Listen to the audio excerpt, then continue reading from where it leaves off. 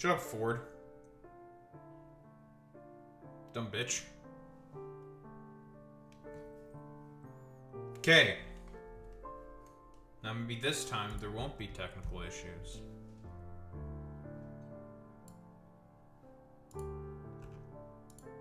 Oh, okay, the multi-chat's working on OBS now. Shut your fucking mouth, bitch.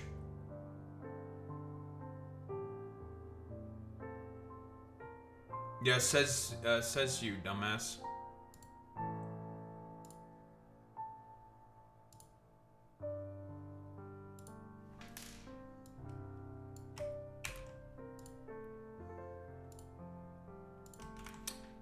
Fuck you, bitch.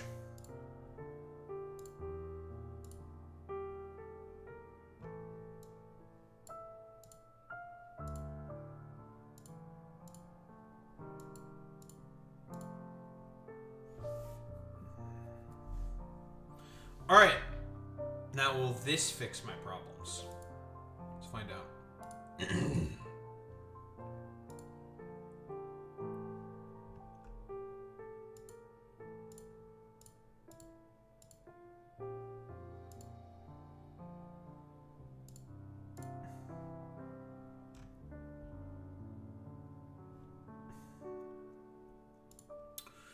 I don't know if you've looked at the YouTube video. If you want to look at like a collection of just mental illness, Ford, go to the fucking YouTube video with all of the dipshit morons who were defending the attempted murder, or not attempted, the murder of Renee Nicole Good. There any, like, okay, there's a clip that Zane, some clips of this family that Zane has sent me every now and again, and I didn't really, like, I don't want to really go over it. Maybe I actually will start going over some of these clips, because there was just one instance of it just being really bad, because just to showcase just how cult-like the Trump administration is, and Trump voters are in general. But there is this guy, his two parents. You can probably make an assumption of what they think and what they look like. Stupid. And he very often, he has this podcast with his parents where and they are diehard Trump supporters, right? And in his most recent episode, it's a clip that came out of that podcast. Zane would occasionally share clips of that podcast in the Discord. This dude said, like, if Trump was going to bomb Oklahoma, you guys would be okay with it. And they said yes, because, well, he had a reason to do it. And it's just like, who cares about if he has a reason or not? You're saying it, you're okay with him just bombing Oklahoma. Well, yeah, obviously because he had a reason to it. And it's one of those things in feudalism where it's like, you can't engage with these people, I think, in any sort of sense of the, like, they're just servants. They're servile. It's feudalism, unironically. This is how serfs think. Their lord says the thing is inherently good, and therefore the peasants think it's just, oh yeah, it has to be good, right? The follow-up question is, and it's a good follow-up question. It's just like, if Trump deployed the Marines and I was in a mall in Los Angeles and I got killed, would you be okay with the deployment of the Marines in that instance? And they said yes. His father said yes. The father is okay with his son getting killed by the US fucking Marines because Trump said there's a good reason for the Marines to be there. Let me get the clip, actually. It's a good clip.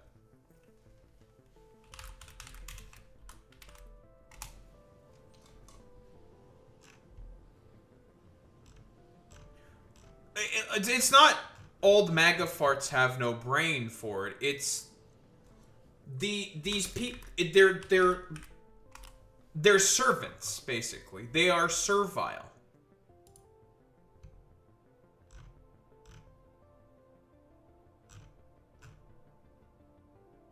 Like, that's it. There's no other way to put this besides they are just servants. They're serfs. No better than serfs. No better than peasants.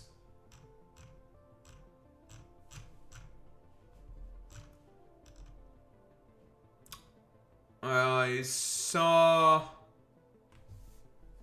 Oh, also, the Department of Labor has been very, very much so Nazi posting. They've been Nazi posting really fucking heavily.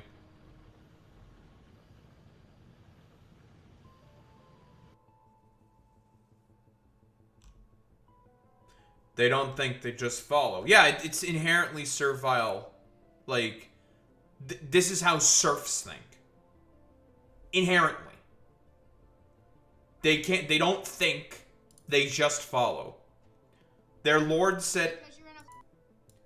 The Lord basically said, "Oh, you have to do this because that's just that's just what the Lord fucking ordains."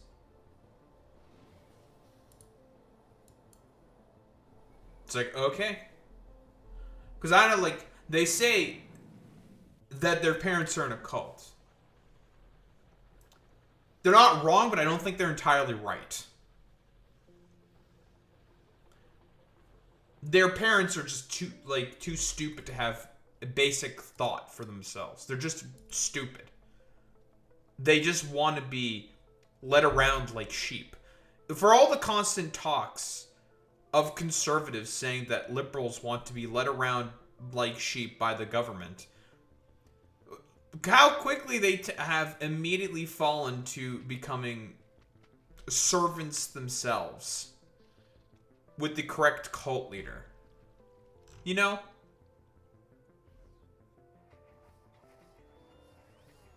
I found the clip, though.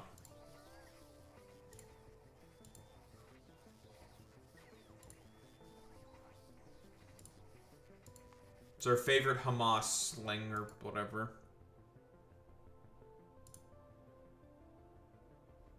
Just gonna let the thing load so then the music's not playing in the background.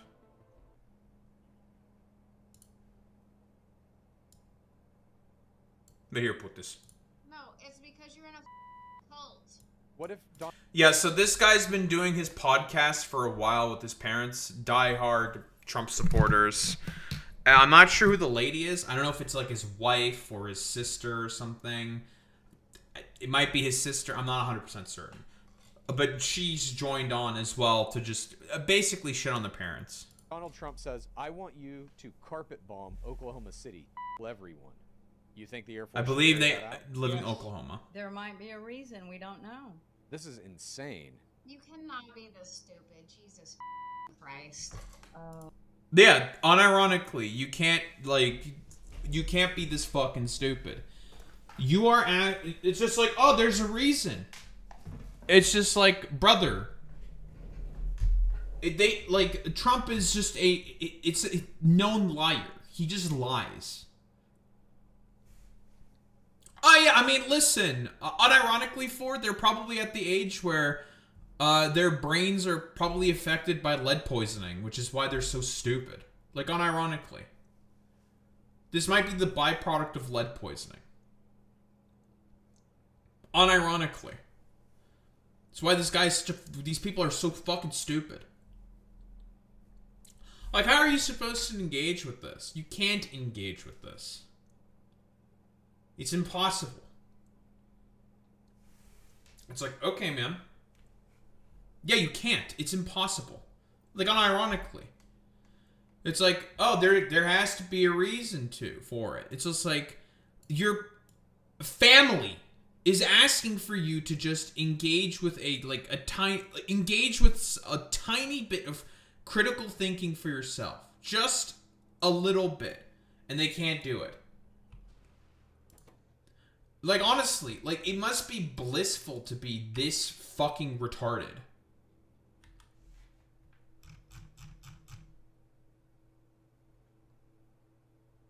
It must be blissful to be this fucking stupid. You know, Ford?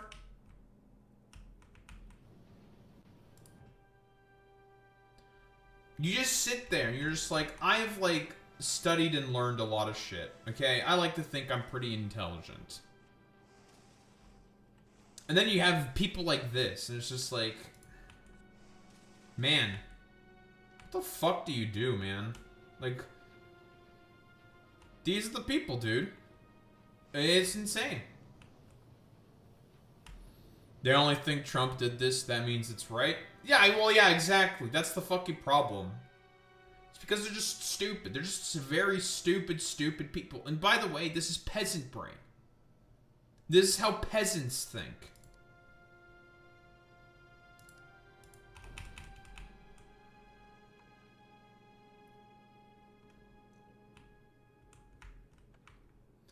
The Lord said I have to do this thing because that's what the Lord said me to do. So therefore I'm doing it. He told me to collect grain, so therefore I go out and I collect grain. That's it. These people are going to bring us into fucking feudalism, unironically. And they're going to be too stupid to recognize what happened. Oh my. This podcast was going well until that. You just said it's cool. We levels Oklahoma. You're like, yeah, fuck it. There must be a reason. Like, you literally can't be that dumb. You know what the problem is? Mom and I don't believe he'll ever blow up Oklahoma. There's no reason to believe that's going to be the case, right? Sure, you can make that assumption.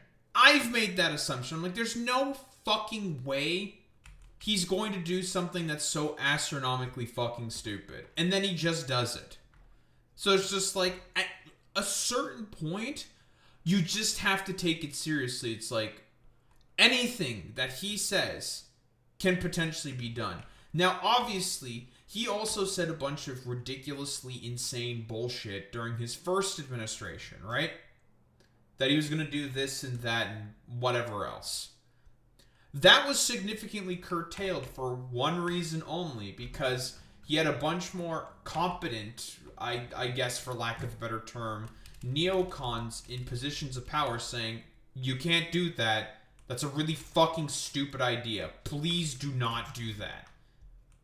And a lot of his more aggressive sort of urges were stopped. And I suppose a lot more of his idiocy was halted by the fact that he had more, I guess, for lack of a better term, competent people in places. That's not the case anymore. It's nothing but sycophants. So nobody can trust if he does like a certain thing, because he could just be like, oh, I'm gonna do it, and you have no idea if he's being serious or not. You don't know. He could be. He could just do like, he says he does like, I don't know, he brings up like, I'm gonna rape a kid on 5th Avenue or some shit, and he might just do it. You don't know at this point. He's a mad king, like unironically. And honestly, like, Hassan is correct. This is unsustainable for general sort of society. There needs to be like a Maoist cultural revolution in the United States of America to fix this. Something on that level. Or more crazy. Because you can't fix this. This is unfixable. You can't do anything about this. This person's insane. Because we're on his side and so's the whole state. No, it's because you're in a cult. You guys are worried and afraid because you live in a state where it might happen. Okay. That's a bad thing, by the way. The sort of inherent want for fucking revenge.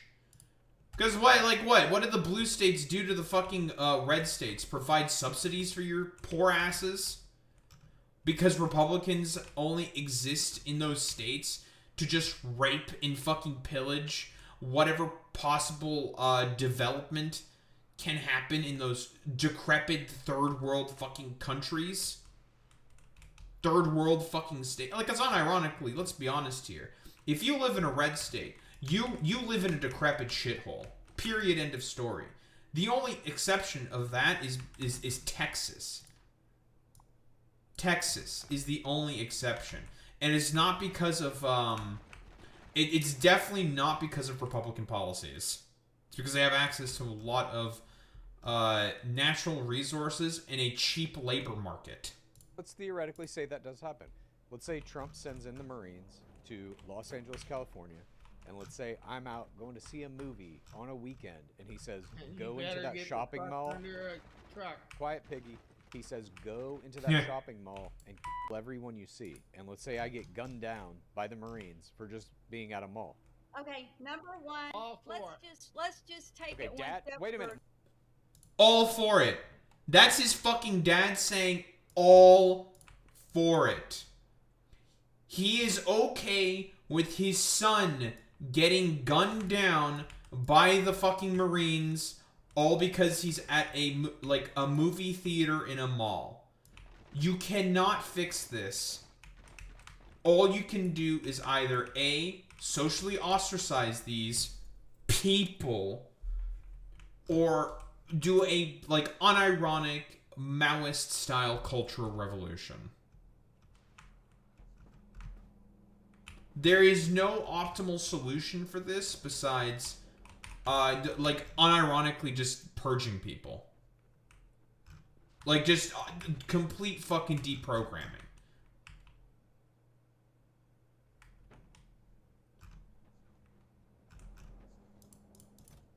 Well, it's not that they just hate it. I don't think it's exactly that they hate the left for it. These people are just sheep. That's it. They're sheep. They're cattle to be herded. Like, that's it.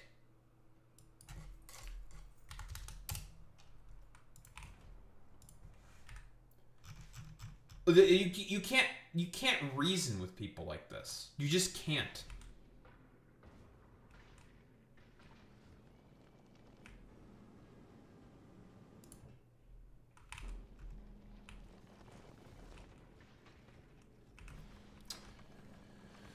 Oh man, and it's not that they also I should be more simple here.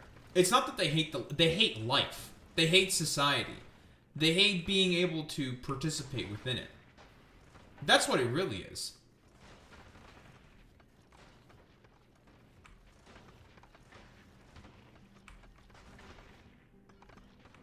Well, even then, Ford, that's not necessarily going to help. Just because these guys happen to be old, there's also a bunch of younger ones out there. Lots of fucking Republicans that are also younger, that are also caught in the fucking cult. It's not just as simple as just waiting for them to all just die off because they're stupid old fucking morons who all drank the Kool-Aid of Reaganite fucking propaganda. Because that's what, this is pure Reaganite fucking 3 IQ bullshit. That's why they think like this.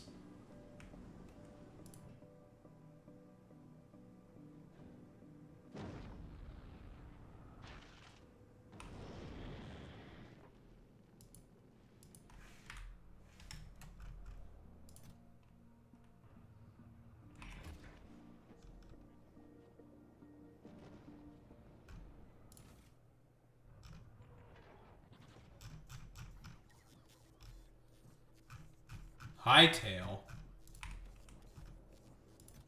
Isn't Hightail that Minecraft clone or something?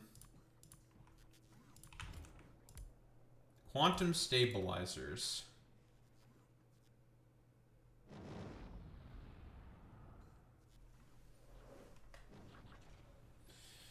Man, I sure wish I had money in order to be able to just buy whatever fucking video games I wanted. El Dutius Maximus. El Putius Futius Mutius. Yeah, just steal. Okay, dude. Nah, can't then. Okay. Okay, dude. Okay, dude. Alright, dude. Dude. Going. Well, you know what? El Footies Pooties McDooties. You're cringe and gay.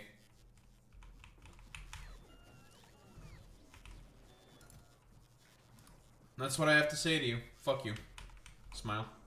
Bitch.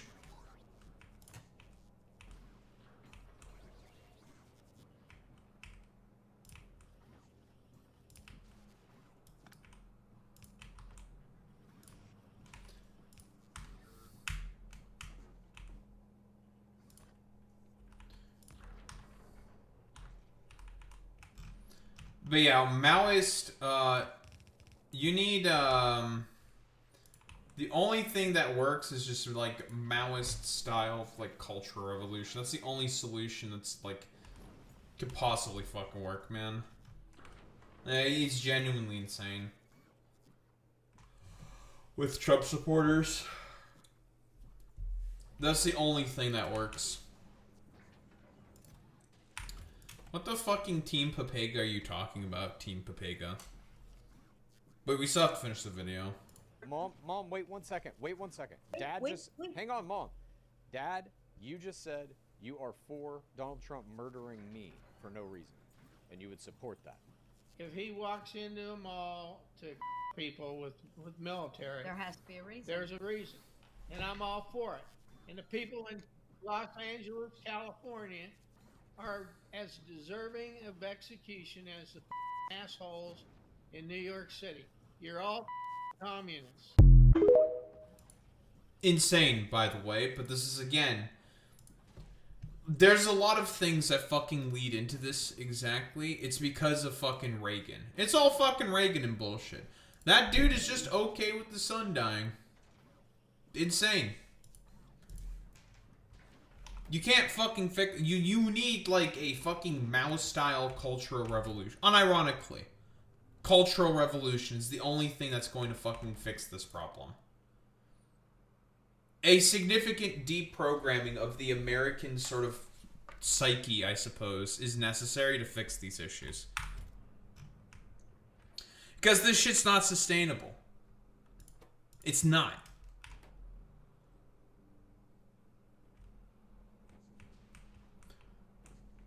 Well, here's the thing, Ford. I don't think they're Nazis. That's the problem with all of this. They call them, you just call them Nazis. That doesn't necessarily work. This is this guy's parents, by the way. You have to deal with them. They're your family. You can't just, like, leave them behind. You have to try to inherently try to program them. Deprogram them. That's the only way forward with these people. I mean, sometimes it all becomes sunk cost, right? At what point is it worth it? Like... And people have made those distinctions. Some have stuck through with it, and some have just said, fuck you, I'm just going to cut you off, and just not ever speak with you ever again. And then it becomes worse. Which is why I feel bad for these people. They have my sympathy. But that doesn't mean I'm going to show them mercy. I think they're monsters. Like, here. Puto. I'm going to send you the link to the YouTube video. Of these people being fucking demonic.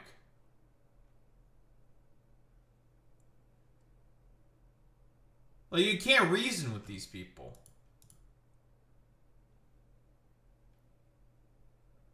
But I mean, there is a difference when your life is all politics. That's true.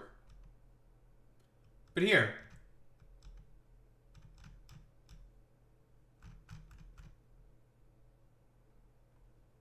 Well, see, the thing is that they can never be given the salvation that they want. Because ultimately what these people want is death camps. That's what they want. They just want to kill everyone who they perceive to be, like, deviating from the, sort of norm. because it inherently challenges their worldview. And it makes them have to think critically. But they don't want to think critically. Just look at the comment section. You don't even have to, like, You don't even have to fucking look at the video itself. The substance of the video is fine. I made it. I know I'm correct. Yep, Trump is helping the Russians, getting them exactly what they want in terms of treaties. But here's the thing: these people all engage in thought, like inherently. You know this with this, but they all engage inherently in a thought-terminating cliche. They'll just basically make say well, he had to do it in order to make sure the war was gonna stop, and it was good because he got the war to stop, and then that's that. Like, there's no standards with these people. They don't care. Because they don't have to care. Look at Asmongold. Asmongold has no standards at all whatsoever. He doesn't have to give a shit. He can just say whatever. It doesn't matter. It's as Hassan himself said. Hassan made this prediction. I agree with Hassan wholeheartedly on this. Verse 2026 overall predictions. He said that lying's only going to get more overpowered. And the lying is only going to get worse and worse as Donald Trump begins to basically lose his grip on reality because of him being so fucking unpopular. And that's what's going to happen. The Europeans are starting to build their own standing army now, by the way, because of Donald Trump. Everything Trump has done in terms of geopolitics is basically cementing, again, the century of humiliation for the American hegemonic state and the Chinese century of prosperity. The golden age of China is about to come.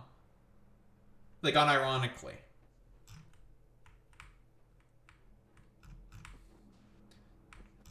Xi Jinping, fire the missiles. Destroy America. You know, memes aside.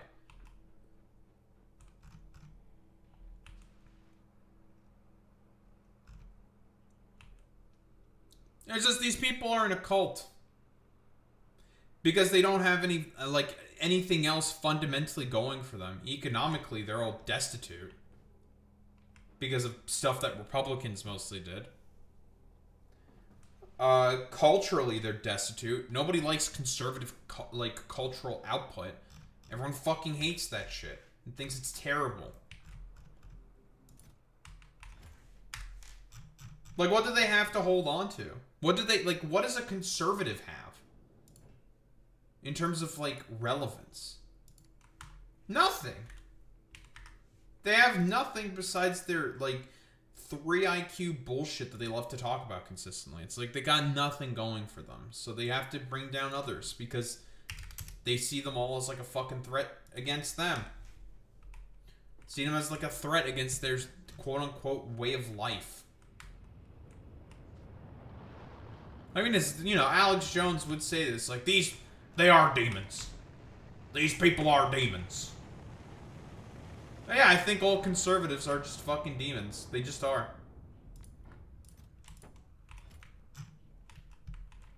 They're just demons. Not humans sometimes, I'll be honest.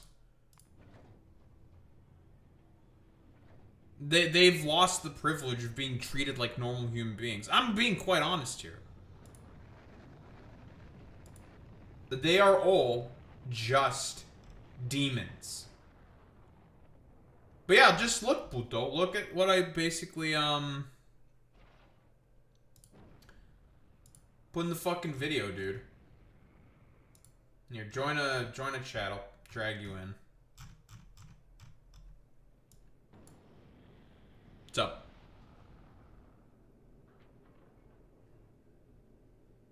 I'm assuming we're gonna get some Alex Jones. Oh yeah, we had a dumbass, some idiot in YouTube. What do I do, Lord? This is their plan, people. These are demons. Yep. Oh, we played the clip, Boy Meets Mini, of this podcast. Sometimes Zane occasionally posts some clips of theirs from Instagram. And in the Discord, you know, !Discord. Basically, we took a look at that clip of the podcast. Cringe. Of the podcast of the two people talking with their parents. I'm not sure if it's a brother sister or if it's like wife husband sort of a situation, talking with the parents of the husband or I'm the brother sick of their crap. or whatever. But the dude basically said like, "Oh yeah, if you're in the mall and Trump sends in the Marines to kill everyone in the mall, it's okay because there has to be a reason to." And I'm just saying, like, this is not just cult thinking. This is servile thinking. Serfs think like this. Submissives think like this. People with inherently submissive sort of ways of thinking, just like every fucking fascist, think like this. The order from on high has come down. Therefore, whatever fucking happens, it's inherently fucking good because it's the order from on high. It has to be inherently correct. When we all know that's fucking nonsensical. That's insane. If Donald Trump unironically ordered those two to fucking jump off of a bridge, killing themselves, would they follow through with it? I would have liked to have seen an answer to that question. Now, that is a question I would have liked to have had an answer from those, I think, like, two dipshits from Oklahoma. Those serfs. Because that's what I'm just going to call them. I'm going to call them serfs. Because no one else thinks like these people. Stop pretending to be a conservative, Boy Meets Minnie. You're being a homo queer. Like, I've got a meme here that I put in my stack and I've lost. I got a meme. But man, does it say it all. Can't find. Okay, first of all, ain't nobody talking while I'm talking, so shut the fuck up. Fuck you, Uncle Ruckus. Go, like, talk about the N-word or something instead.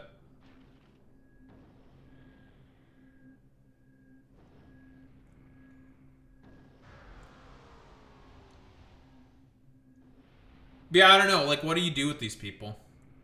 To people, quote unquote. Can't do anything with these people. They're just demons.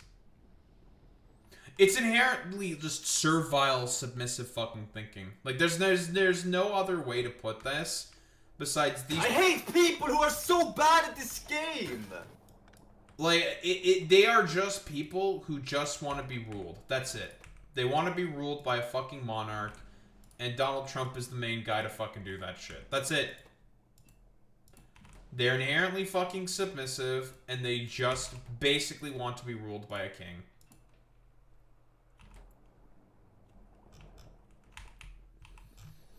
And he sure, yeah, Jesus saves, Boy Meets Minnie, and it's sure as shit not gonna be fucking conservatives. They are fucked.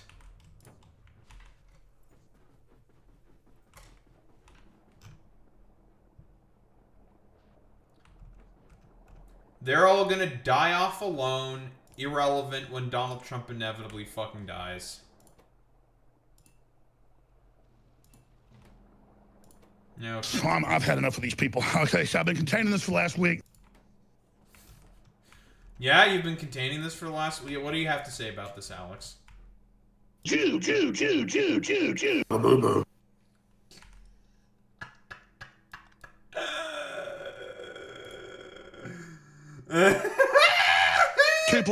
= 6, 7.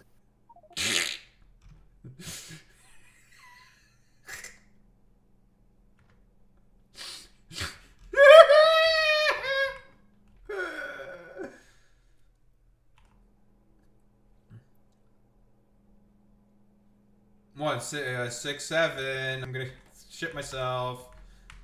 Dude, it means nothing. It's funny because it means nothing. Woo. Boy Meets Minnie. This man, Boy Meets Minnie, just doesn't want to have his 6 be 7. Think about it. El Dutis Putis. McFooties.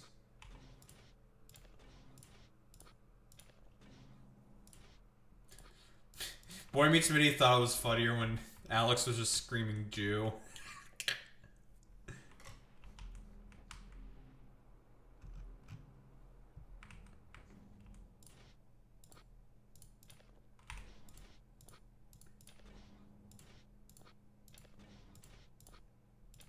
Because a devil!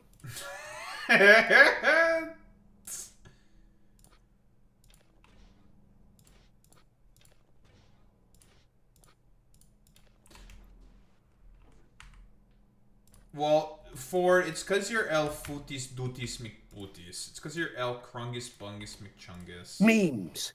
The DNA of the soul. Fuck you, sussy ass Monsoon, the sussy Bakas. Fuck you. I agree. You agree? Thank you, Alex, for agreeing with me saying that we need to take down Monsoon of the sussy Bakas. There will be no more sussy Baka. There's only war.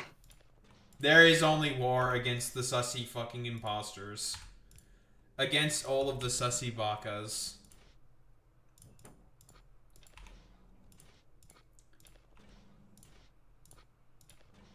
What the hell have we become? Excuse me.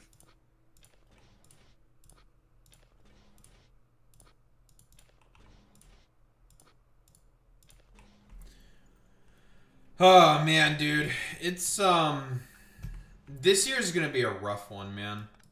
It's already like off to a wretched fucking start. And it's only gonna get worse, by the way.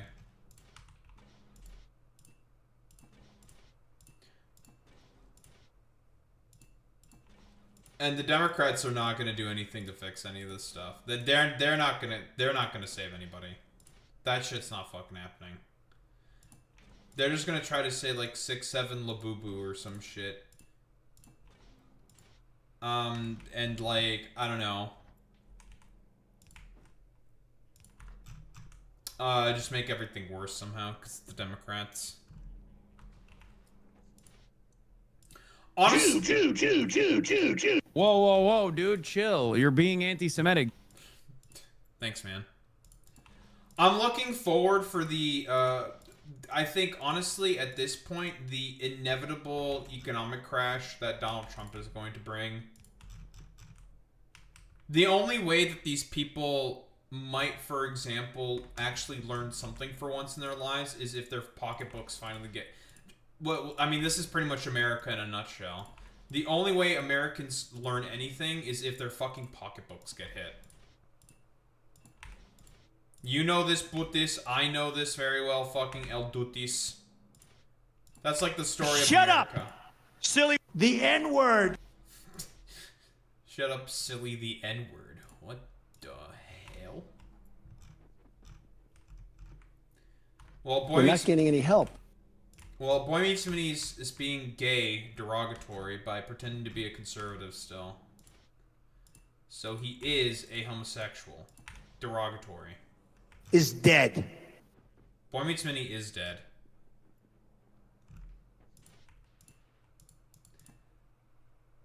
Boy Meets Mini, I was the one who's calling you a cringe homosexual. Deported. Yeah, you're getting deported. Ford. And we are stumbling into World War III. That's what's going to happen with this leadership. I remember when he fucking said that, and he's actually the one who's going to stumble everyone into World War III. Well, he's stumbling the United States into irrelevance. That's what's actually happening. The world's going to become irrelevant because of Donald Trump. We are led by very, very stupid people. Very, very stupid people. We cannot let it continue.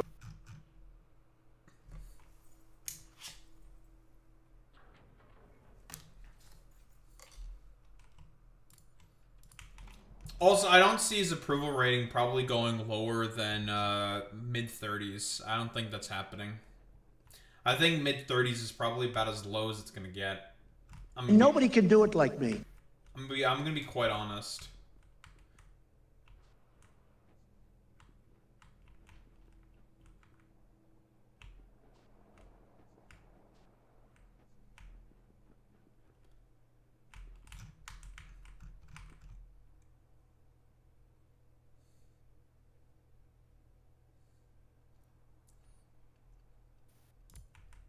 You know, maybe we should just start calling Boy Meets Mini more slurs.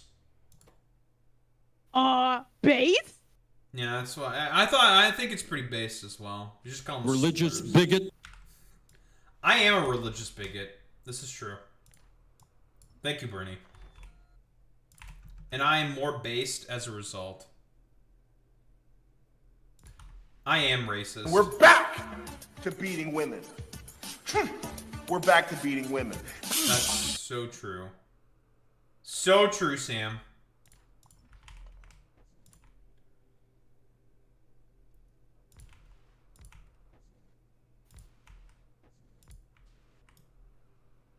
But yeah, I think more slurs need to be... I think we just need to call conservatives more slurs. I think the only way forward at this point is to keep calling them every anti-white slur under the fucking planet. If you could think of an anti-white slur to call a conservative, you should call a conservative that. And just keep calling them that over and over and over again. And don't ever stop calling them... Chaos filth! Yeah, call them chaos filth. Absolutely. 1000% fucking agree with that. Because they are chaos filth. Unironically. They want to bring in the Heralds of Nurgle. With like RFK Jr. and all this fucking bullshit.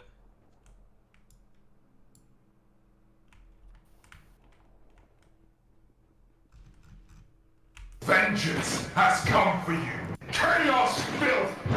Malum Kaido is going to descend upon Earth one day, be like, this was Holy Terra in the past, and then just basically go on a fucking killing spree. That's what's gonna happen, El Putis. And then he's just gonna kill every conservative or something, I don't know. Wrong. Yes, he will. But yeah, I think the only way forward, El Putius Maximo, is we need to call conservatives more slurs. I think the only way forward, the only way we can save America, is by calling these people more slurs. Base? Yeah, we just need to call them fucking morons, junkies, just complete fucking troglodytes, people who are barely capable of functioning, fucking retarded fucking troglodytes. Probably the collection of the stupidest, dumbest motherfuckers ever seen on any planet. These people need to be fucking culled, gotten rid of. There is no other way forward. These people need to be done away with. Yes! Who the fuck says yes like that? What the hell? But there's only one thing that can be done. And that is causing eternal suffering. Job application. Well, we all know those don't exist. Jackass.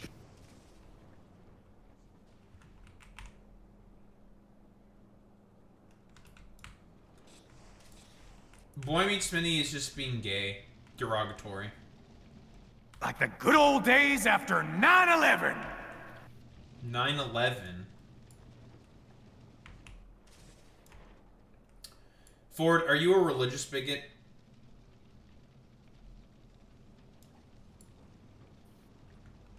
Yes. Are you a Labubu bigot? Or do you love Labubu? Labubu. Ford, you will be sent to Pazuzu because of your love of Labubu.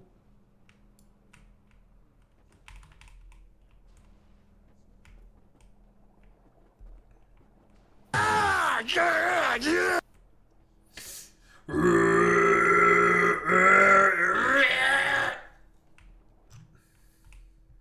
We're all Alex Jones. Piles of manipulative, lying crap! Piles of manipulative, lying labubus.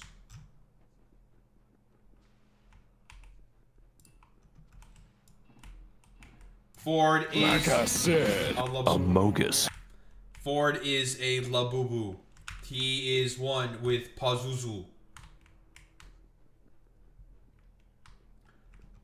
You like are... I said. It's cringe or be cringe, Jack. I am Jack Skellington. I am Labubu. What? I am Pazuzu. I am Lafufu. I don't know what any of these words. I'm just saying words at this point. I hate my job. Shut I the hate my fuck life. up, bitch. Fuck you, Ford. You're, gay. Derogatory. Fuck you. I will call you... That is correct. Yeah. I'm gonna call you at least 17 different slurs. Yeah, fuck you. Utis. Utis dutis mcputis. You didn't send a Steam notification. Shut the fuck up, idiot.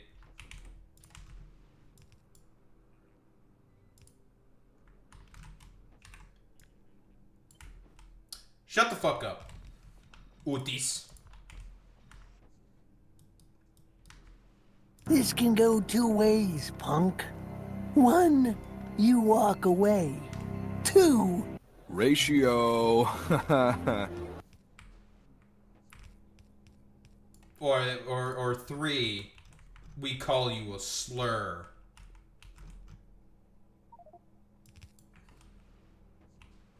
Nothing funny. Dickens laugh.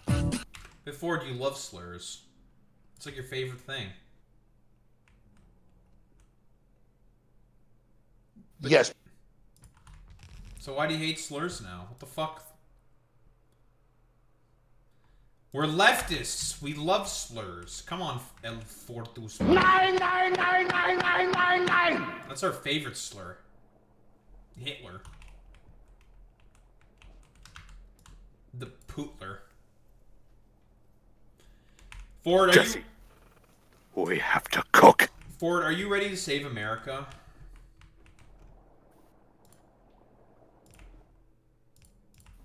Nope. Why are you not gonna... Why are you not gonna save America, Ford? Nope. Ford, you're being a homosexual. No. Obviously. Listen to this motherfucker right here, Boy Meets Me. He doesn't want to save America. Time to deport him back to Chile. Again. You're now permanently stuck in Chile now. You're getting deported. Ford, it's over for you, buddy. You're getting deported.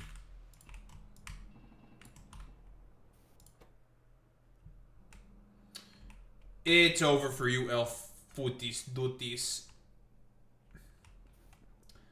What say you? What do you plead? What do you say, Lord?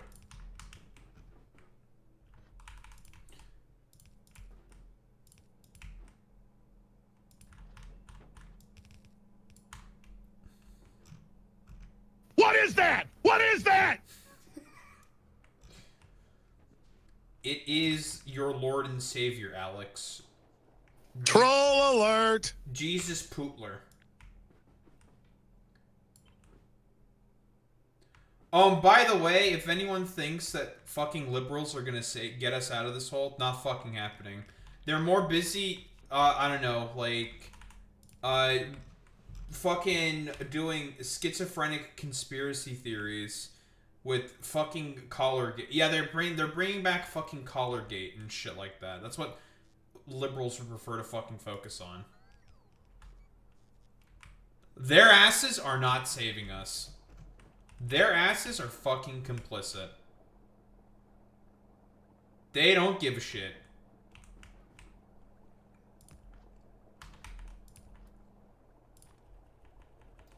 And are also okay with being marched into death camps.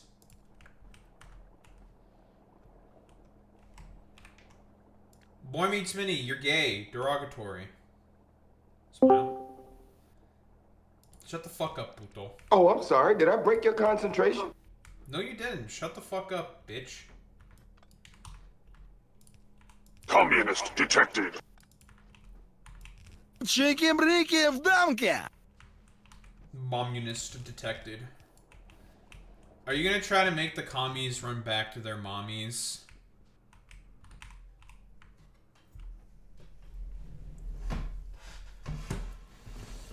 Boy Meets Mini, you've never dated a woman in your life. Now, this is actually based... That's true. That would be based in the mind of a conservative, because women are the devil. As we all know. We hate women.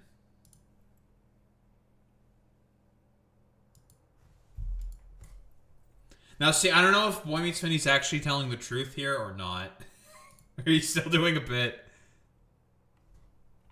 This man just said I ain't got no bitches. It's true. I still don't know if he's doing the bit or not.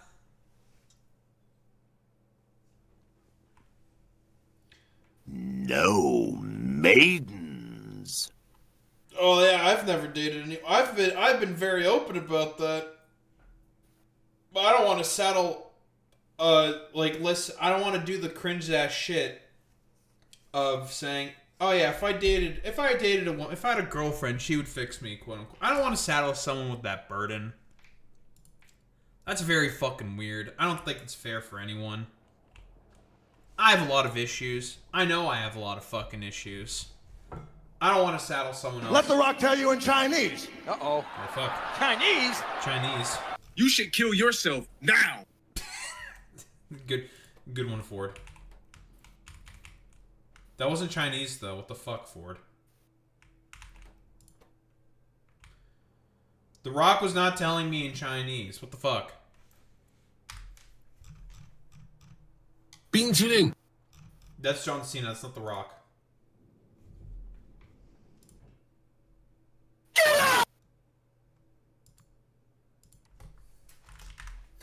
But yeah, my sort of thought process is I don't want to fucking I would not want to burden someone else with my fucking goddamn issues because I don't think it's fair for them.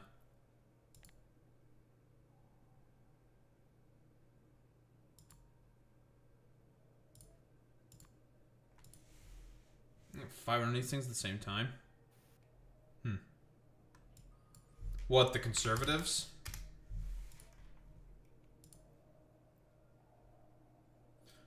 Yeah, but here's the problem with that, Boy Meets Mini. Their issues, they leave a lot more... No, the women. Oh, to say that I don't want, like, they don't want to deal with my issues, basically. Or that they don't want to deal with the man's issues or something. I got some shit like that, basically.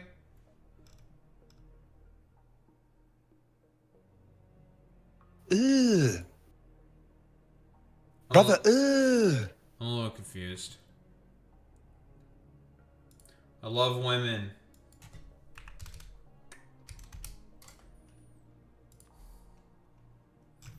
I love women. I prefer men. Yeah, we all know you like men, Ford. Bastard. They would probably also, they probably also don't want to bring their issues to other people. Yes.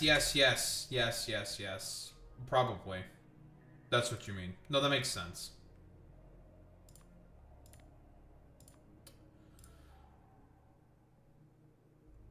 I feel like that's bad, actually.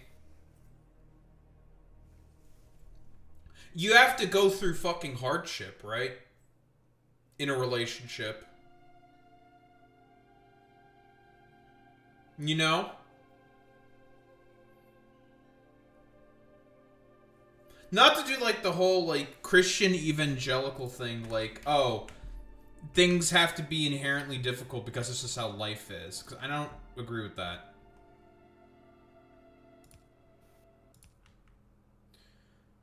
But, like, I feel like that's, like, a breakdown, a problem potentially in communication. Like, don't just, like, lead up front with, like, oh, you know, you're, like, on a first date or whatever. Don't say, like, so I'm an incredibly damaged individual because of all these sort of reasonings. Please date me. I think, I desperately believe that you can fix all my problems. You can fix me, kind of a thing. It's just like, well, don't do that. That's fucking weird.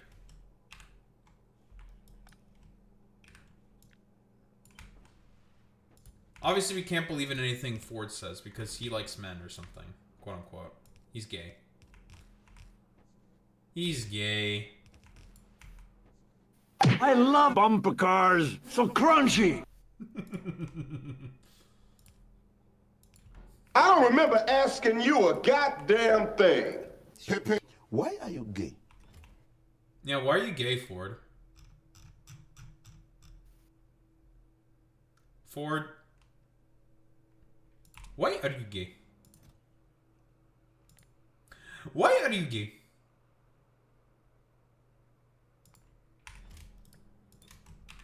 Why are you gay? You are gay. you are gay. Why are you gay?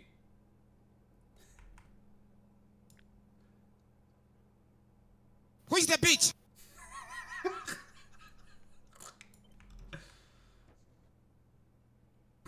What? Wow. Steven Senegal. So who is gay? You are gay. Why are you gay? Okay. Why are you gay? Ford, why are you gay?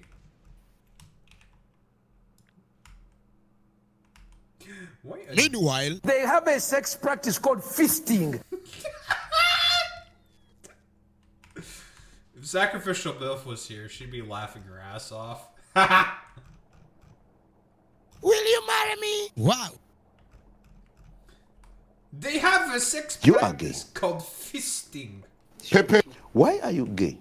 Who says I am gay? You are gay.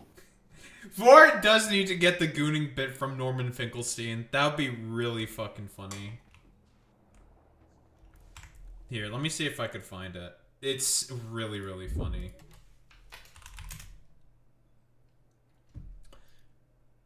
Yeah, I'm trying to find it right now. God, what is it?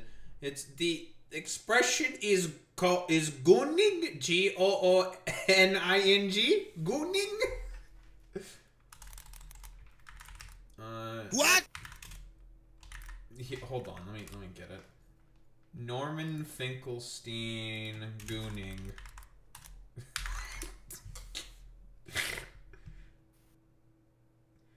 Well, okay, I found the full episode. Is gooning the pathway to fascism? I think that's the full podcast. I'm so scared. I don't know.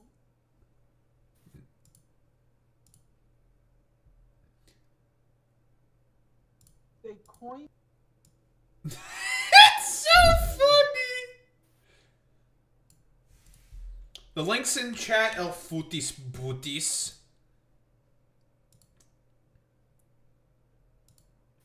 You're cringe and gay derogatory. I'm too old for this shit. Well, hold on. Fuck it. I was about to play it just for you, buddy, okay? Of course, this thing has refreshed. It or whether it's a commonplace in your generation. There's an expression, I don't know if they coined it or whether it's a commonplace in your generation. The expression is gooning, Gooning. Grooming or gooning? The way he says gooning is so funny! Gooning.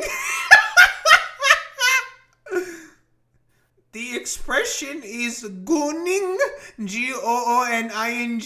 Gooning. Gooning, Gooning. It means basically being I think he's talking, like, again, he's like saying like how gooning leads to fascism, basically. Shit like that. Yeah, there's probably a lot of stuff brought up about Freud, psychosexual problems with conservative, blah, blah, blah, blah, blah. You know, a lot being left on the table here. Transfixed with porn, video porn for like 24 or 48 hours straight. If straight's the right word there. And That's funny. And it struck me, now I know this is going to sound harsh, but it struck me that even though this crowd considered itself bohemian, and even though this crowd considered itself this is most disturbing. What would you say? Anti-establishment, it struck me this was exactly the crowd that would go over to fascism.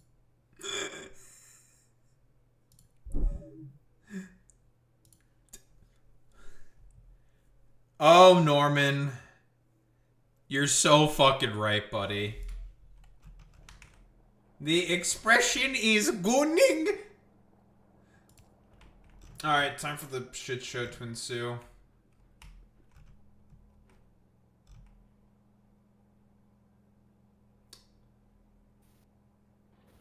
I disassociate myself completely from whatever you are doing. I am not a part of you, and I will never engage in this, nor will I ever condone it. And I want to make it clear that I oppose you very strongly, and I'm warning you of a severe punishment to come from Allah. You're ugly, you're disgusting. Man, you're, alright, he left. Ford didn't want a goon. Ford didn't want a goon. No gooning.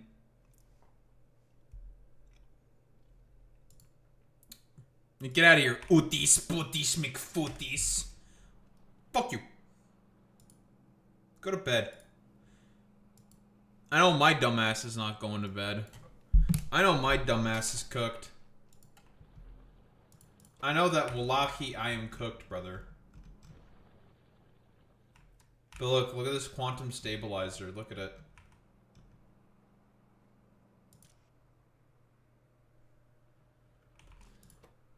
You should shit yourself now, Utis.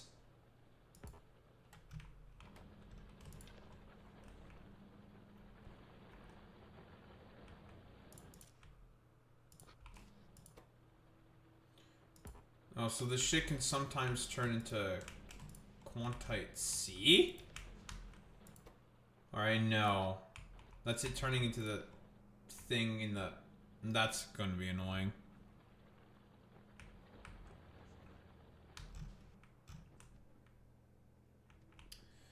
Look at this graph. Every time it makes me laugh. Every time it makes me want to die. Look at this fucking puto. Every time he makes me wanna puto. Every time he is such a puto. Cause he is a fucking puto. Fuck you. Puto. Everyone look at this puto. He is such a fucking puto. He is such a fucking puto. Why are you such a puto? Fuck you, puto. Puto.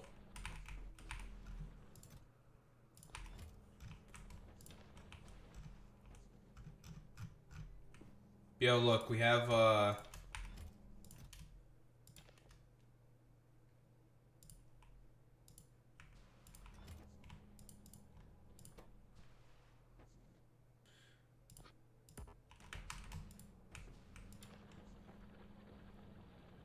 what's this? Good girls never get the corner office. Be as bad as Mile Odahiambo? The fuck is this?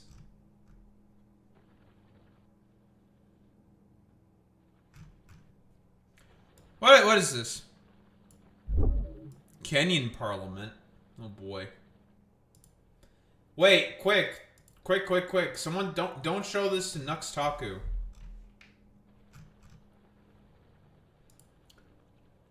They'll start saying like random idiotic bullshit about it. They'll just be like really fucking dumb. Speaker, for giving me this opportunity. Mr. Speaker, I wish to start by saying that one of my favorite books is Good Girls Never Get the Corner Office. Mr. Speaker, this is in response to what you are telling me earlier in the morning when you are urging me to be a good example to the girls, the younger ones who are doing their first term. Mr. Speaker, if they are good girls, they'll never get corner office. Be as bad as Millie Diabo, you will be the mother of this house. I am a bad girl, and as a bad girl, I'm here serving my 4th term. So do not be cheated like the African culture. Decorum, dress nicely, be kind, be nice. I'm telling you, you will go nowhere. Be a bad girl like me and you'll get somewhere.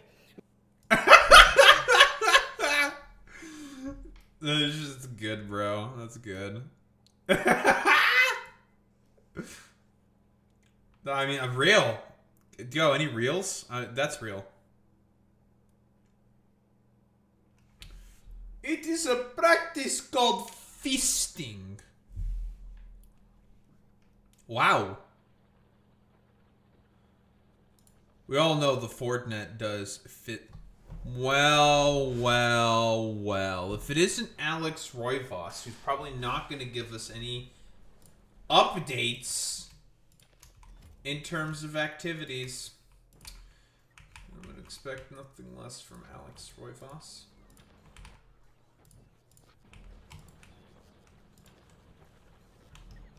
What do you have to say for yourself, Alex?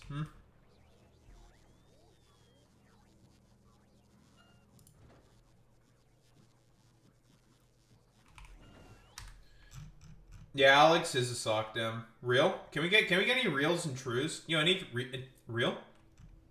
Can we get some truers? Alex is a sock dem. True, and yeah, that's pretty true. That's true, and yeah, that's true. That's true. That's true. That's pretty true. And that's as pretty we true. all know, sock dems, gay, cringe, liberal.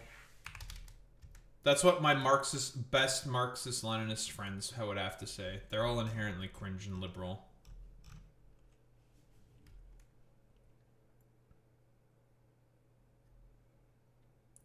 Unfortunately, well, excuse me, I am a Stalinist, and dem socks and sock dems are the exact same thing to me. I still think you're a moderate fascist. I still think you're a fascist, obviously. Because it's the nonsensical world that we live in.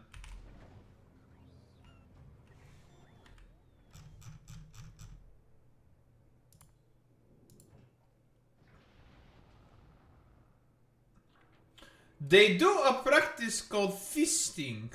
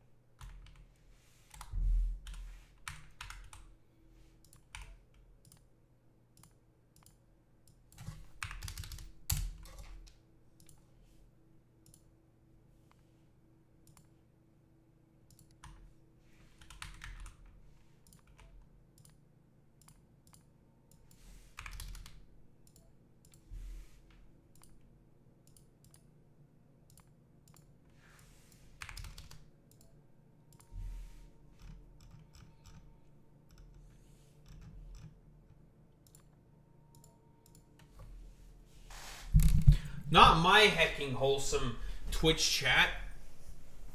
Talking about Stalinists getting the wall? What are you, fucking fascists or something? I don't know.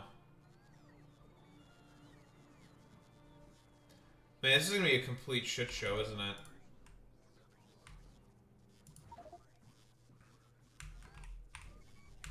No, don't worry. You guys will figure it out eventually. I believe.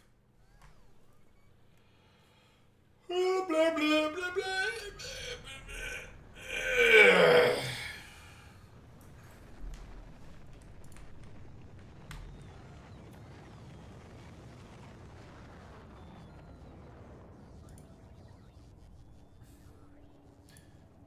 All I have to do is just send an Alex Jones gift to Ford. Very important. Remember, always send Alex Jones gifts to El Fordius Netius. Because that's what he deserves. So look at these little funny robots. Look at them. Look at this guy. Look at this little guy.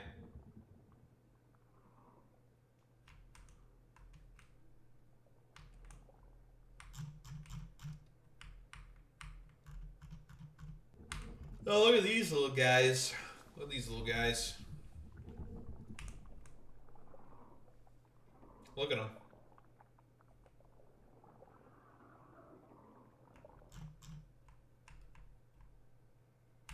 I don't know, that's all I got.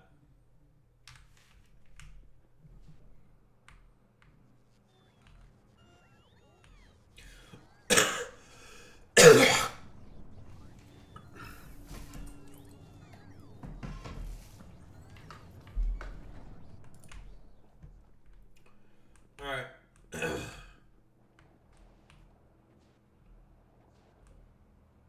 It's time for us to suffer.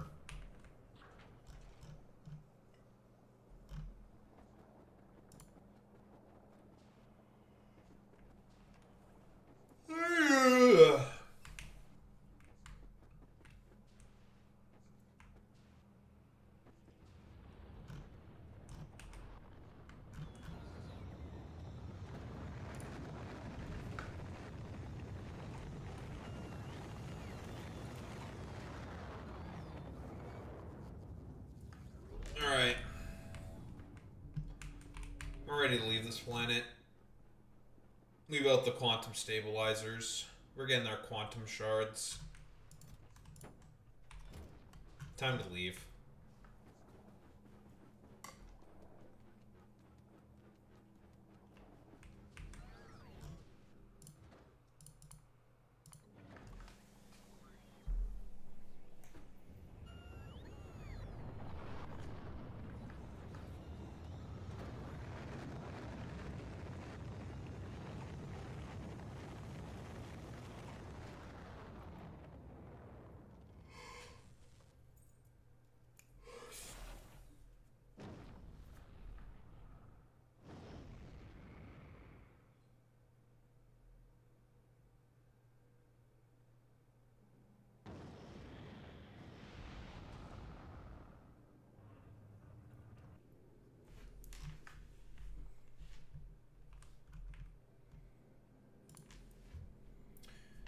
You know what, boy meets, it's time to get woke.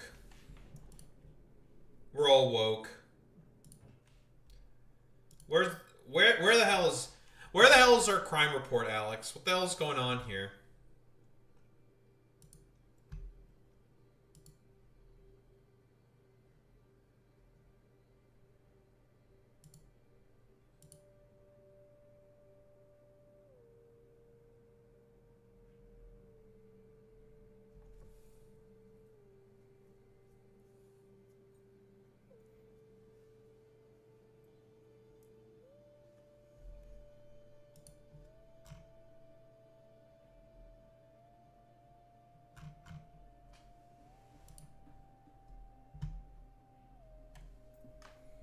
Bombshell. The president now over even Robinson Kennedy Jr. on the juice scale. Dr. Oz looked at Trump's records and said he has the highest testosterone he has seen for someone over 70, per RFK Jr. There's no shot his shit works.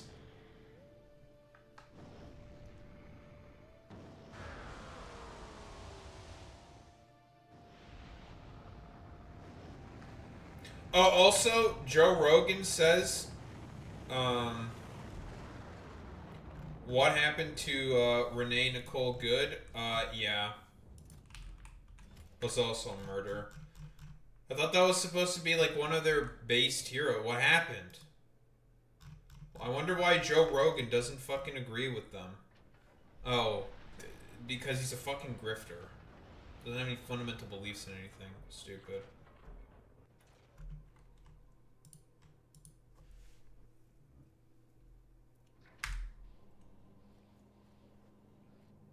It's 10 degrees Celsius and sunny. Well, listen, we've been getting random stints of snow, Alex, okay? So, honestly, at some point, it's a skill issue, you know? It's a skill issue for you because you're a libtard. Because you're a fucking lib. Tard. You're a libtard. Boy Meets Mini, I know you agree with me that Alex Roivas, just a lib. You're just a libtard. You're a libtard. The biggest libtard.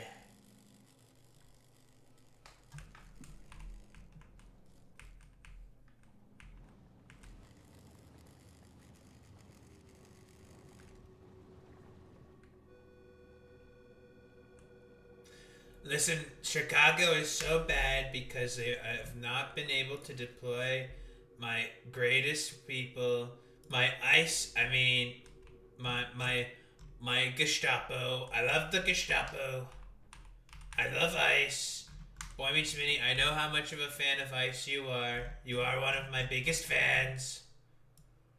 You say this all the time, that you love President Donald J. Trump.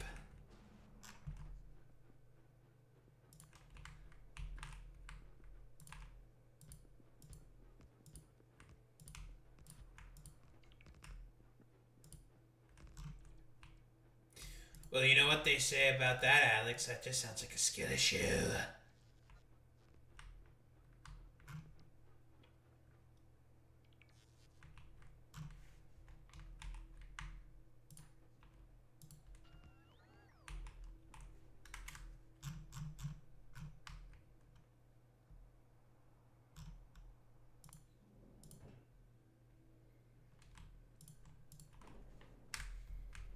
Or, you know, I could be cute and just say it's a lib issue.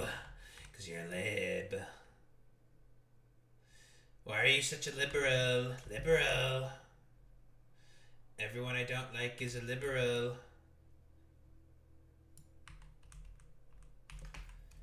Clearly not, because you're a lib.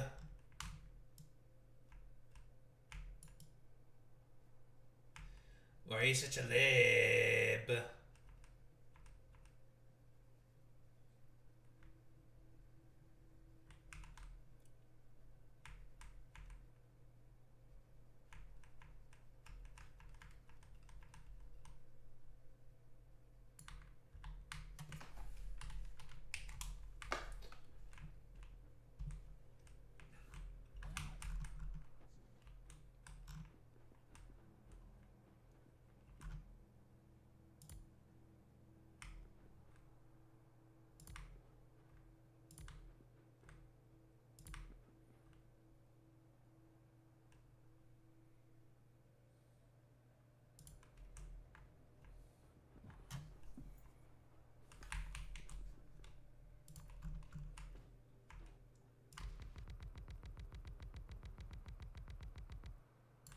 That may be a little overkill.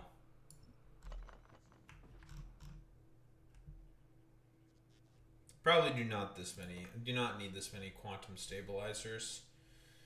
Okay, so with all these shards, point of them is bring these things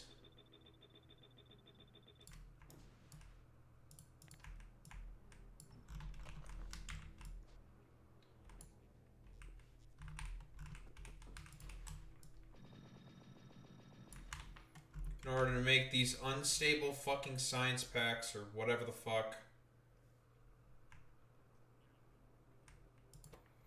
For these volatile quantum science packs. And then after making these volatile science packs, they spoil into 5 different things. Either they're exact same constituent parts, or one of the 2 things we need in order to make actual science.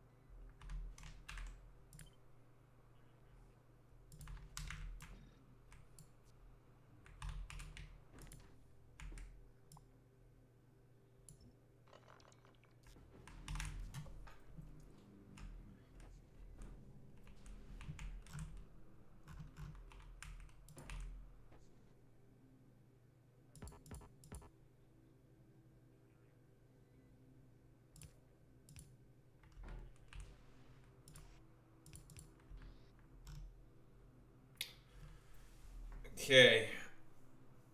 Now, what we need to do is figure out a way to prioritize some stuff.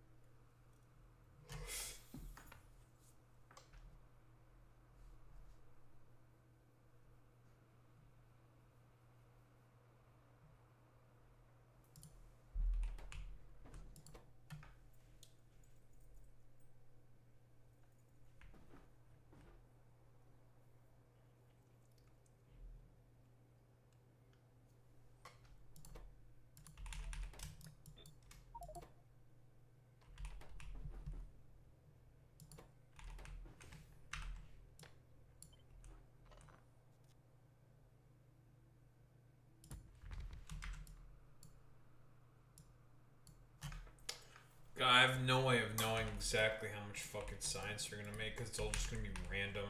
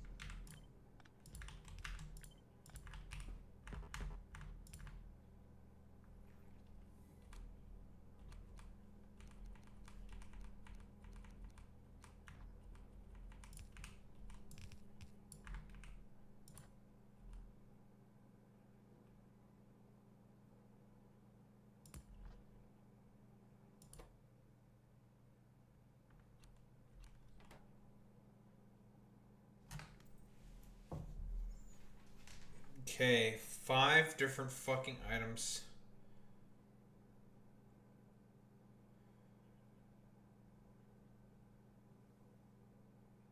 I think there's a better way to do this, actually.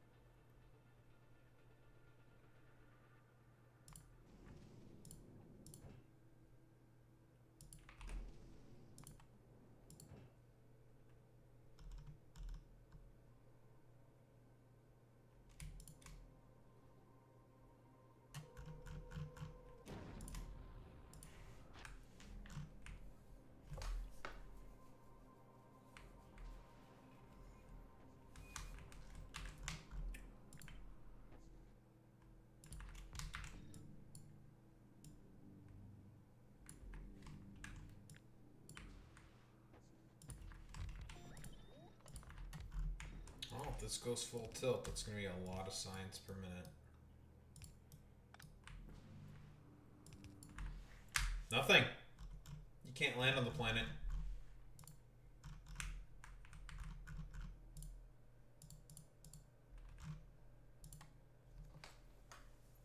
Can't go there. Because it's broken. It's destroyed.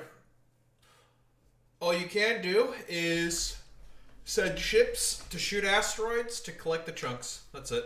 It's like the Shattered Planet.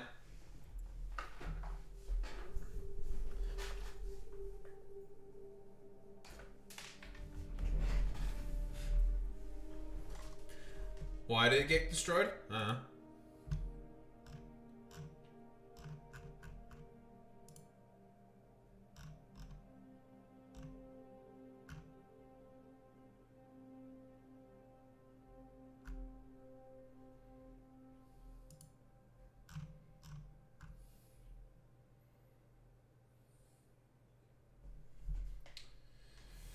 Oh, man.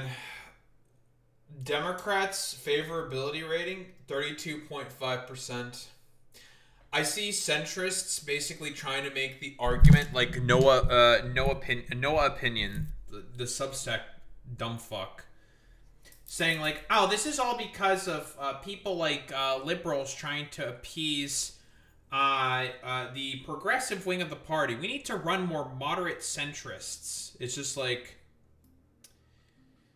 that's what they literally did in 2024, and that's why they fucking lost, dumbass. Yeah, I hate that guy, dude.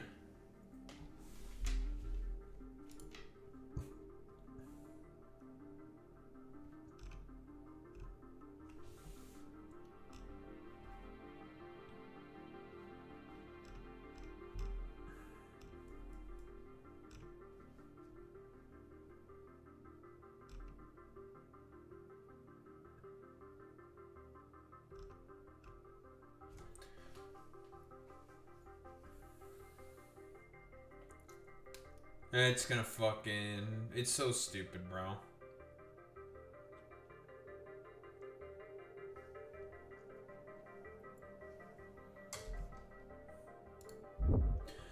I hate this no opinion guy so much, dude. Yeah, of course, bomb the IRGC bases, and you wonder why the Democrats have such low approval rate. No, it's not gonna fucking work.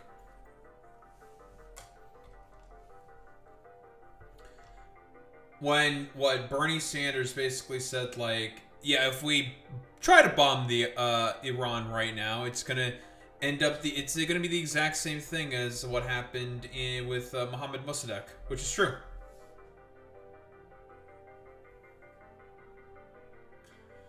The immediate end of the government violence against protesters, an immediate end to the media and internet blackout and censorship currently in place, internationally supervised free elections so that the people of Iran can determine their own future. That's true.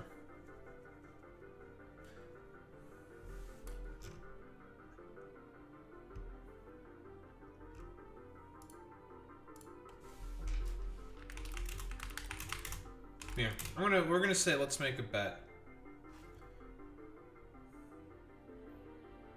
Oh, it's gonna make everything fucking worse. Like, the reason why the economy is in the spiral that it is right now is because of the more harsher sanctions that Trump implemented when the tenets of the nuclear deal weren't being followed anymore.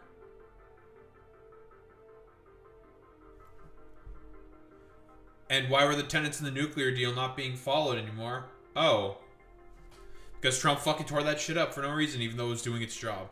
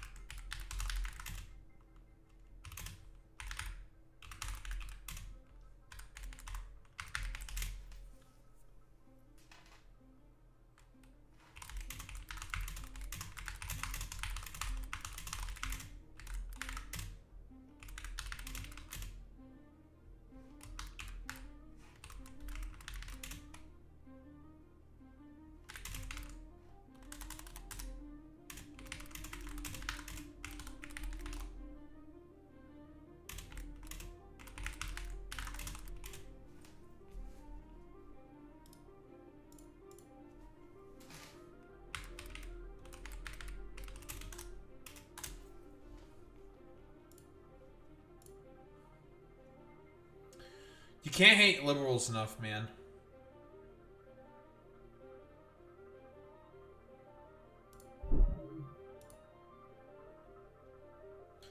Oh, also, by the way, there was a clip of a worker calling Donald Trump a pedophile defender, which he is. That's just a fact. Fired from his job. Trump was like walking around in a stadium or something. Some worker sees him, calls him a pedophile defender. Trump gives him the finger, says "fuck you," which means a caught, definitely a pedophile defender, and he gets fired for it. Cool.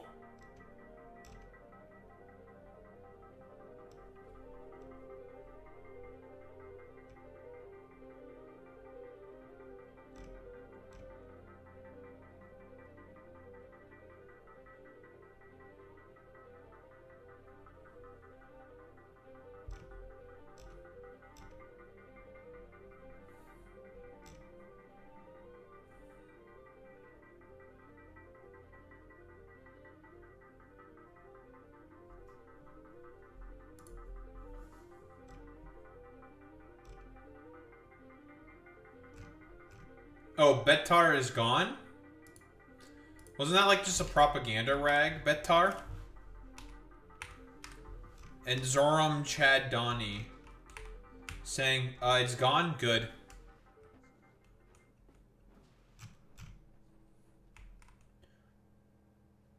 Yeah, Betar is gone. Let's go. You can't hate the Israeli propaganda machine enough.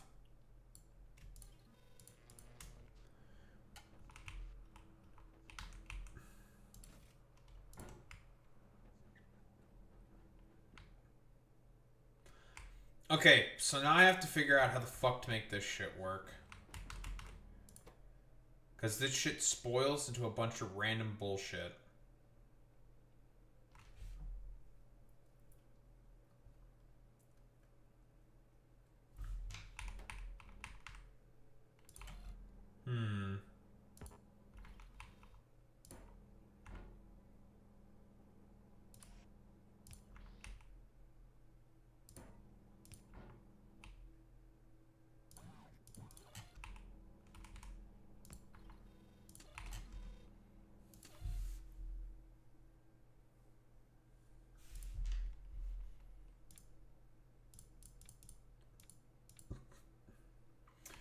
We can't do each, because if we do each,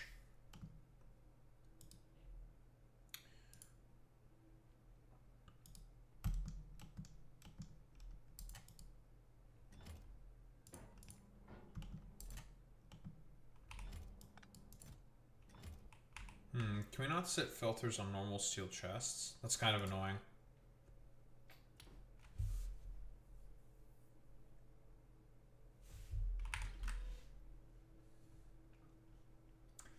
But yeah, we can't do each because it'll take the volatile science packs out of there, and we don't want that.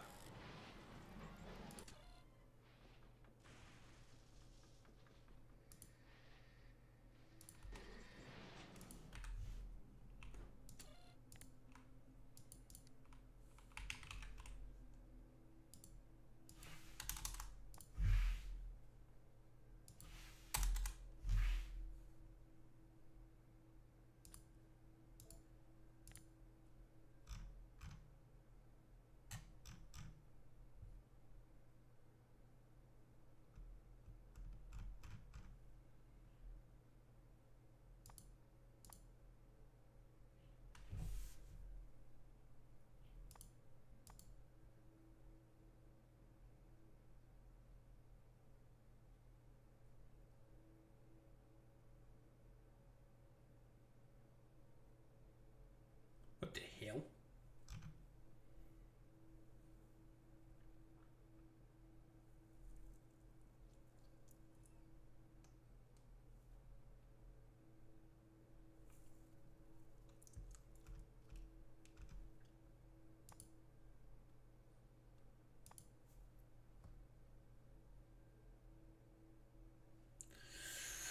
What the hell?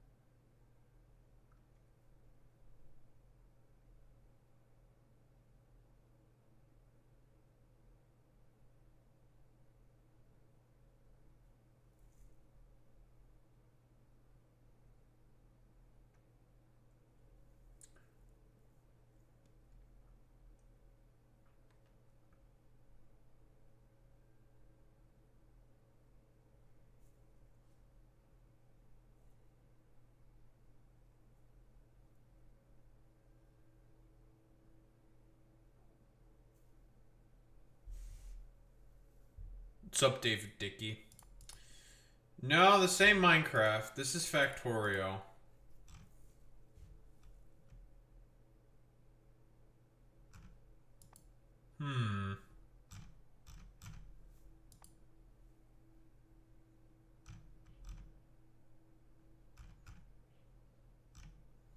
Where is that?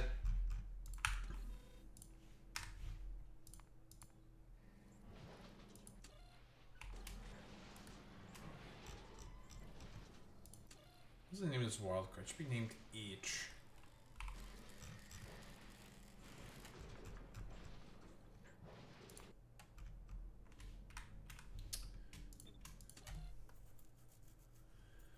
Okay, so we don't want this because we're also going to put in the other stuff.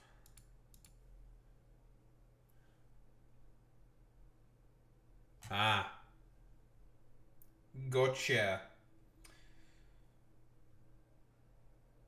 Oh, I see. So if I get rid of the each there, you don't like the each. Okay, I see. Input signals meet the conditional pass. Meet the conditional pass. Output all input signals. I didn't want anything then. I think.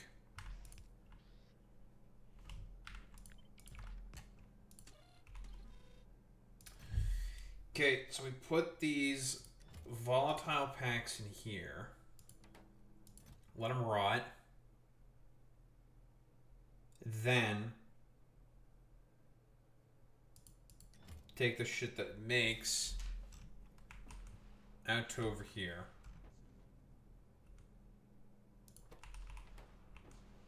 At least that's how it should theoretically work. Theoretically speaking.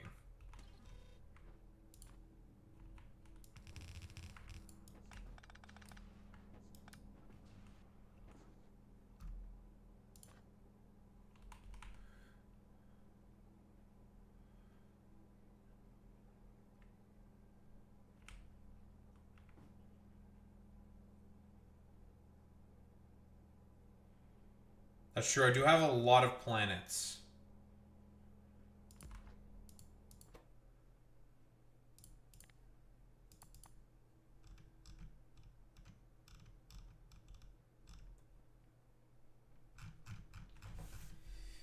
Okay, now to filter out all of the constituent parts that these shitters can make. That's so true, so real.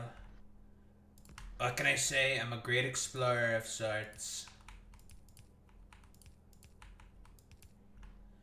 Many people are saying that Daho knows how to explore a lot of planets and exploit them for their natural resources. Now I'm trying to do that only on one planet, and he somehow has done it on like 20.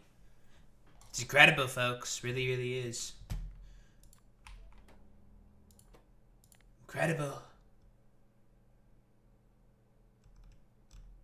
So there was the DLC for Space Age, which basically added 4 new planets.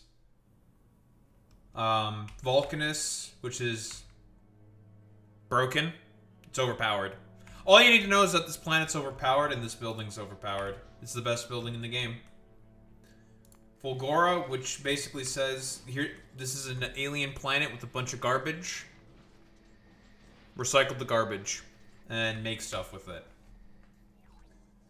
And then Gleba, which is the worst planet, which basically says, it's a rough start, but once you get it going, it's pretty good. Grow plants, make stuff. Grow stuff, make stuff. And then the... ignore all this stuff. The final planet, which is this, which we haven't been to yet, is Aquilo. It's frozen. Frozen planet surrounded by a sea of ammonia. But it's got a lot of really useful stuff there. And then all the other planets that I have are the, well, mods. Lots of mods. So many mods. The most mods.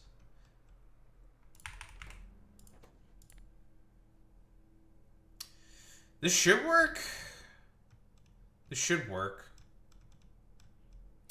The problem is these dumbass shards, they always shift. So don't spoil. It should theoretically work. Unless it just doesn't, but we'll see.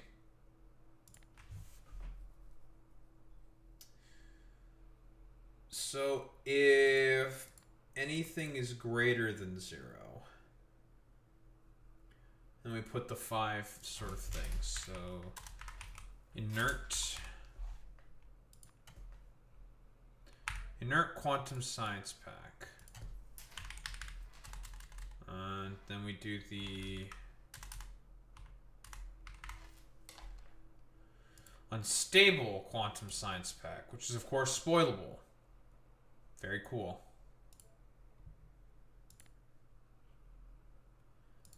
And these things make 1 of each quantum shard. So if this is greater than 0, greater than 0, greater than 0, greater than 0.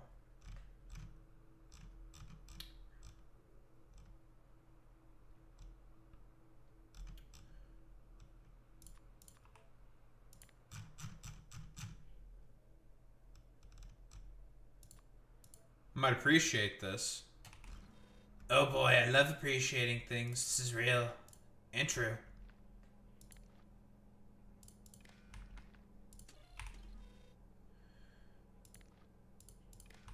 Alright, this should probably work.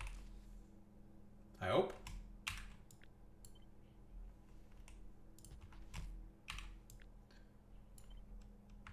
Good news. Oh boy.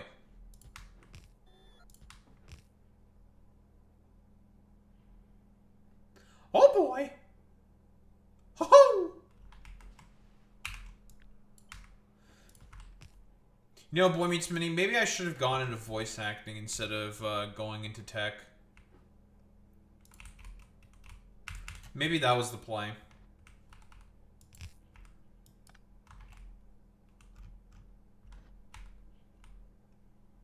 True. Yeah, well. Cooked.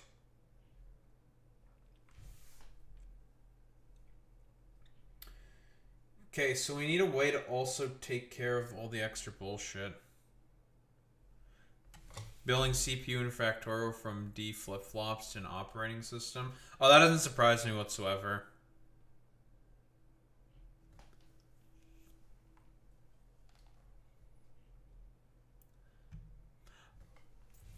Yeah, I mean, if you can make, like, a computer in Minecraft, you can definitely do it in Factorio. That's just a fact. Like, think about it.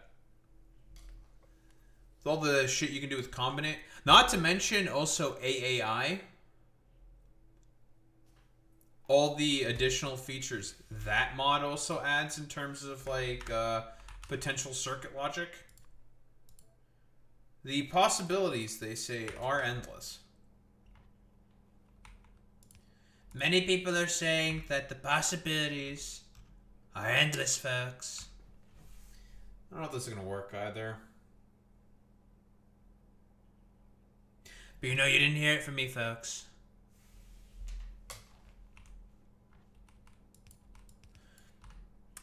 I tried to use the AAI Industries to try to make something work, but it didn't really work all that well.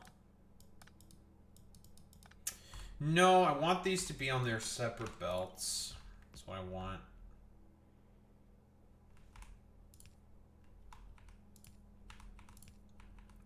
So we gotta do something like this. That should work. But of course, the unstable packs fucking spoil. Because everything spoils.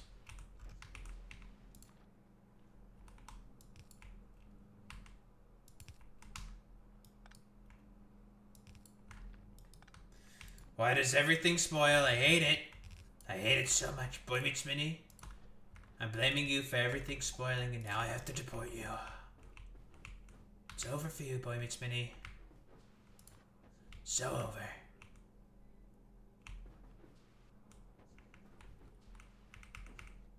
Fake news. Nope, you're getting deported. It's over for you.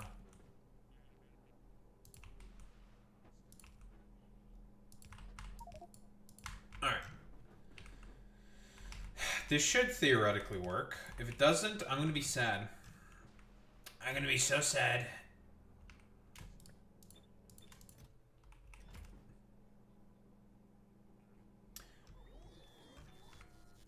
Yeah, I do. It's just easier that way.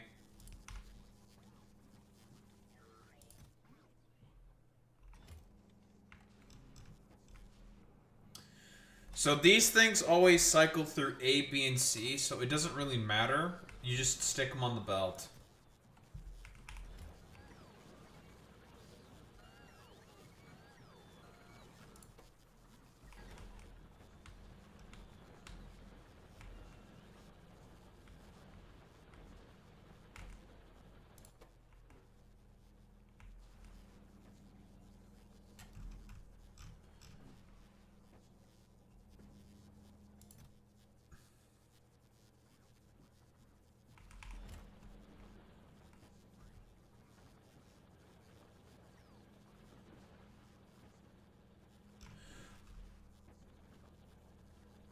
Oh, these just spoil into unstable packs, and then the unstable packs spoil into inerts. Oh, I see. Okay. So then we have to make a buffer, then...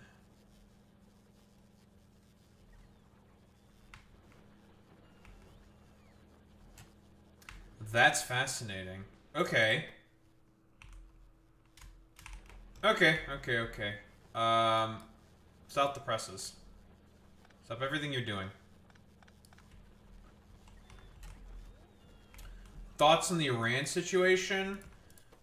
Obviously, I am not a fan of the Ayatollah. Do not like the Ayatollah. But just doing random regime change is only going to make things worse. Because we have historical precedent for it already, right? Like, in 1953, Mohammad Mossadegh got deposed for the Shah. As a result, a byproduct of Mohammad Mossadegh getting deposed, what happened? The socialists and the Islamic revolutionaries, the extremists, ended up fighting one another, and guess what? The Islamic extremists ended up winning, and as a result, we now have the Ayatollah. Right? That's what happened. You know, simple summary.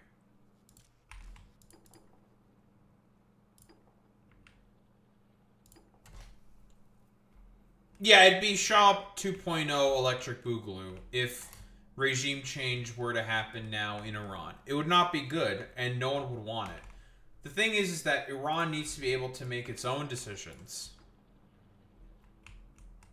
But, and by the way, I mean, there was a deal already in place which was working. It was effective. And then it got overturned.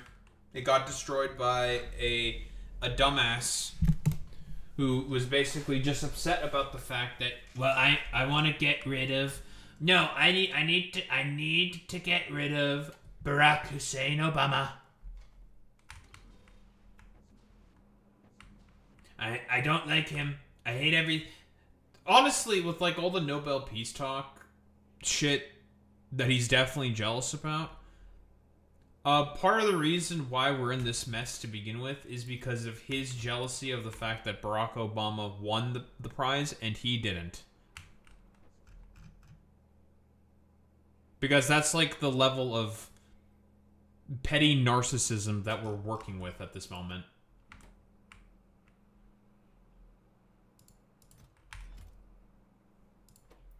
No, I was the one who was supposed to win this award, not the black. Him. And just like, I don't know, like pouting like a fucking child. And it's just like, well, here we are.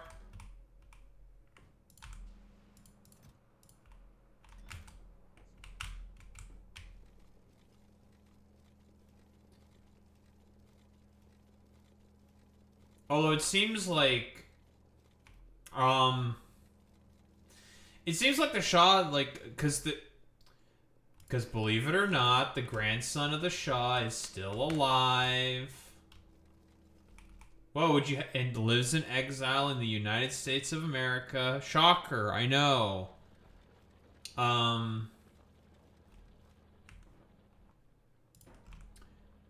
It turns out the dude is alive, lives in the US, and has been consistently trying to foment regime change within the country. Obviously, it's not really worked out all that well.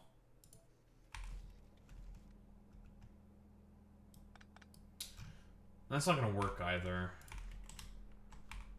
Bat.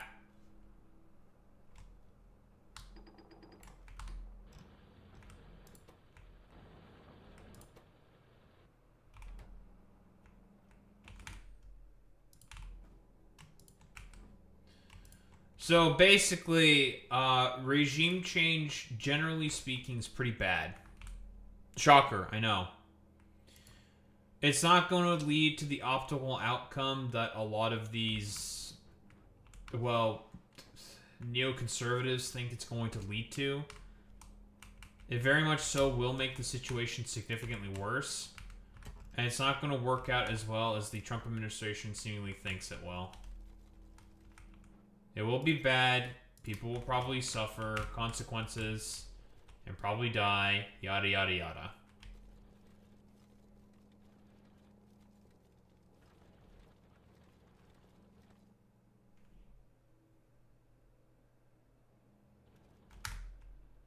How the hell did you get through?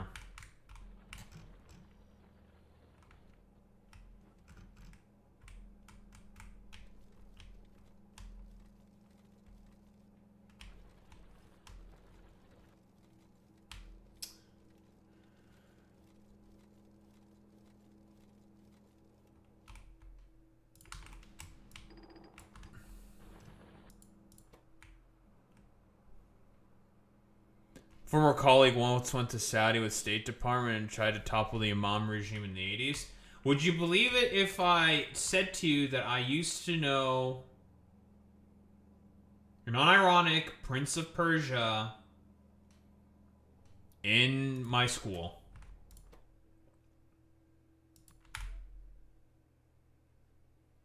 Real and true.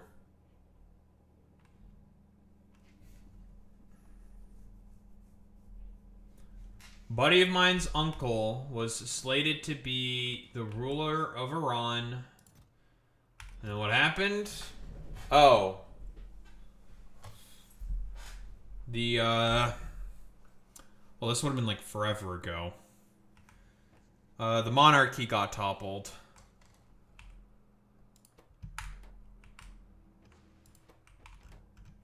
And then he ended up not being well, for lack of a better term, a Prince of Persia. But it secured his dad a bunch of sweet government contracts with the Canadian government, so, take what you can get. Nope. Not the Shah. This would have been before the Shah.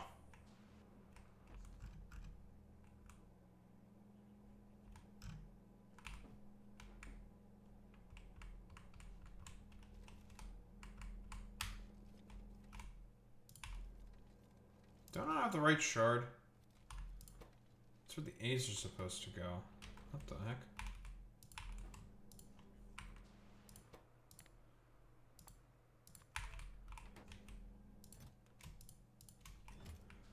It was a very, very wanky sort of tale. I'm like, alright.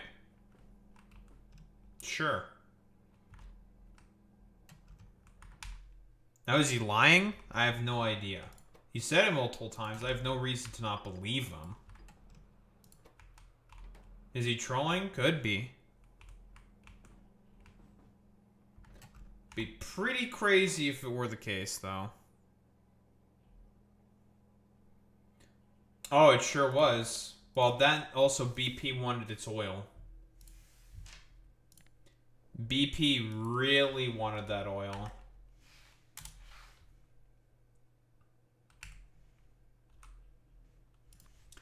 I'm trying to think of the best way of doing this.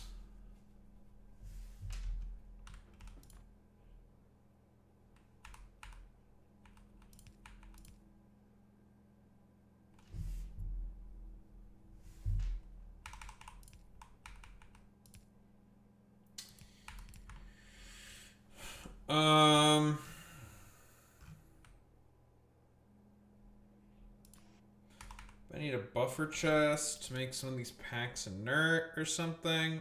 Ugh, this is so annoying.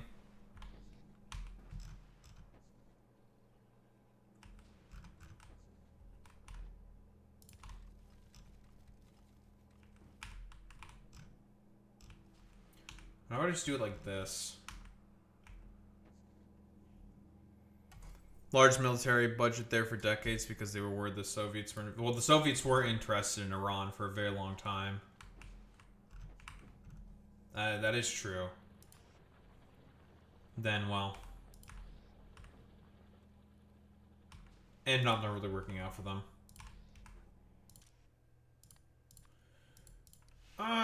What's so bad about just, like, taking the inerts and then just sticking them in and just recycling them? Like, fuck it. Keep the cycle going. I don't like the fact some of the pinks... How do you get through here? The fuck?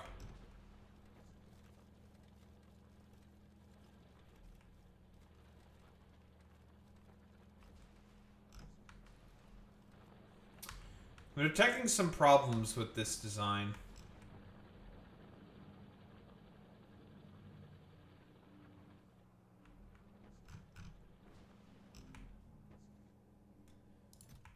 You're not supposed to be able to pick up the pink ones.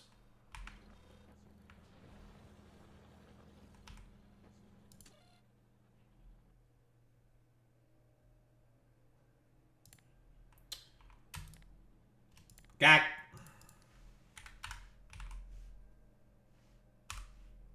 So that clearly did not work.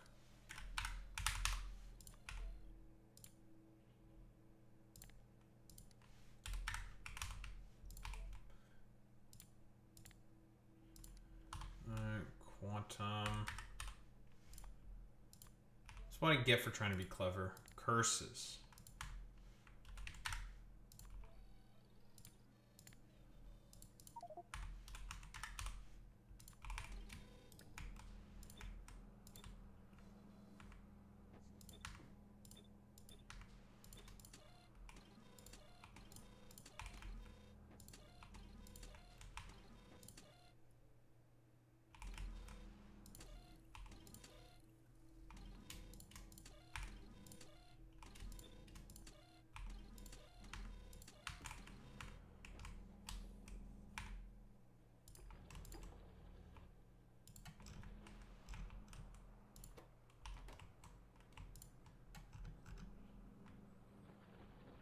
Alright, hopefully this works.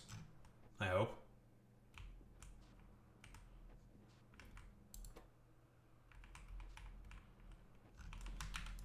I mean, the science permitted on this thing is really, really good if it works properly. Why are you still picking up the pink when I told you to no longer pick up the pink?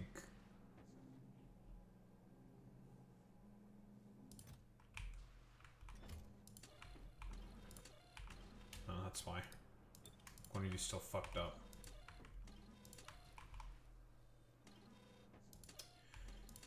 Okay, that should fix the problem now.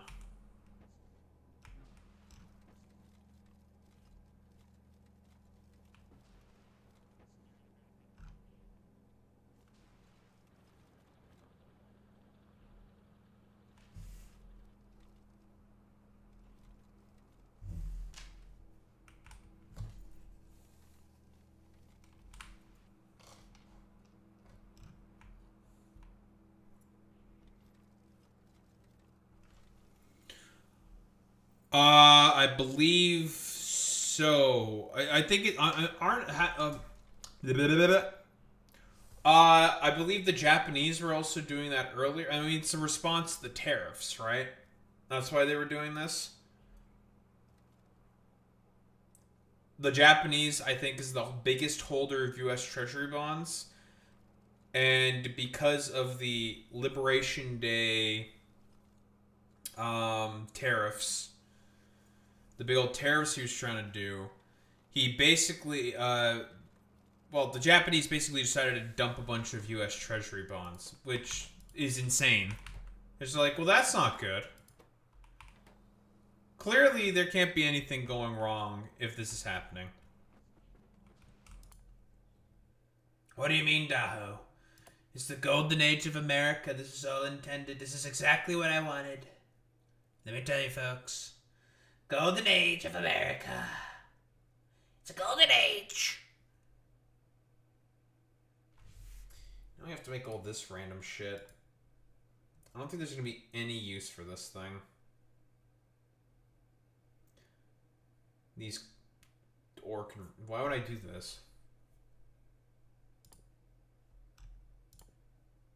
I do want these. So you're first.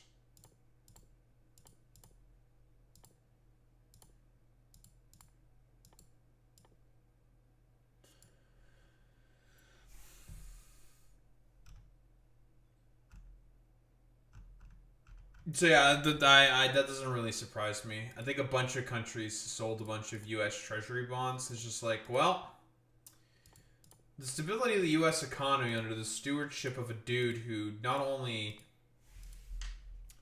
basically destroyed his own trust fund, bankrupted six businesses, one of them being a casino. How do you bankrupt a casino? How do you do that?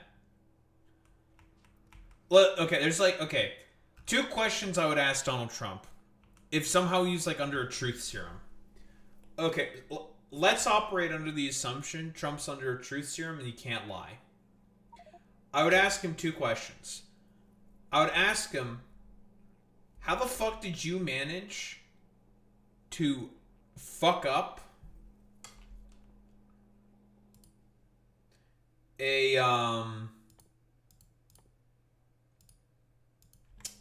how did you manage to fuck up a casino?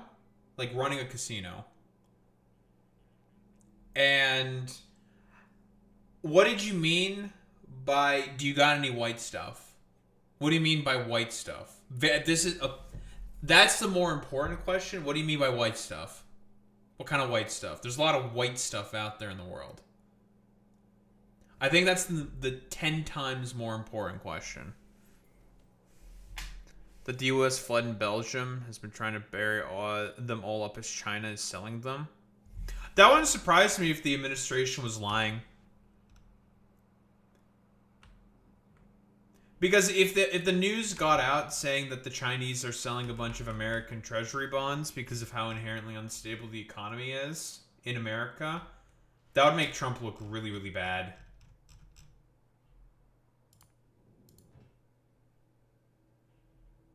I wouldn't be surprised if that was the case whatsoever.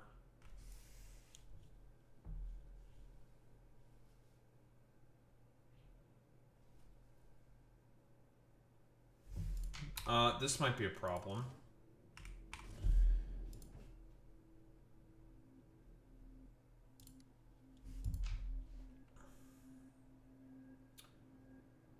Depleted uranium fuel cells. Which means the interrupt should be triggering.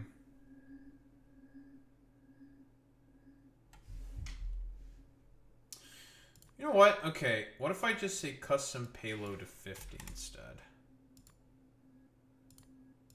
Would that help?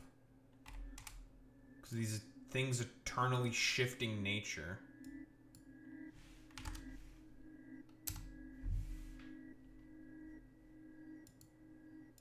VC? Who's VC? Enforced petrodollar? That's entirely possible. I mean, that's why the U.S. went into Venezuela because of, well, first off, because Trump's coup attempt in 2019 was such a miserable fucking failure. Like, miserable failure. So there's that. He's salty about that. The second reason is because I want the oil. Give me the oil. It's like, alright. Cool. Being rather blatant about that. Oh, it's short form for Venezuela. Oh. Okay. But here's the thing. All the major oil companies have said that we don't want to spend the time or the money in order to replace all of that 50-year-old infrastructure. So Trump, as like a way, because he's been constantly bringing up the fact, like, well, it was our oil, it was our stuff from the beginning, but the Venezuelans took it on, they broke the infrastructure. And it's just like, no, dude, they've been like sanctioned ever since deposing the military dictatorship. They haven't been able to replace the fucking equipment because they've just not been allowed to because they've been sanctioned for so long. So how are they going to get the parts in order to do the replacement of the equipment? They can't. Right? So it's like, well, we have this 50-year-old stuff. We can't get new stuff. The 50-year-old stuff still works. So, fuck it. Whatever. Right? We're just going to keep going with this shit instead.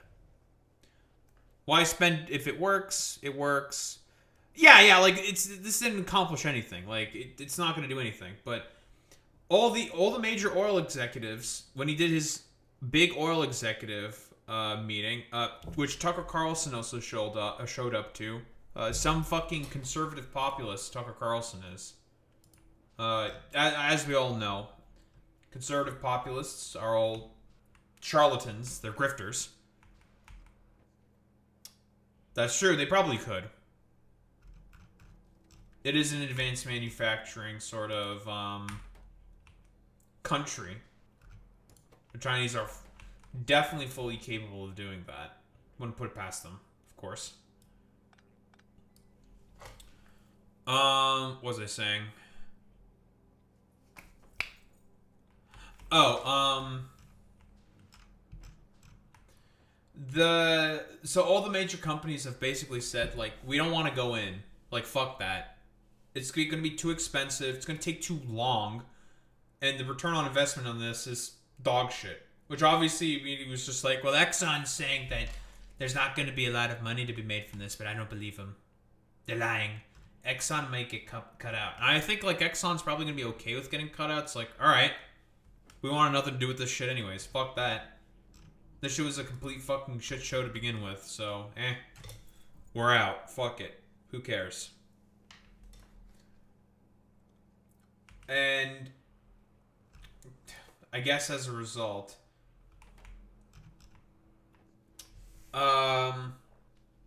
there was a video by a lefty YouTuber, former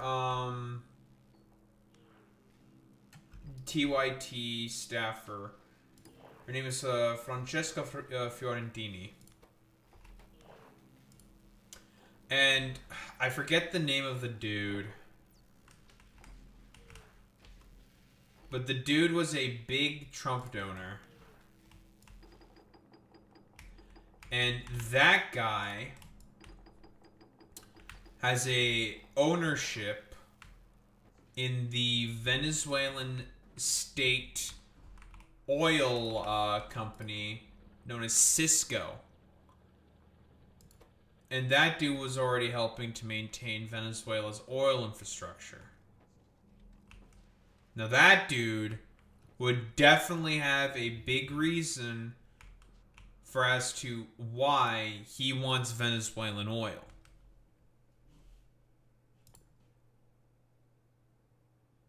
So more than likely, the reasoning for as to why Trump decided to go through with this shit is to appease one mega donor. That's it.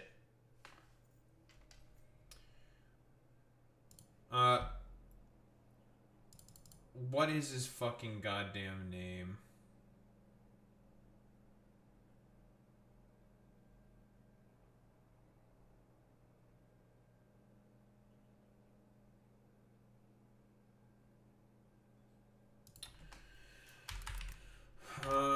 Francesca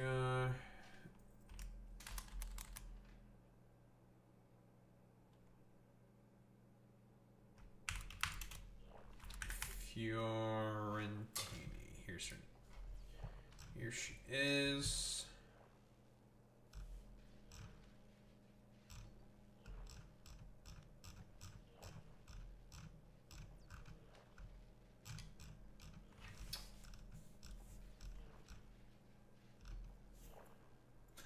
But why kidnap Maduro just to be replaced with the VP of the same political persuasion? Partially because Trump thought he could aura farm off of it. Because, a second reason, Marco Rubio. This has Marco Rubio's, sort of stains all over it. This is 1000% Marco Rubio shit, because he's been consistently talking about how Venezuela supplies oil to the Cubans to keep the Cuban economy going. To allow the Cubans to be able to survive through the embargo, even though everyone else wants to, well, lift the embargoes on Cuba. Seems like the public isn't getting the whole story. You're definitely not getting the full story. So,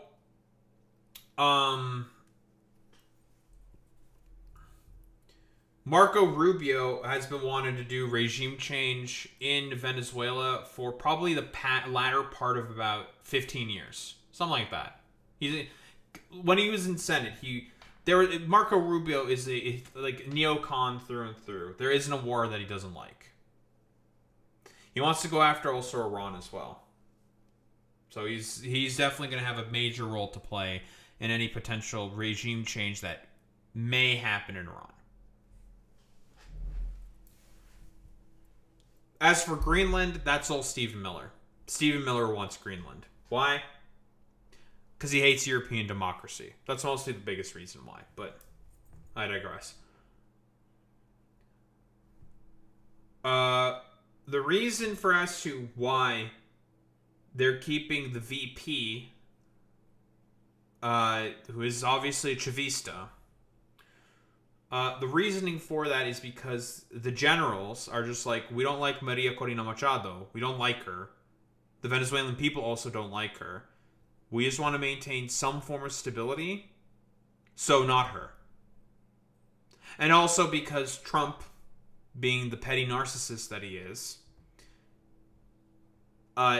didn't get the Nobel Peace Prize, and she got it instead. So that's the because he's said it. I think he's also said it himself in like a peace conference, not a press conference rather, saying like, well, she should have just given me the Peace Prize, and then she would have been president of Venezuela, guaranteed. That's like literally it. He said this, I think on like Air Force One or something. It's insane. It's not as bizarre if you think about it this way, David.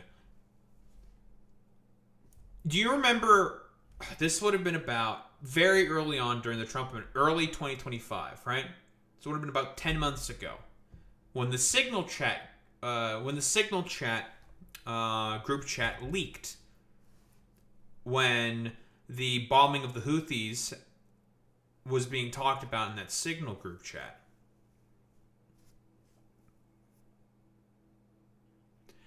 There's a very key important line that I've pointed out myself in the video about this. You know, like, comment, subscribe.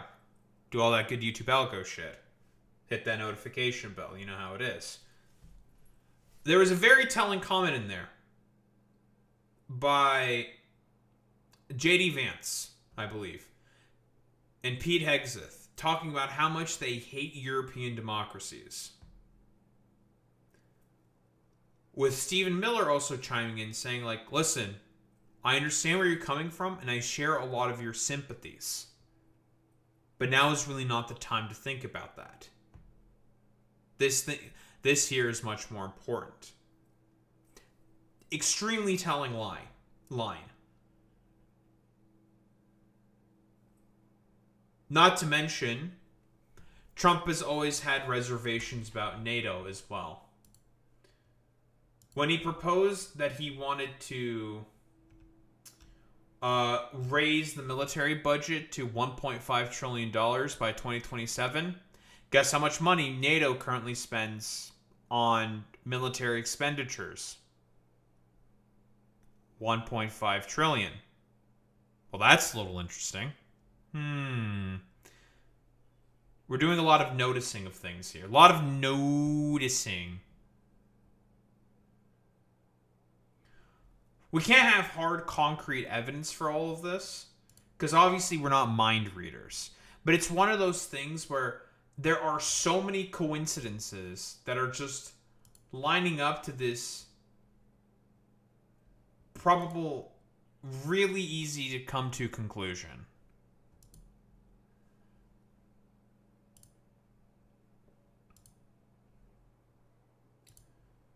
I think what the Trump administration is essentially trying to do with Greenland is basically try to use this as a way to try to break European democracy, to try to destroy it.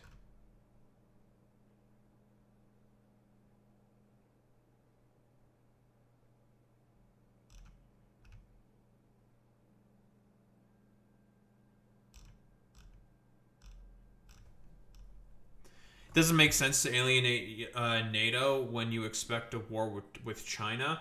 Well, it does. Yeah, well, it doesn't make any sense, right? But here's the thing: we're talking about Nazis and fascists here. A lot of the things they do is inherently irrational. It doesn't make any fucking sense. The Nazis didn't run a very competent state. They don't know how to run states. Fascists are incredibly incompetent. They don't think, they just feel. And given how incompetent the Trump administration is, dial that shit up to 11. Given the amount of sycophants that also exist within the Trump administration, dial that shit up to 11.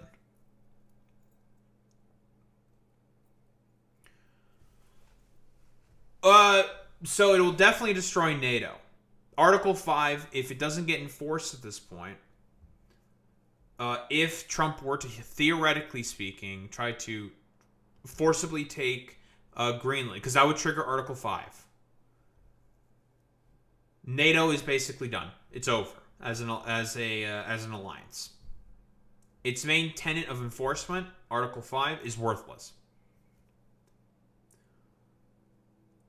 Basically, if, it's a big if, the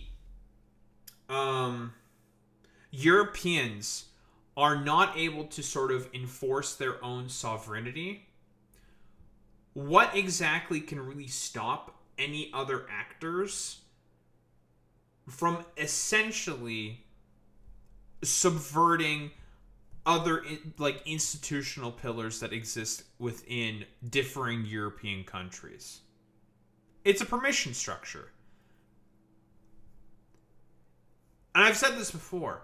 The only way forward at this point in time for Europe is to just basically, yes. Because if the EU doesn't do anything about taking like one of the sovereign territories, which is a part of one of their fucking countries, and they do nothing about it, like they've been kind of signaling that maybe they're holding their cards to their chest, maybe they don't want to say, whatever. We can come up with like literally any reasoning. If they basically don't do anything to stop the United States of America, and we've seen what Denmark's doctrine basically says, if there are invaders, shoot first, ask questions later, and then we'll come. But start shooting. If the U.S. invades, the policy of the probably small garrison of Greenlandic troops that probably exist, they'll shoot. They'll just shoot. They'll shoot U.S. troops. 1,000%. If they don't do anything to basically enforce their own sovereignty, what's the point of the EU? It's going to fall apart. The rest of the states are more than likely also going to fall apart, and they're just going to do their own fucking bullshit. If the EU falls apart, their sort of universal currency is going to fall apart if the EU does nothing to enforce this. Basically, you have some EU countries that fall into U.S. orbit and some that fall into Germany orbit. Yeah, we can. Like, there's so many potential paths that this can happen. We could, like, go through all the potential hypothetical paths for, like, probably hours. There's so many ways this could play out. Like, hell, somehow they could all, like, break into, like, separate, like, rump states.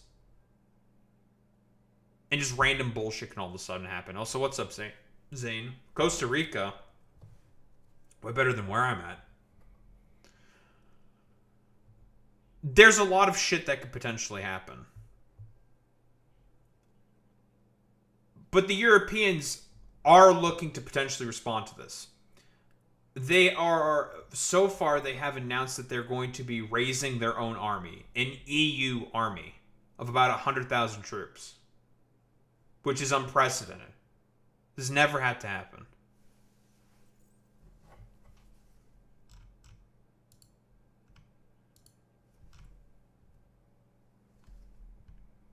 Is my multi-chat fucked? I think my multi-chat might be fucked. I need to bring up YouTube chat in a separate tab.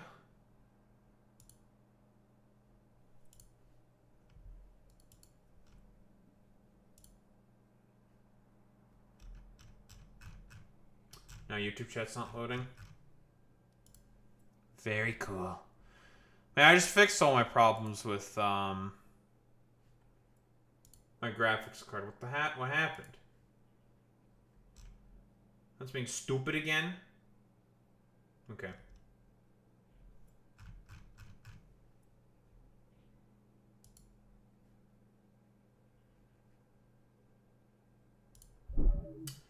Son of a bitch.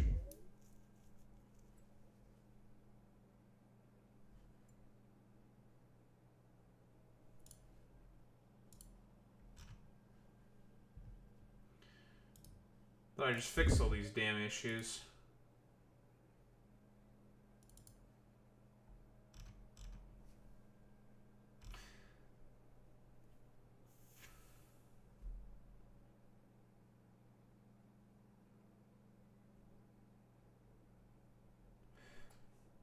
Boy Meets Minnie, I have regrets.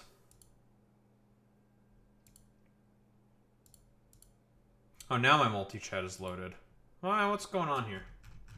I can't see YouTube chat.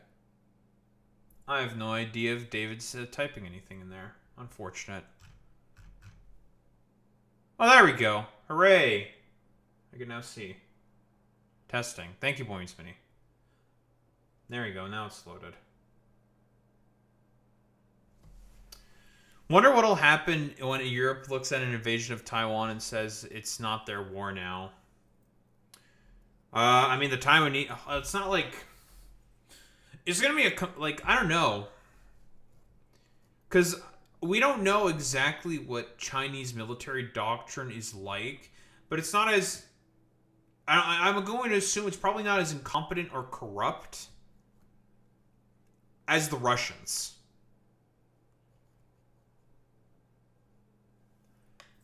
Because the only reason why the war in Ukraine is dragging out as long as it is a lot of it is because of how incompetent and corrupt the Russians are.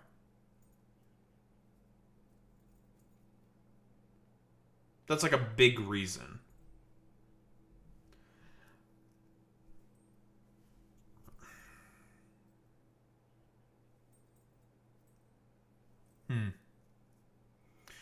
But I mean, with Trump... With what he did with just randomly kidnapping Nicolas Maduro, it's essentially made a permission structure for other countries to just be like, yeah, whatever, who cares? We can just do whatever we want. Fuck it. Like, who cares? Majority of Chinese military is private military contractors, so not truly owned by the government. Interesting.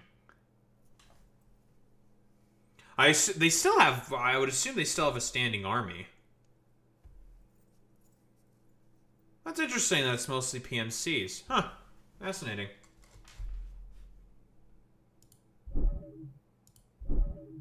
I was not expecting that. Quick, no one tell the really stupid, fucking annoying MLs on Twitter about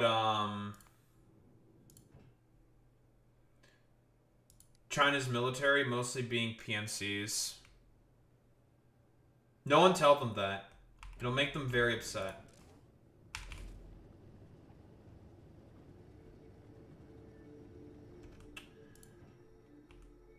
And we might be out of water. That's a bit of a problem.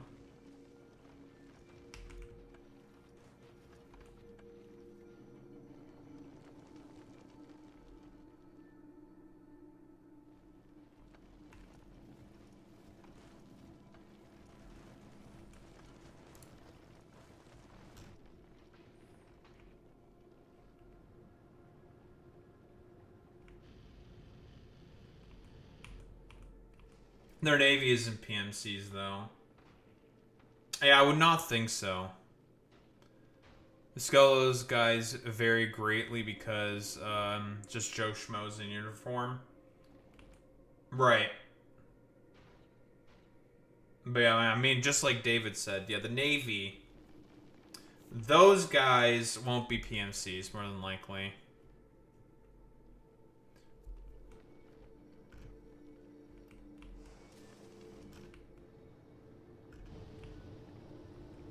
stable again. Okay, we got some steam going. We should be okay now.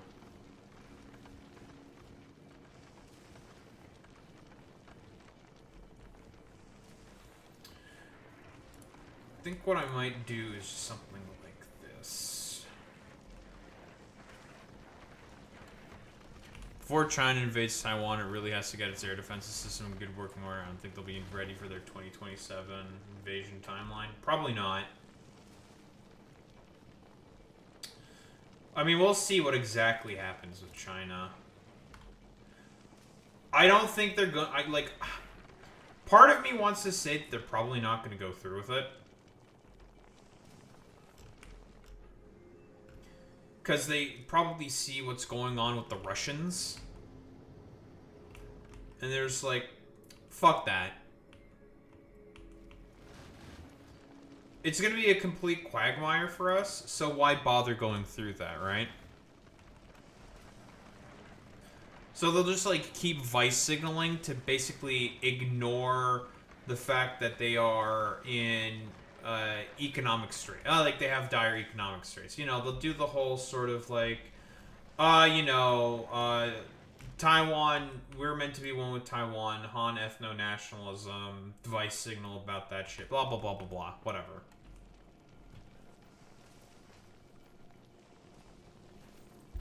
Pakistan-India war, Ukraine and Venezuela showed their air defense systems pretty much garbage.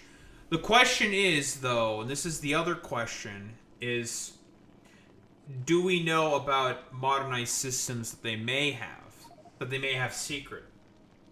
Because I don't know. Because I would assume they didn't give the Venezuelans probably any of the really crazy advanced stuff. The Venezuelans are probably mostly operating with old Russian tech and probably some old Chinese tech. Probably not any of the crazy advanced stuff. Also, this may be a conspiracy theory that I have, but I feel like some of the Venezuelan generals might have been in on the operation, the caper Trump basically tried to pull with kidnapping Maduro.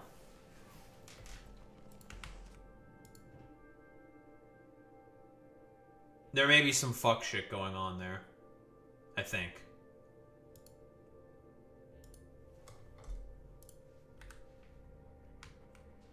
I have no evidence for this claim, obviously. It's just conspiracy theory. I cannot prove any of this.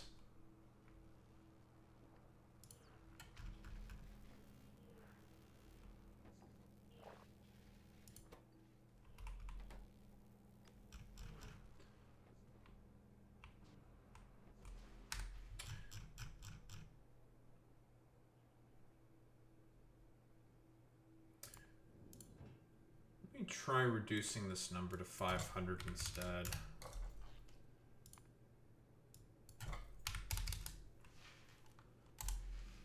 Yeah, I wonder if Maduro actually wanted to get out. I don't think he wanted to get out. I don't think so. Well, I don't think there was like a power struggle. I think his power was more or less secure in Venezuela. He appointed a bunch of people into positions of power who were going to be who were inherently sympathetic to him.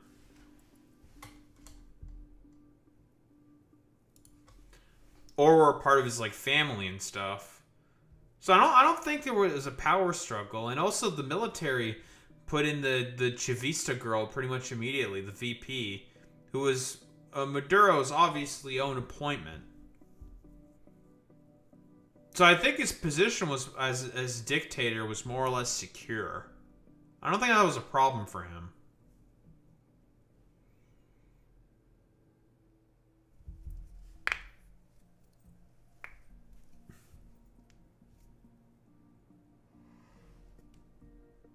It's just the thing with the attempted regime change is that it's really bizarre. Very bizarre. Why Trump decided to go ahead with it.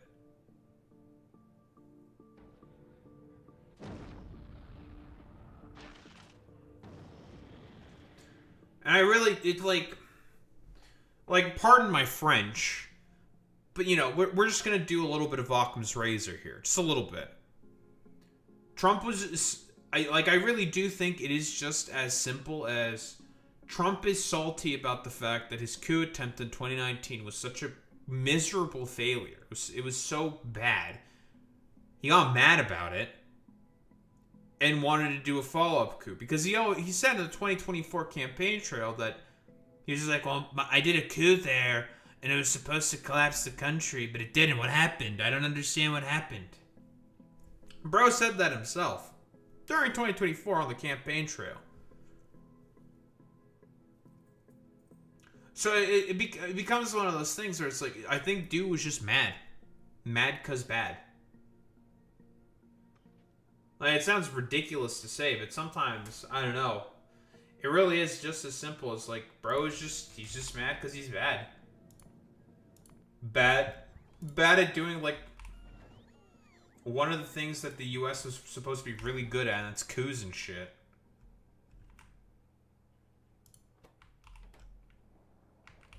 I'm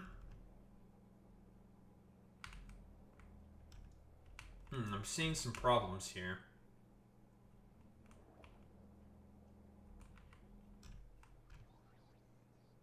And we'll fix that.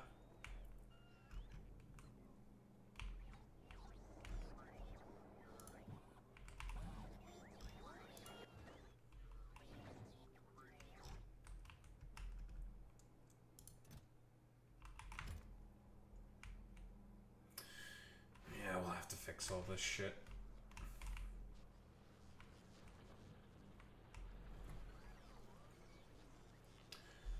Alright, but the science flows again for now.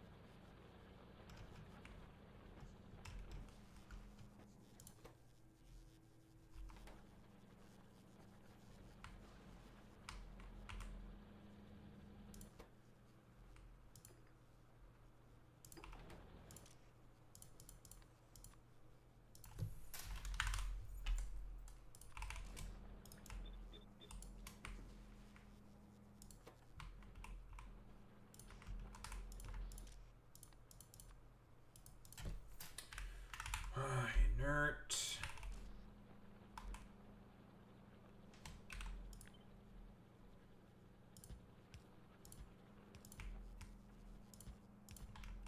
Getting kind of annoyed with this dumbass science pack. Getting in the way constantly.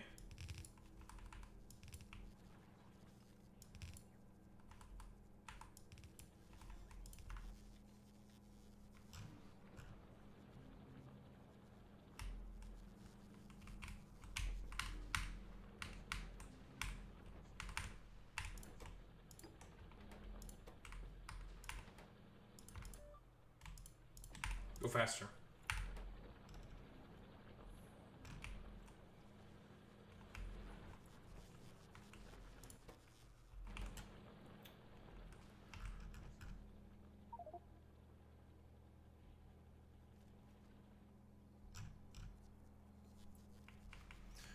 I have. I've beaten both.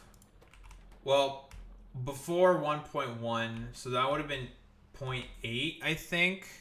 I beat it during 0.8, and then the 1.0 DLC came, not DLC, the patch came out. I beat that as well. And I also beat, I've not beaten 1.2. I'm probably gonna do another playthrough of I do have a bit of a satisfactory itching because I'm gonna be honest. Both playthroughs, the factory I created, I think is complete dog shit. I want to make it better. Go with like a nice, probably like modular design, train network, the whole works, yada yada yada, kind of a deal. I think we're more or less done with what we need to do here. It's just merely a matter of... is the system going to be stable enough to do the thing? Not really. Maybe? Maybe. These rockets do a lot of fucking damage. 25k damage. Am I ever going to make use of these things? I have no idea.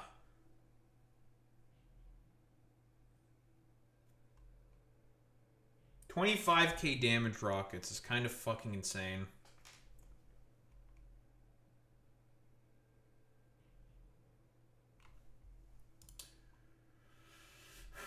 I could build a bunch just for fun.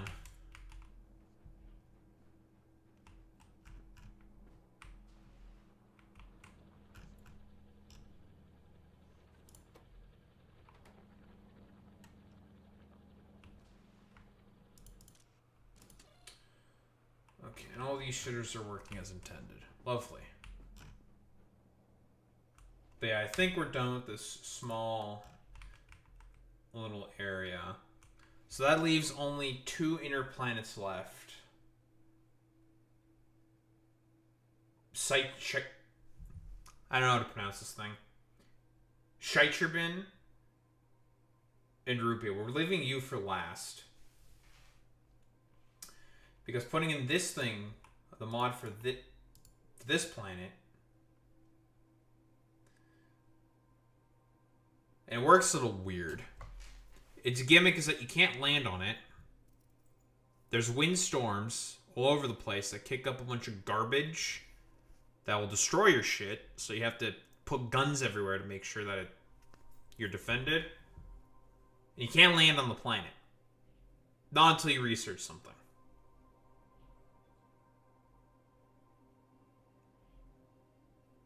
But you can build through remote view. It is a very interesting planet where I assume it's going to be a struggle to figure out how to make things work, and then a bunch of shit's going to get destroyed. We have to do this planet and get its science pack, so then we can unlock, well, all the other planets. Aquilo, Meraxis, everything else. I'm probably going to head to Aquilo first. Because then with Aquilo, everything else unlocks. Although the fish planet's a very good planet from what I understand. I think it's the most downloaded planet mod, I think, in Factorio is Meraxis. I've seen gameplay of it. It looks like it's very well polished.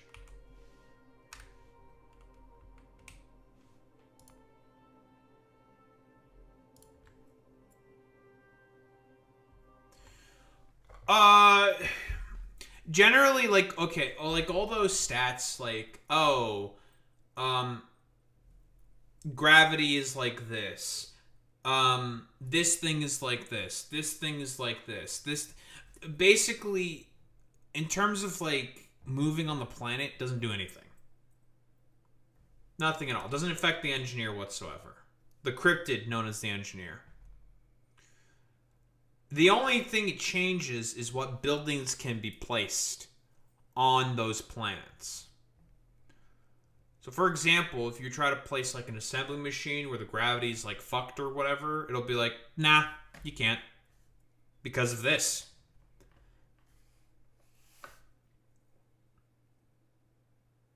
For some planet, and it's just like a way for the mod makers to essentially be like, yeah, we don't want you to use that thing to get around you being able to not engage with the planet mod's mechanics, which makes sense to me. They put like things to be like, no, you can't do that because we want you to do this instead.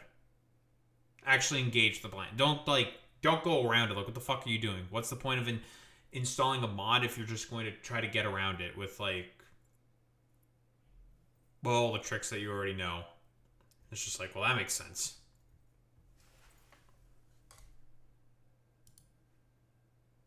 Alright, we'll stop with the Factorio for now. And then head to the yapping portion.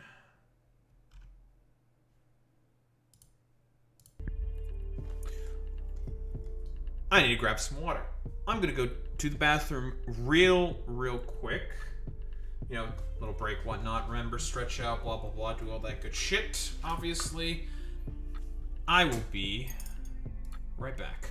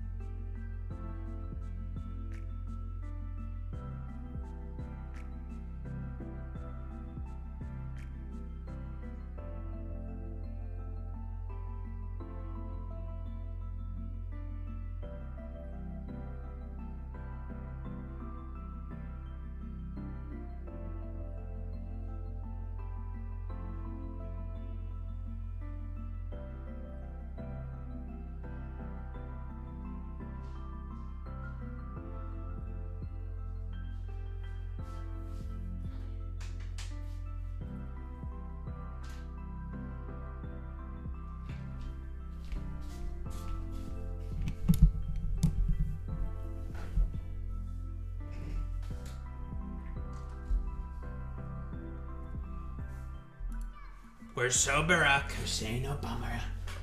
I love Barack. He's my favorite guy on the planet. My favoriteest guy. Love him. Time to pull up all the stuff I got prepared.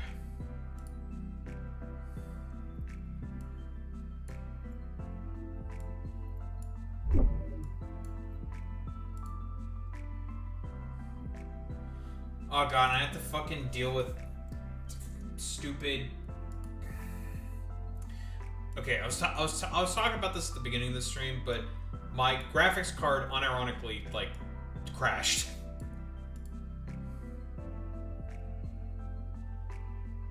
My graphics card crashed. Why? Probably because I didn't update my drivers in a while. Slash, haven't restarted my computer in some time. Those are probably the main reasons that immediately come to mind.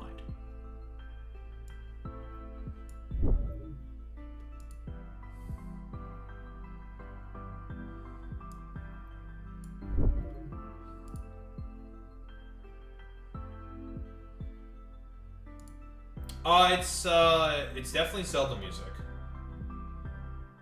It's just lo-fi from a famous Pokemon remix composer, Glitch X City. But yeah, it's she does like a bunch of remixes for a bunch of different Pokemon themes, a bunch of different Pokemon music. And decided to also run, the 24/7 lo-fi channels. Yeah, you know the make. Like, they just play music the whole time. The good old lo-fi beats you can chill to, blah blah blah blah blah, kind of type shit. And I believe this is just a bunch for music, cause fuck it, why not?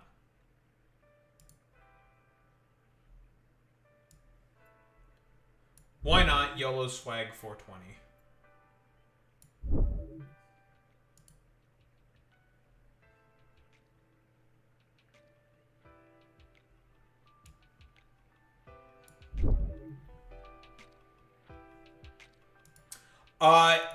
I know it's probably not going to be any of my parts because I did a replacement of all of my parts about like 9 months ago. I upgraded my whole rig. I don't think it's any problem with my parts. That is a good point. The only parts that I have not replaced or upgraded is my RAM. But I was just like, that's the part that's least likely to have problems. Probably don't need to. It's not a big deal.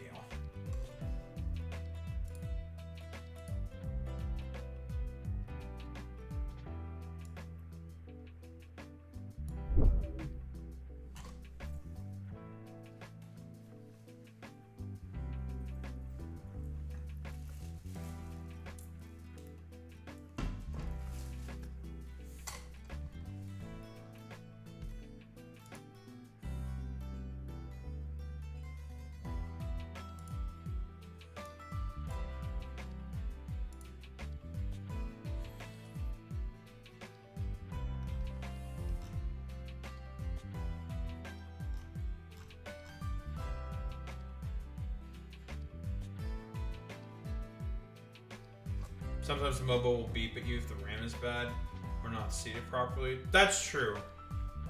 I haven't gotten any of those beeps yet. I do think it's one of those, like, I do think my parts are probably okay.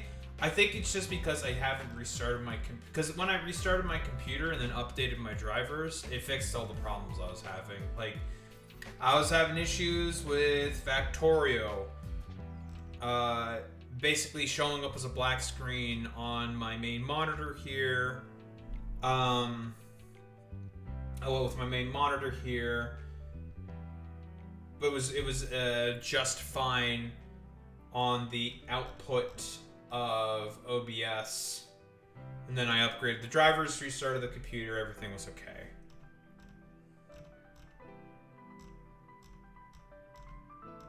So I do think it's probably because of that, of why I was having some issues, I think.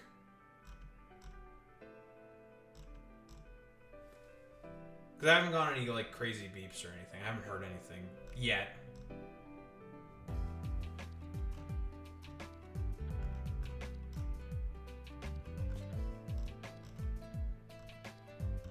So I'm assuming it's probably okay. I'm not seeing anything sus. I haven't looked at my hardware monitor thing. Or monitoring software in a while. There's that.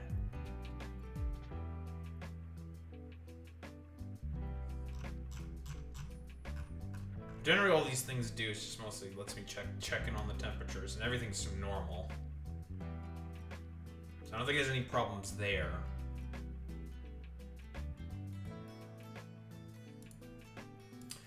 I am on Windows. Although, honestly, if I keep getting, like, pestered by fucking Windows, because when I was restarting, it pestered me about, like, hey, you can still do your upgrade to Windows 11. I'm like, I'm not doing an upgrade to Windows 11. Fuck that. I'm staying on Windows 10. You can suck my balls.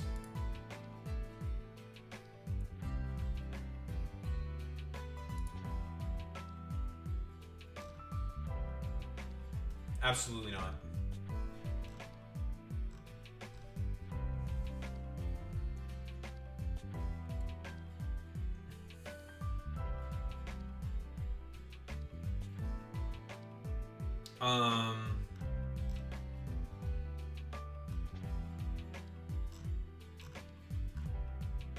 What's the other thing I was gonna say?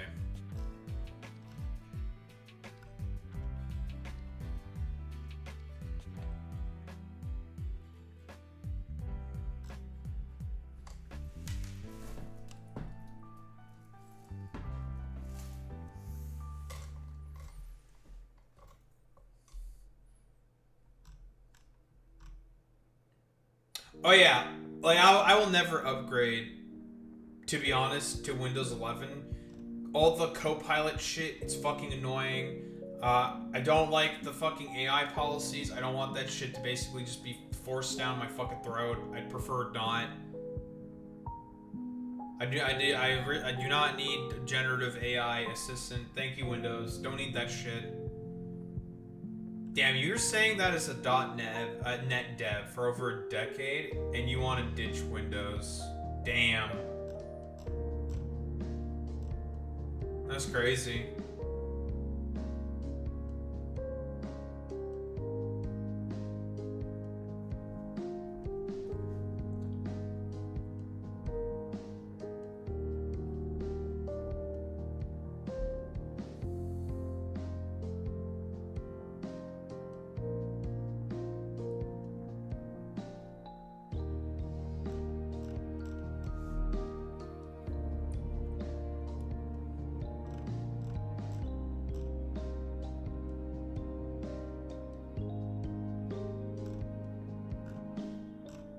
There's gonna be a lot of conspiratorial bullshit happening more and more now.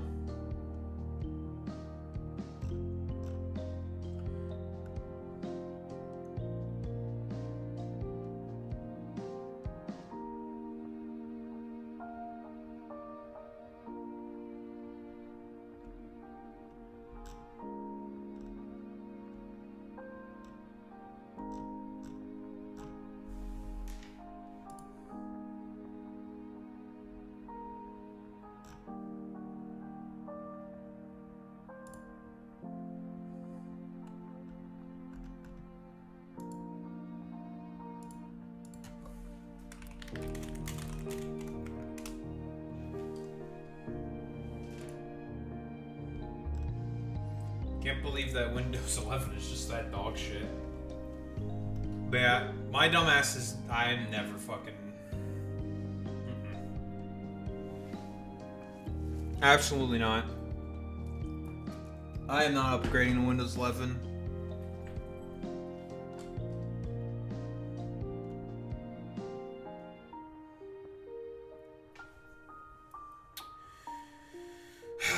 Do I want to go over that thing with Donald Trump? Not Donald Trump. Yeah, Donald Trump talking at the 100 different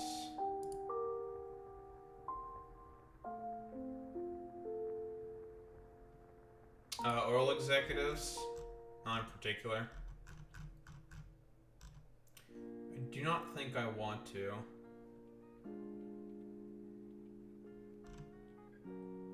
Because that show was like an hour and a half long. It's gonna be boring and fucking rambling. And I'm just gonna be like, I do not care enough about this.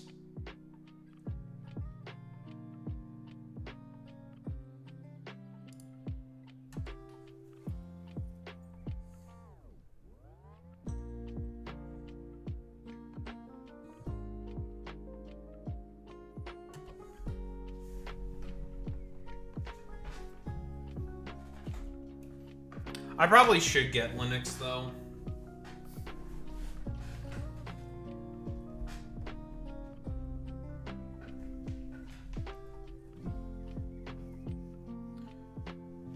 You know what's another good thing about, like, say, Linux, for example? It doesn't require a subscription service like every other, like, service that Windows has, for example. Everything that most of the mainline tech companies offer is all on a fucking subscription. Like, unironically. Adam Something released a video just today talking about how the new sort of AI bullshit is essentially being used to help power techno-feudalism. Oh, I've used Ubuntu before. I like Ubuntu because it is pretty easy. With, like, all these companies essentially making it everything, you have to buy everything off of a subscription, blah blah blah blah blah. They're trying to shove AI into literally everything. Like, if I'm on Photoshop or like PDF reader or whatever the fuck, there's always going to be a summary thing with AI. Why the fuck is that there? I don't want that there. I have eyeballs. I can read. I can do that. Yeah, sure, I have to wear glasses so I can see, but I can still read. I can read. Getting attacked by Flem Nation right now. Hate Flem Nation. Constant attacks with Flem Nation.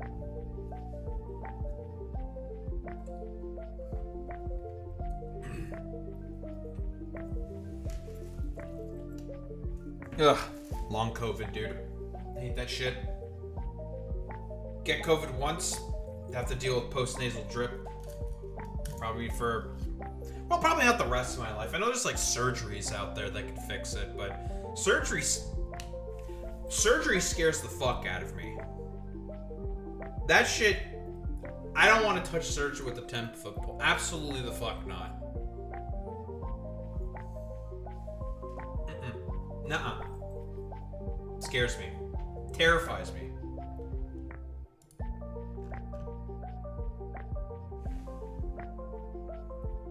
AI is like a semantic search with hallucinations. Well, here's the thing with that, David. I've talked about this concept before. But AI and all of these sort of apparatchiks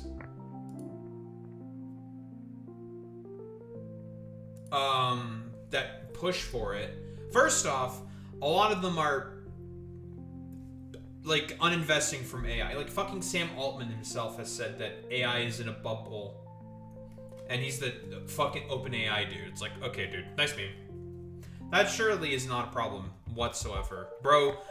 Bro is CEO of one of the largest fucking AI tech firms, and has pulled away a lot of his investments from AI, and has talked about how it's in a bubble, but he still wants to like advocate for shoving it into everyone's lives consistently. It's just like, great, thank you.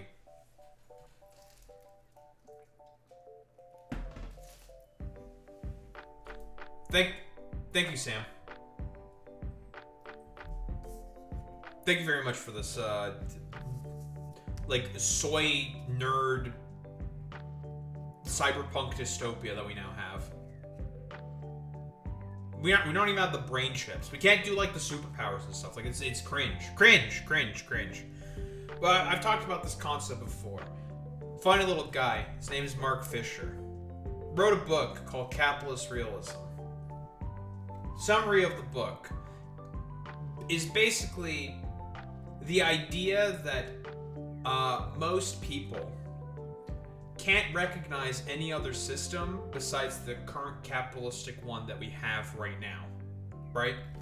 That, what do you mean? What do you mean there is no that there could be something else besides capitalism. Even though, like, this is the current capitalistic system that we have right now is the youngest sort of mode of economic production that we have developed in the most recent years. I digress, whatever. It's only about 200 years old. Great, fantastic, thank you. But there's a lot of important lines within there, a lot of important things. And Mark Fisher talks about how we are basically in the late stages of capitalism, more or less. And he talks about how, you know, the bourgeois, the rich, corporation, what have you, like, the word doesn't matter. What they want to essentially do is to commodify every aspect of your life. Something called hyper-commodification. Gardner hype cycle, now compare that to Dunning-Kruger curve. Yeah, exactly. That's a good example. But he talks about how everything is commodified to the degree of where you just have to be able to buy the subscription service to be able to use basic sort of services on, like, your computer now. Just to, like, use Word, for fuck's sake, you have to pay a subscription service to Microsoft for Word, for fuck's sake. Stupid. It's nonsensical. Like, they'll figure out a way to go after fucking Notepad if they could. It's insane. And I've talked about this before, but during the 1930s, during the New Deal, when everything was about to collapse, you know, Great Depression, New Deal comes out as a result to save capitalism, more or less. Because 1930s, Great Depression, it was over. It's done. The system is basically collapsed in on itself. New Deal saves it. And during those times, very often, employers and employees would share the same streets, ride together in the same streetcars. And employees would see their employers in their horse and buggy and have some coarse things to say about them. The degree of separation was basically non-existent. New Deal happens, World War II happens.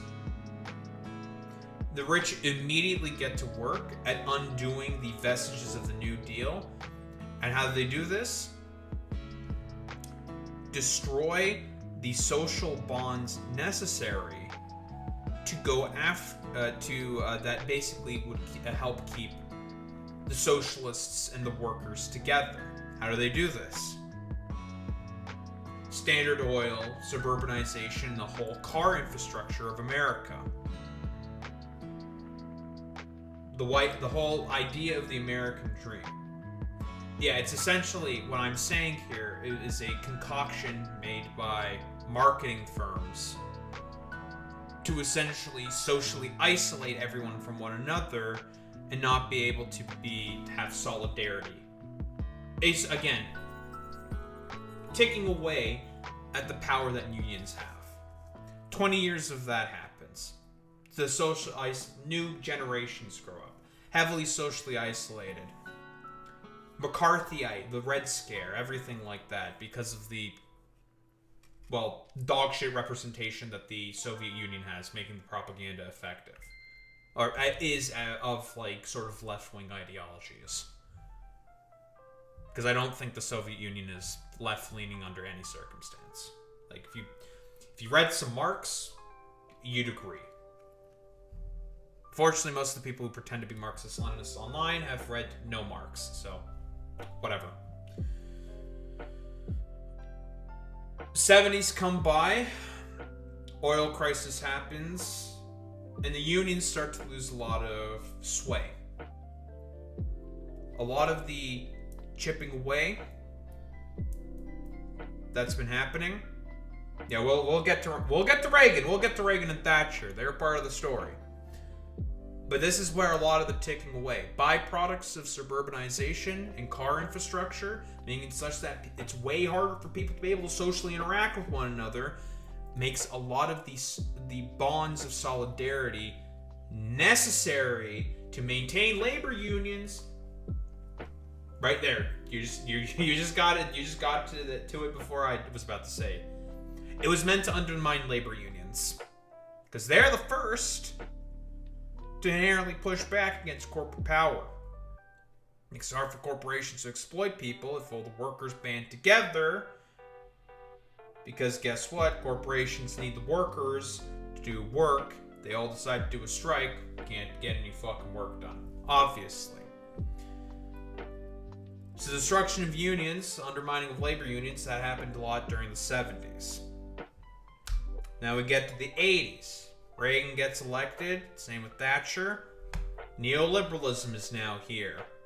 Basically saying, what happens if we just, trickle down economics, we go after the social safety net of people in order to fund a bunch of tax cuts for the rich, and then that wealth is going to trickle down to the people. That totally works. Didn't work, guys. That was a miserable failure.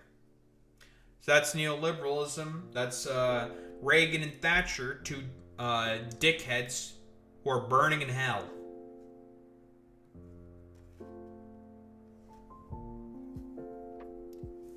IMO, car infrastructure was really for civil defense in the 50s. Highways were there. Yeah, that was part of the reasoning for as to why the interstate system was built. But because what? Built during the 50s, that would have been Eisenhower, former World War II general. No, he was an admiral, I think. Admiral, I believe. Same reason you see at least one major air base outside every major city. Right. That's all Eisenhower. I'm trying to remember. Eisenhower was in the Pacific, right? Pretty sure he was an admiral. I could be wrong. Whatever. It's irrelevant. It's the main overall, shtick I'm going with here. Now we get to the 90s. Obviously, we have... He was a general. Oh, okay. He was part of the army then. Was he part of the Pacific Theater? Only 5-star general. Gotcha. Okay. 90s. Oh, he was in Europe. I must be thinking of someone else. I'm definitely thinking of someone else.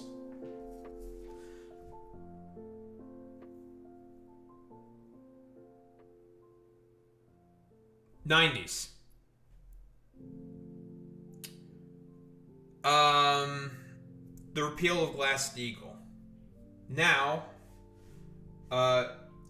banking deregulation now happens, and the sort of starts of the financialization of the economy basically happens right around that time, with community banks and large banks no longer having that sort of degree of separation. Further consolidation of corporations. Yeah, that's normal. There's always a delay. Always a delay. I can't do anything about the delay.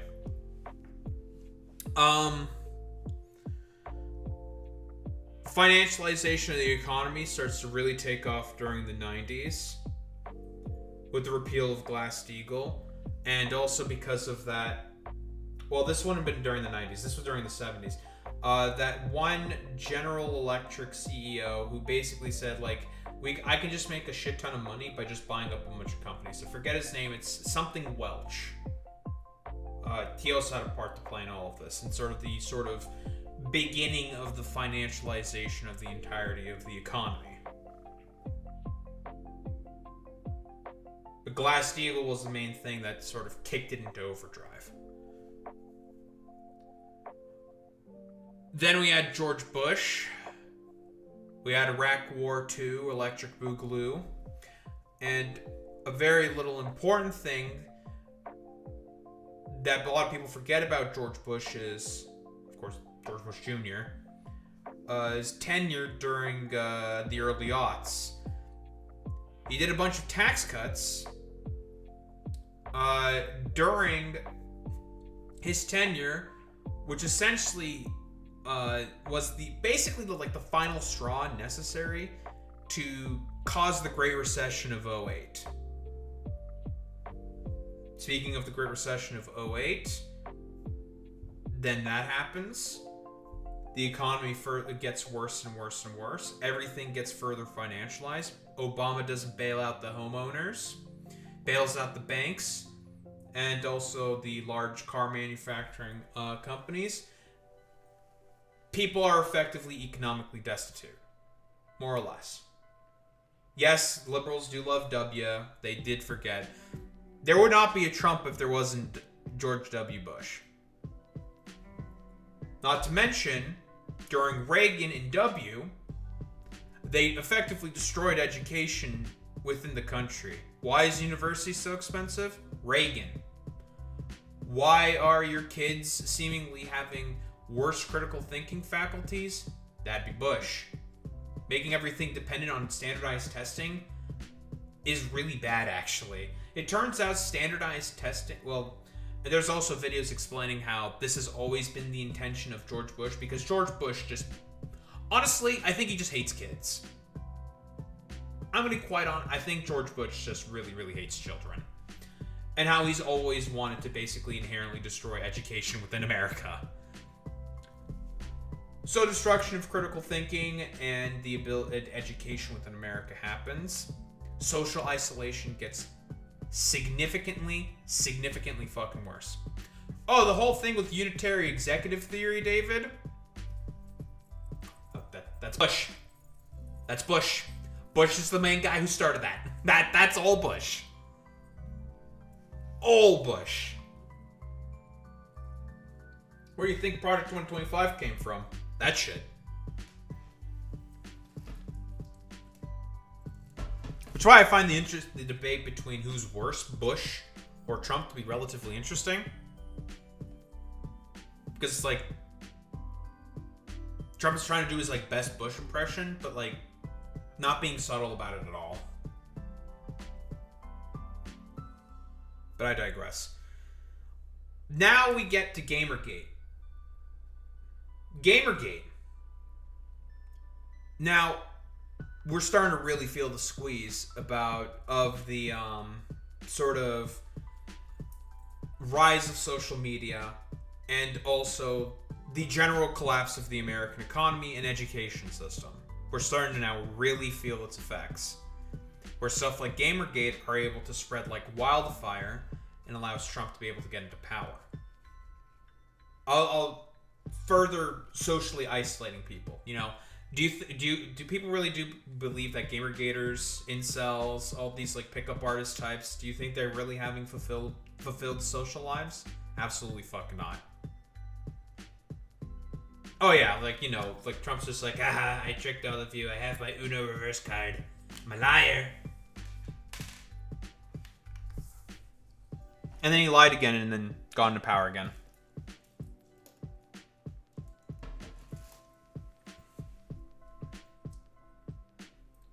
Gamergate happens. Social media rises. Everyone is only getting further and further socially isolated because their economic prospects are terrible. University is incredibly fucking expensive. Education is shot within America. It's destroyed, effectively. And people's ability to be able to earn money and be able to live some form of comfortable existence, you know, being able to have a house, you need a vehicle to get anywhere.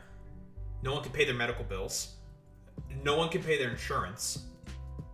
Gas, food, you can't pay for all this stuff because the minimum wage hasn't gone up or kept up with productivity for the past 40 years. Guess who did that? Reagan. That's all Reagan right there. The social isolation, these factors are only beginning to further compound more and more and more. The more that people are getting socially isolated, the more easily people are now able to, well, that are of course at the top, making all the fucking money, makes it such that these people in America aren't able to participate within the economy. They feel like they can't participate within society, and they can't socialize with one another because no one's got any fucking money to do it. Pay people and they'll go out and socialize. But they can't. It's impossible. Social media is essentially a replacement for that. And now we're here. Don't really need to get into the rise of AI right around like COVID. With COVID, although COVID also had a significant sort of effect on further social isolation. But now we get to AI. And what I specifically want to talk about here is AI companions. This is the next thing that they want to commodify, that they want to financialize. People's ability to socially interact with one another through AI companions. We have seen videos of differing AI companion CEOs essentially saying like, yeah, we just want this to be a tool to essentially waste people's time, to not be able to go out and socialize. Because all they want are for people to be good little worker bees, just smart enough to be able to operate all the machines and the technology needed to maintain their ridiculous cyberpunk dystopia, but stupid enough to not question, but stupid enough to not ask, why the fuck am I doing this? And this has been a project that's been in the works for the past 90 years. And now we have this. Generations who are now incredibly socially stunted, very fucking poor, Gen Z and millennials, you think they're going to be able to have the same wealth as previous generations? Fuck no, that's not happening. Unless the boomers die off and pass down a bunch of intergenerational wealth. Because of this social stunting, more than likely what's going to happen is people are going to potentially further socially isolate themselves, or maybe find communities in rather esoteric sort of senses. A lot of like why would someone become friends with spyware? Desperation. Yep, 1000%. Cults are going to take off. It's the same thing that Urgently Firing said. We're going to probably have a bunch of like landed gentry aristocrat shit start to happen, because people are only going to think about, with all this money that they're going to get from the baby boomers and the Gen Xers when they finally start dying off, with all the intergenerational wealth that'll come in, they're going to look to try to invest, because their early lives have been completely stunted and destroyed because of multiple like giant economic recessions, social media essentially stunting growth, socially speaking of course, and also people not being able to properly socially interact with one another anymore. They only do it through social media, because any other way of doing it, good luck. Not to mention, no one talks with their fucking neighbors. Living in a suburb is incredibly socially isolating. No one wants to talk with their neighbors. And it's all by design. By people at the top, who want to keep people separated, not questioning any of this stuff, not talking with one another, so they can continue to exploit you. And AI companions is the next sort of vestige. That's the next frontier.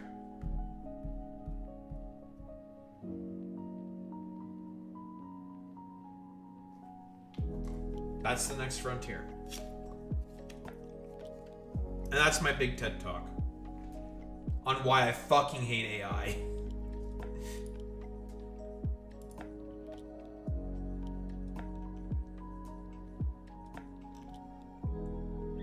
It's really annoying because my parents keep saying like, well, you need to find a job with AI. You need to do stuff with AI. AI. It's like, well, we know you don't want to do that because you don't believe in it. It's like, it's not that I don't believe in it. I think AI has potentially, it has useful applications, but the way that it's being used now, I have problems with it.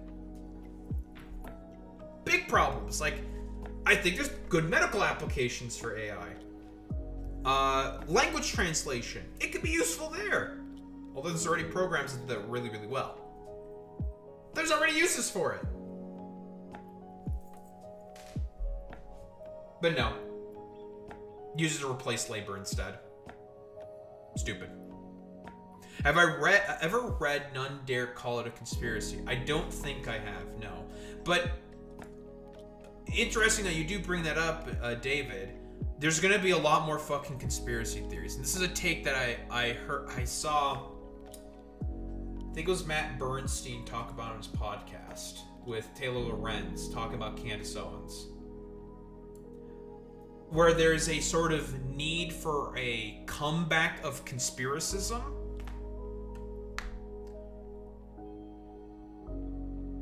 But to like a certain degree. I have a lot of problems, generally speaking, with conspiracy theories, right? Mostly with right-wing conspiracy theories. Do I think you should be skeptical of the United States government? Absolutely. But there's a lot of tangible stuff and reasons to be skeptical of the United States government. Not in the way that the right wing generally uses it in order to just basically blame Jews. Just to be really, really fucking simple. Taylor has a great video about AI being a vehicle for New Age cults. Oh, I wouldn't be surprised. It's gonna happen.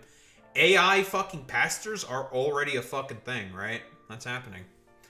I've heard high-level managers say their goal with AI is to replace 1/4 to 1/3 of their labor force. Doesn't surprise me. Peter Thiel himself said this on a podcast, right? That he wants AI to replace about 80% of human labor. Red pills are addictive. You're never supposed to take the whole bottle. Well, 1000%. Listen, I've been red pilled on this shit for like the past 7 years at this point. Or probably even longer than that. Just didn't know how to necessarily express it. But I always made sure I was very, very careful and calculated. Because I knew with like Gamergate, because my thing with like Gamergate, 2014, I just graduated high school. And I was always like an apolitical gamer bro. Perfect target for fucking Gamergate. I never fell for that shit. I was just like, nah, this is some fucking bullshit. It's like, I looked at it sort of the lens of like me being the snooty high schooler saying like, oh, I'm kind of above it all. I'm smarter than everyone kind of a deal. Where I was just like, yeah, I understand the argument of ethics in games journalism, but I don't think it's because of like just some two random like people. That doesn't make any sense to me. It's like, why are you going after these people when there's like much larger companies with games journalists that are having like relationships with games companies to make sure that they have positive puff pieces so they can maintain access? Like, why aren't you going after them? Why don't you criticize them, but you're going after Anita Sarkeesian and Zoe Quinn of all people and Brianna Wu? It's just like, okay. And I had like the sort of sense, I'm like, I don't think these people actually care about ethics in games journalism. I don't think they care. And as a result, because I liked watching Twitch more at the time, I'm an early Twitch head, basically. Like, I watched Twitch before it was Twitch, when it was Justin TV still.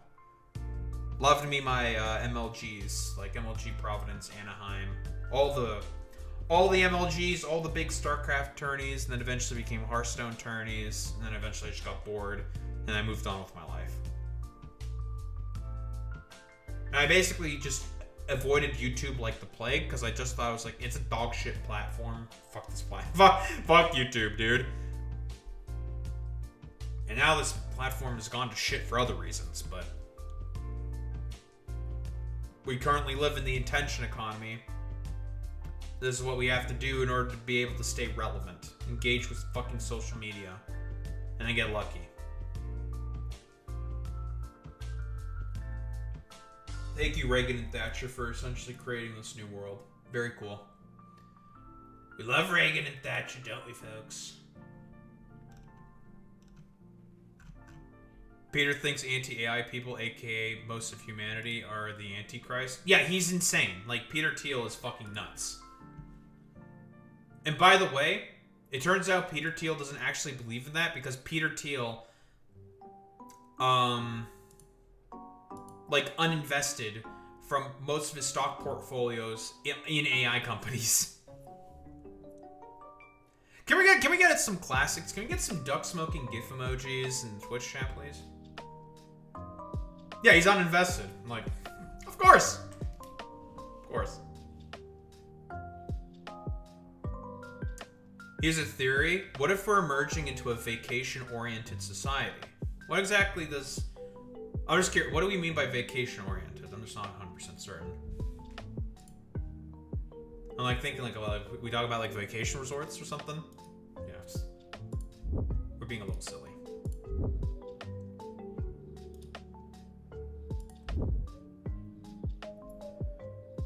Oh man, I forgot I was gonna do some stuff. I'm gonna grab some.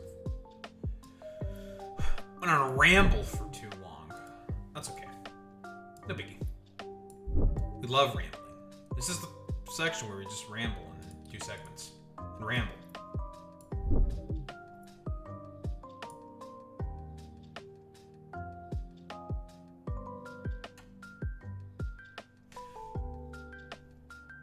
By that, I mean that your job is what you would do on vacation.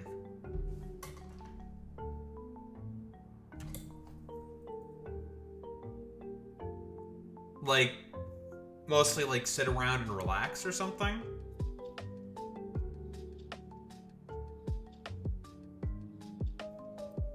Like, barely do anything. Playing video games and make money do... Oh, okay. So, like, streaming and stuff. Gotcha. I mean, influencer culture is, like, certainly a thing, right? It's big. But the thing is like... Most people, like myself, for example, I don't make money when I do this. It's a very select few that become like the big like millionaires and in some cases billionaires, being a streamer or a social media influencer. It's a like.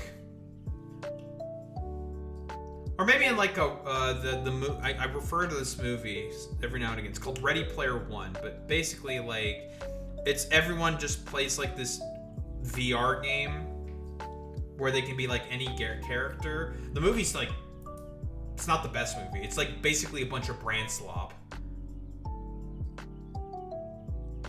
I assume probably the book's way better because it doesn't engage with brand slop. Like, fucking Tracer from Overwatch is in it, and the Iron Giant, all this fucking shit. Okay, whatever. Brand slop. But essentially, like, Ready Player One, but one corporation basically owns the entirety of the planet, all the rich live in, like, sky cities, and everything else is just a fucking slum. And all people do is just, like, go on their VR headsets, play on the massive VR MMORPG thing, and then like the huge challenge gets issued, 2 players win, blah blah blah, and they basically mandate there always has to be at least 2 days off of playing on the VR set, so people can socially interact with one another, and somehow raw things get better. I'm mostly referring to the movie here. The movie was not as good. The movie's pretty bad. I assume the book is probably better. But it's like kind of basically what happened. Kind of. Like maybe something like that.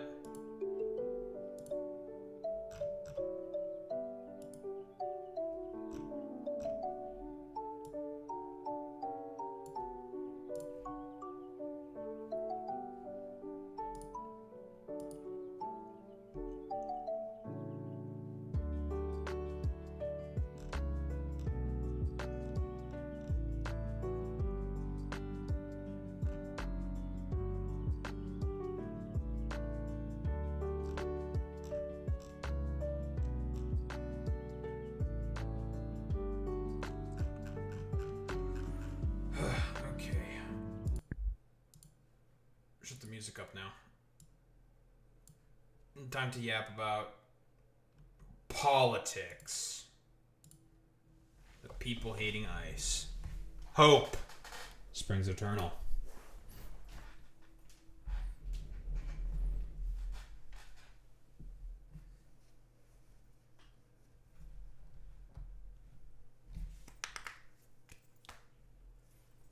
Let's get started. Mostly because it's late. It's like 2 in the morning.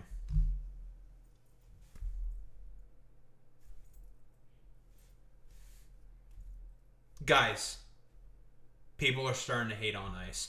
Hallelujah. I love the fact that people are hating on this brown shirt brigade that basically just wants to like go around and harass minorities. For what purpose exactly? Because Stephen Miller said like we need to depose like, I don't know, 100 million people or some shit. Or get the population of the US to about 100 million. Mostly white people. He wants a white ethno state. He's a Nazi. Okay, let's keep it $1.50. But latest YouGov poll coming out saying that, yeah, it turns out a lot of people really do not like ICE. 46% oppose ICE. 43% support ICE. Obviously, it's mostly white Republicans that are supporting ICE, of course, every single fucking time. Oh, whoa. People are supporting ICE. What's the race sort of breakdown on this as well? 39% white, 62% black people support ICE. Yeah, that's interesting. 58% Hispanic. That is interesting. But yeah, mostly what? Democrats really fucking hate this shit. Republicans like it in terms of ideology. It's not really surprising whatsoever. I'm surprised that... oh, this is support for abolishing ICE. I didn't read that properly. So, other way around. Yeah, it turns out people who are of a minority persuasion really do not like ICE. Even across income strata, it's relatively even. Everyone just fucking hates this institution. Which, honestly, good. You should hate ICE. They are a terrible, terrible institution. And, of course, mostly white people like ICE. Oh, shocker. I'm so shocked that that's the case. But, obviously, breakdown... Even, like, moderates, almost being 50%.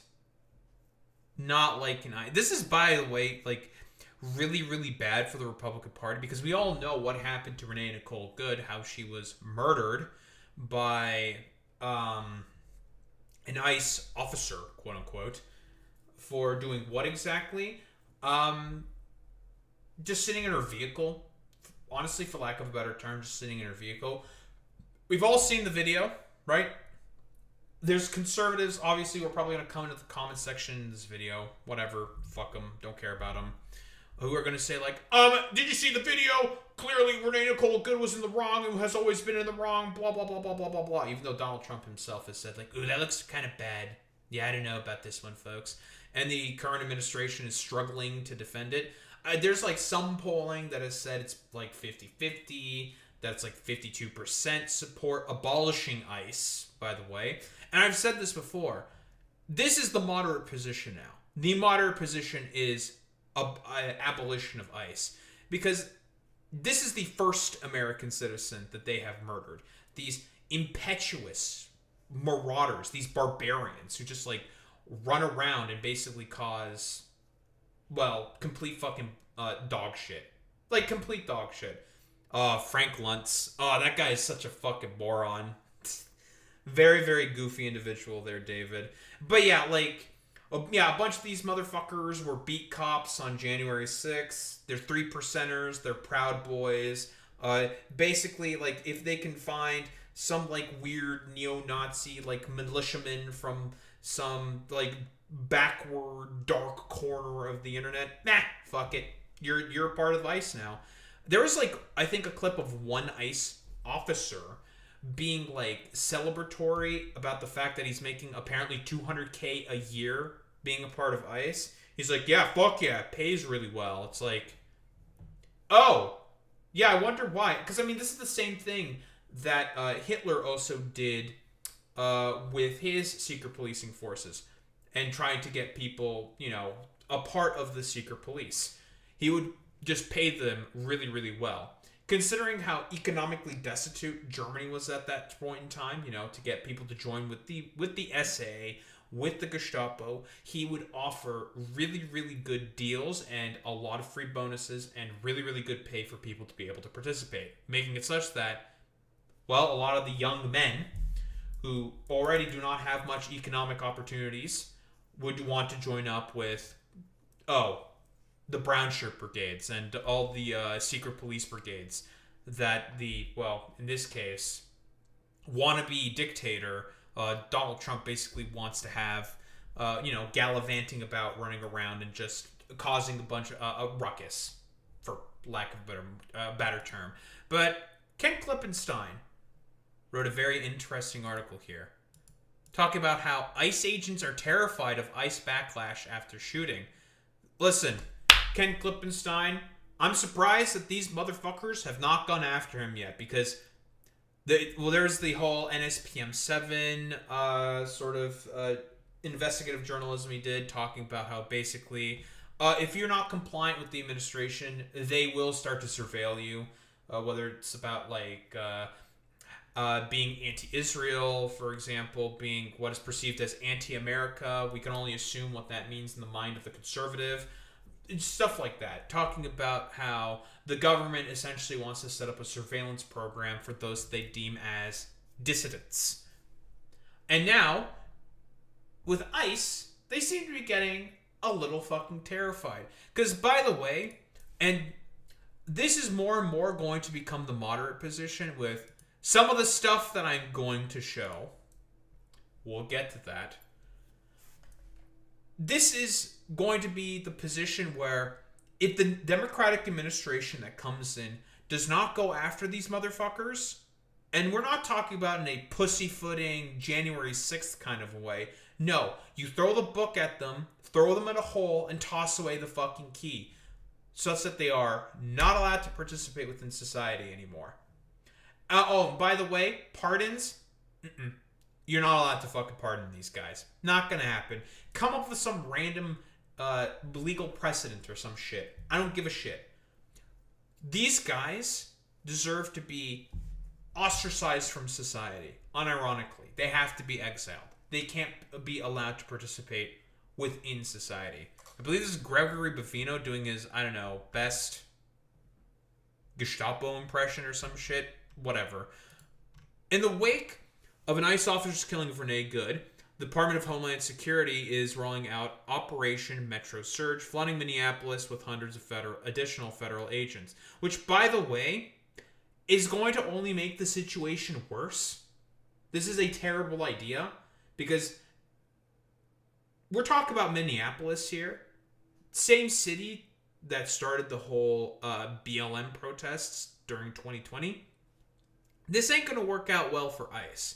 If they're already having a lot of trouble trying to occupy cities like Minneapolis, because there's a lot less of them and a lot more of the citizenry that's basically trying to just harangue and harass them, which is what you should do. Just harangue and harass these people. Fuck these people. These people are demons. They are all just brown shirts, roving marauders who just want to rape and fucking pillage. They're going to have trouble already being able to occupy Minneapolis of all cities, which isn't even the biggest sort of democratic city. Do you really think they're going to be able to pull this shit off in Los Angeles, New York? Especially considering who is in power in New York right now. I know that there's been a little bit of a rift between Zoran Mamdani and Donald Trump, mostly by Donald Trump, because Zoran Mamdani expressed his concerns and problems that he had with Renee Nicole Good, saying hey, Mr. President, what you did there was really fucking bad. This was bad. Maybe Zoran Mamdani trying to pull the Riz in order to try to help stop, ICE from just randomly murdering people. Donald Trump doesn't give a fuck about that. He's I kind of have a little bit of attention now with Zoran, because he said that what I'm doing with ICE is kind of bad. I didn't really like that all that much. He's probably not going to go after Zoran. Probably not. He's got too much main character energy. He likes him too much. So that's probably not going to happen. But why are you surprised by the fact that Zoran doesn't like what you're doing with ICE? He's consistently talked about How he doesn't like ICE. This is the same guy who also yelled at Tom Homan. Whatever. I digress. These guys are afraid, and they should be made afraid. Only to realize it doesn't have the confidence to match the bravado. While Homeland Secretary Kristi Noem and others in the administration preen about justifying last week's shooting and trumpet their war on domestic terrorism, you know, and his PM7 shit, DHS is privately divided and hesitant about the latest deployments.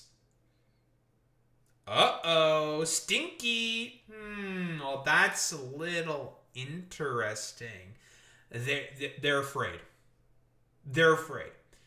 They know that their approval rating is plummeting. It is completely hitting the shitter. And nobody, generally speaking, likes the actions of ICE. I believe it is currently the most unpopular sort of... I was going to say administration. No. It's the most unpopular department currently in the United States of America. Because the approval rating, even amongst liberals, by the way, of ICE was fairly high. By the way, stupid, but whatever. Liberals. ICE was always meant to be essentially these roving bands of marauders to just go around and be like impetuous morons, and now they feel like they've been unleashed after being shackled by the cuck Biden. Stupid. Because there was like a documentary, I think by either CNN or Vice, where they talked with an ICE officer, and they were just like saying like, yeah, we don't like Joe Biden all that much because he just doesn't let us do immigration enforcement. He's not like letting us go out on the streets and like harass people. Like, what the fuck? And he didn't say those words exactly, but something along those lines. Like, this institution is inherently rotten. The only position is to abolish it. It is the moderate position. If you do not go after ICE and fucking destroy it, you're pretty much dead on arrival, I think, as a Democratic candidate. I would even advocate for people to not vote for the Democrats in fucking swing states if, at the very least, they do not talk about abolition of ICE. Because it is now the moderate position. And by the way, if ICE continues its actions pretty much unimpeded, like it is right now, it's only going to get more and more unpopular. There's always probably going to be like a 30% of the population, like 35% of the population that's always going to support ICE. Those are all the Trump supporters, Republicans, of course. But it's only going to get worse. The majority of the country will not support the actions of these marauders, these wannabe pillagers. According to documents leaked to me, not only is the department seeking volunteers, so they're just going to, I don't know, just find random dudes on the street to become ICE agents. Their training was already fucking terrible. It's only going to get worse. For the apparently unpopular mission, it is urging its agents to maintain a low profile and comply with the use of force policies. Be mindful of OPSEC and officer safety. Do not wear your uniform or any piece of your uniform while entering or exiting your hotel. You're supposed to wear you have to be clearly identifiable. This is fucking illegal, by the way, but whatever, as expected. These people are all demons within the Trump administration. If they could do anything that's illegal, they will. Do not display any border patrol or law enforcement insignia on your belongings. Do not divulge meeting, staging, or operation location. Do not divulge anything related to operations. Be mindful of what you post on social media. Turn off your location settings and set your page to private. Always employ situational awareness. You have to know that these guys are incredibly fucking afraid if they're starting to say shit like this to their officers. Jesus fucking Christ, dude. Genuinely insane. Friday, DHS sought volunteers to deploy in Minneapolis, in part due to opposition within the ranks, according to Border Patrol agents and other Homeland Security workers who have reached out to me. They are saying that Ken Klippenstein is doing God's work. Oh, 1000%, Boy Meets Minnie. They do constantly Nazi posts because, again, that's where they're mostly getting them from. Please begin canvassing your personnel for volunteers. A memo was sent by Border Patrol's Acting Assistant Chief Joshua Andrew Post on Friday. The memo outlines a request for 300 additional personnel, 200 Border Patrol agents, and 100 processing coordinators to be funneled into Operation Metro Surge by Sunday. We all know that DHS and the Trump administration has been funneling a ton of different agents from a ton of different departments to basically help bolster ICE, probably at the behest of Stephen Miller, so they can just like still randomly deport a bunch of people. Very, very cool. We love that. It's genuinely fucking insane, dude. A Border Patrol agent familiar with the discussion said the volunteer push reflects real unease in the ranks about the good shooting in Minneapolis and the related surge. We do have personnel, but some just don't want to go. Jesus Christ. Yeah, they're fucking terrified. They know they fucked up. Like, and that because they did fuck up. And they fucked up really, really bad. Good. These people should be in fear. They should be in fear of the sort of, I guess, quote unquote, coming storm. Woke to electric boogaloo that's going to come for these people, unironically, when the inevitable backlash happens. And we're going to get into the backlash as well, because it's woke 2 might be starting to rear its head relatively soon, which is going to be a disaster for the Republicans. Asked about the hunt for volunteers, DHS and Customs and Border Protection did not respond for any request. There might be some immature knuckleheads who think they are out there to try to capture Nicolas Maduro, but most field officers see a clear need for de-escalation. And that's from a high-level official. That's probably a veteran who's a veteran ICE officer. That's so fucking funny that this is being admitted to. This is from a high-level official. Oh, man. Guys, it turns out the rather impetuousness of the Trump administration, mostly of Stephen Miller, is making it such that, everyone's now pretty much primed to fucking hate ICE. Which they should have been hated forever ago, but whatever, we're here now. There's a genuine fear that indeed ICE's heavy-handedness and the rhetoric from Washington is creating a condition where the officers' lives are in danger rather than the other way around. Should we really be fucking surprised by this? Yeah, they're just afraid. They're terrified now. They're just like, oh fuck, shit. We might have really fucked up. Because we all know why the rhetoric and the ratcheting up of the sort of heat is being done by Trump and his officials within his administration. The reason why they're doing this is because they're all hunkered up in military bases at the behest of taxpayer fucking dollars, nice and cozy in those military bases in those secure locations, so they know, we'll probably be fine. All the masses who definitely want our heads, and they definitely want their fucking heads, we'll be probably okay. Within hours of the shooting, Noam held a press conference declaring Renee Good had carried out an act of domestic terrorism where she attempted to run over a law enforcement officer, which is just a lie.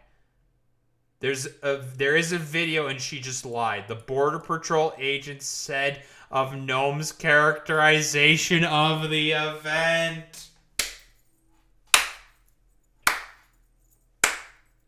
Oh my fucking god. The ICE agents are saying that she's a fucking liar. Oh no. You have to be fucking kidding me, dude. Oh man, dude, they're terrified. They're so scared, man. And they should be scared. If you're an ICE agent, you should be fucking afraid of being able to participate within society because of the fact that you just decided to run around, harass a bunch of people for literally no reason, and just racially profile people because the Supreme Court said you could, and just started arresting and trying to deport people out of the country for literally no fucking reason. I can only assume that the testimony just makes it look even fucking worse.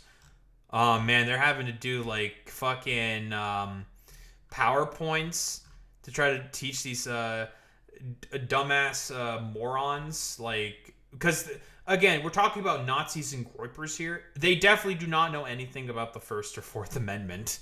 They don't care about that, because like a lot of these people are like soy down fucking losers who just like yell cop lines they heard in fucking movies. It's insane to me. Like, Gregory Bavino circulated a legal refresher. I wonder why he had to do that. Oh, because someone shot someone in the fucking face. And people are really fucking pissed about it. And it's much, much worse. So now they're having to get random fucking volunteers off of the street in order to do this? That's so fucking funny to me, dude. This is a complete disaster for them. But there's some reasons for as to why people really fucking hate ICE. This is a lady who was delivering DoorDash, was a Hispanic lady, who delivered DoorDash to this lady here, and ICE just started randomly fucking showing up, trying to capture her. Unironically, just fucking trying to kidnap her. This video is fucking crazy, dude. That's fine, but I don't want to open the door if they don't have a warrant. Because this was my DoorDash lady. I don't even know the lady. So she's having a conflicting sort of issue here.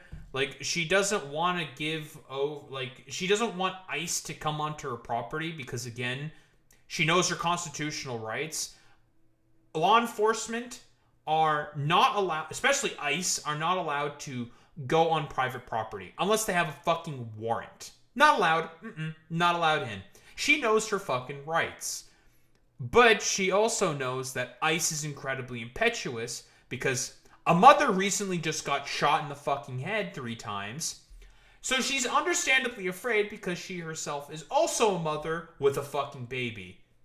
Yeah. She just ran my house. Alright. I have a baby here. Like, I really don't know what to do. Oh, and the DoorDash, like,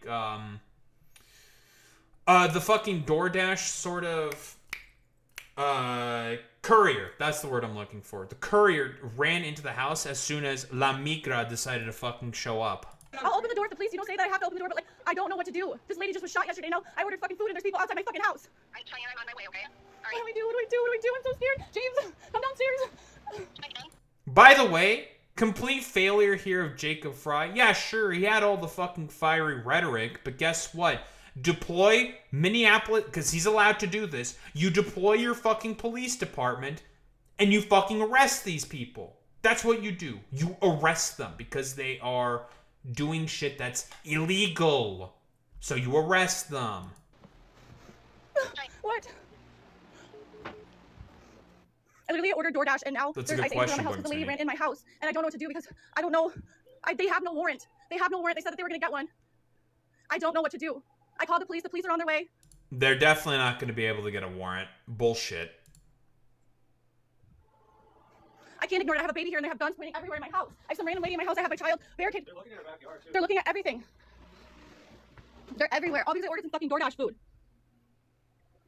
I don't know what to do. I'm gonna have a fucking hard time. This is the lady's life. By the way, like, literally this this possible like illegal migrant, we have no fucking idea, is just trying to do her job and participate within the economy. And guess what? These fucking freaks decide to just show up to try to fucking arrest her because we have a Hispanic, must be an illegal because Hispanic, so therefore we gotta get her, boys, we gotta get them. That's how these people unironically think. License plate. They already took someone out of her car. I called the police. The police are on their way. I asked for a warrant. I just fucking ordered some fucking food and then some lady ran in my house. The DoorDash lady ran in her house. Yeah, because she's probably terrified. This dude just has his hand on his gun, just fucking chilling. Of course. I don't want them to come in my house. Oh, by the way, ICE has been getting more aggressive and just randomly brandishing their weapons more and more so. Again, these people are impetuous, they are barely trained, and are all violent, fascistic little fucking freaks. So if they can just, again, randomly pop off some shots, they'll fucking do it. They don't give a shit. These people are not properly trained in police protocol. As much as conservatives like to fucking bitch, moan, morally fucking preen and complain constantly about Renee Nicole Good, who did nothing wrong, and the only people who did any wrong were the fucking ICE officers. You can cope and fucking seethe about it. I could give less of a flying fuck, conservatives. all of you should fucking eat shit, conservatives. Or conservatives, rather. Like, how do you deal with these people? You can't deal with these people properly. You can't treat them properly. These people are just demons. Oh my god. I own this property. Yep, they're not allowed on. If the owner says, fuck off. And by the way, this is a failure of Jacob Fry. You use Minneapolis police to arrest these people. You arrest them. Because what they're doing is now trespassing. They said they're going to get a warrant to come in here because we ordered some DoorDash and some lady ran in our house. So now we don't know what to do. I don't think the police are going to do anything. Because fuck off. I'm just waiting for the warrant. I don't know what to do, man. This is scary. Can I just get a warrant? I just want a warrant, man. I got my child in here. This shit happened yesterday and By the way, you should not open your door. Do not let them in. Because once they get in, they can just do whatever at that point, right? You do not let them in. You keep saying, like, you got a warrant? You got a warrant? Because 9 times out of 10, they don't have a fucking warrant. Do you have your ID? Oh, yeah, they will kill kids. They love killing ID kids. on her? I mean, listen, this video right here. 17-year-old Target worker at his fucking job. Said he was a U.S. citizen. After confirming he was, they just fucking dumped him. This is ICE, people. They are impetuous. They don't give a flying fuck. They'll go after children as well. Hold on. Okay, if I put your hand up, take your fucking hand. Stop. Okay, if I open the door, one, you're not coming in my house. I will give you her. This is her ID. She's a U.S. citizen. They ran her place. This is my fucking DoorDash. The fact that you guys are torn. I'm Native American. My fucking family already died for y'all to work here. Huh? Why Abraham motherfucking Lincoln? 38 plus 2. So the fact that y'all are in a Native American's fucking house is pissing me the fuck off. I will open this fucking door, but I have the fucking decency to open this door since you guys are pointing fucking guns at me. I will fucking open it, but you guys are not coming in my house. You guys will not shoot anybody. You did yesterday. And you had your hand on your gun this whole time you've been here, You dude. had your hand on your gun the entire time. We have it all right here. You're fucking lying. Get off my yard and I will open the door to let her out.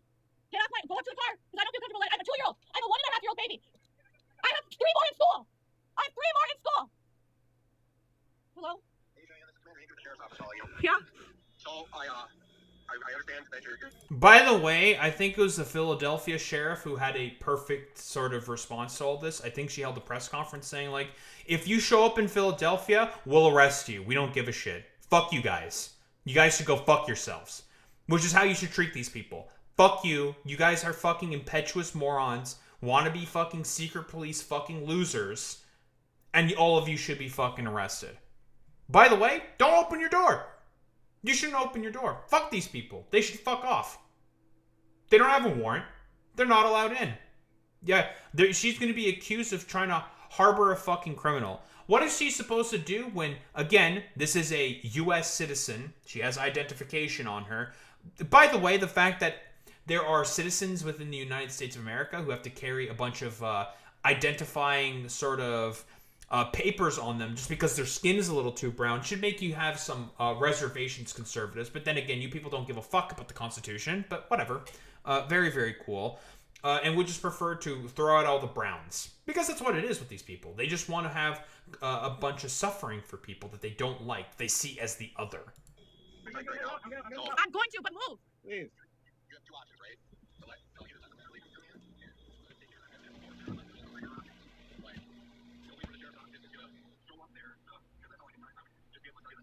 Okay, but what do I do? Just English charges. You need to come with me. Come on. I have family. I'm sorry. You need to come with me, ma'am. There's nothing we can do. Come on. There's nothing we can do. Come on, just come on. Ma'am, I'm so sorry. I don't want to do this. Come on, come on. Oh God. I don't know what to do. Yeah, because by the way, she knows. She knows. That's La Migra right there. She knows she's going to be taken away. And what did she do exactly? Oh, be a DoorDash courier. That's her fucking crime, by the way. Being a fucking courier, delivering some fucking food, trying to participate within the economy. Again, I would like to know, conservatives, she's a U.S. fucking citizen. Just because she can't speak a little English, because she probably doesn't have to, or whatever, who the fuck cares? I don't think you need to know how to speak English in order to do your fucking DoorDash courier fucking job. Stupid. Just because she was trying to participate and do her job, do some fucking work, she should now be fucking arrested and deported, detained and deported? Very, very cool. You know, this just violate the 4th Amendment for no reason. What the fuck do I do, man? I need you to come up. I can't. Don't. No guns. No guns. Anybody. No shooting anybody. Okay. No guns. No guns. No nothing.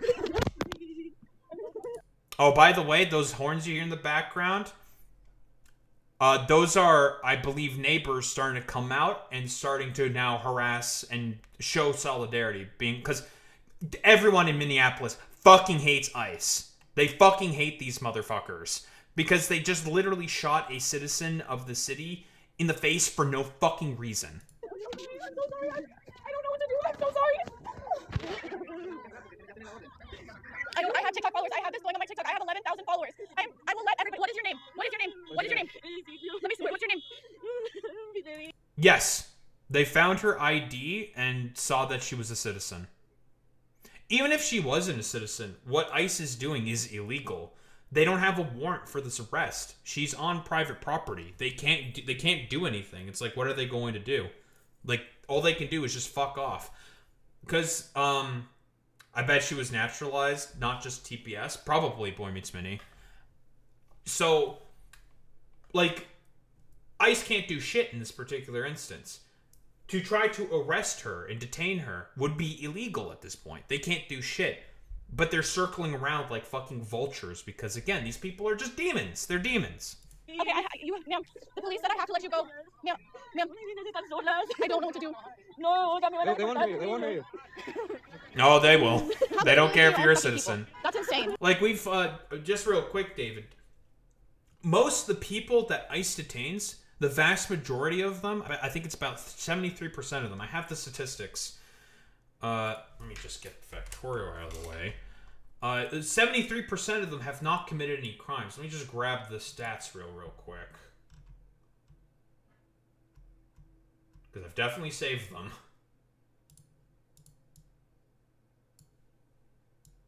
Just have to remember where I saved them.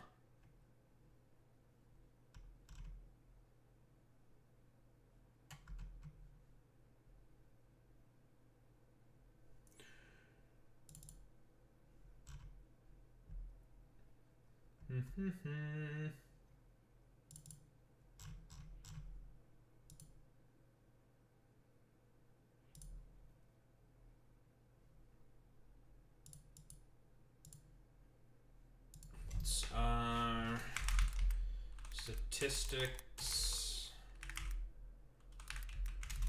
on who ICE arrests.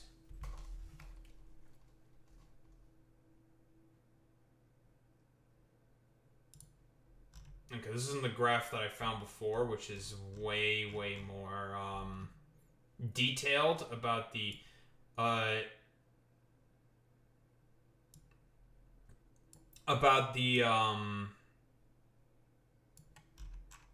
breakdown of the people who committed crimes, but here.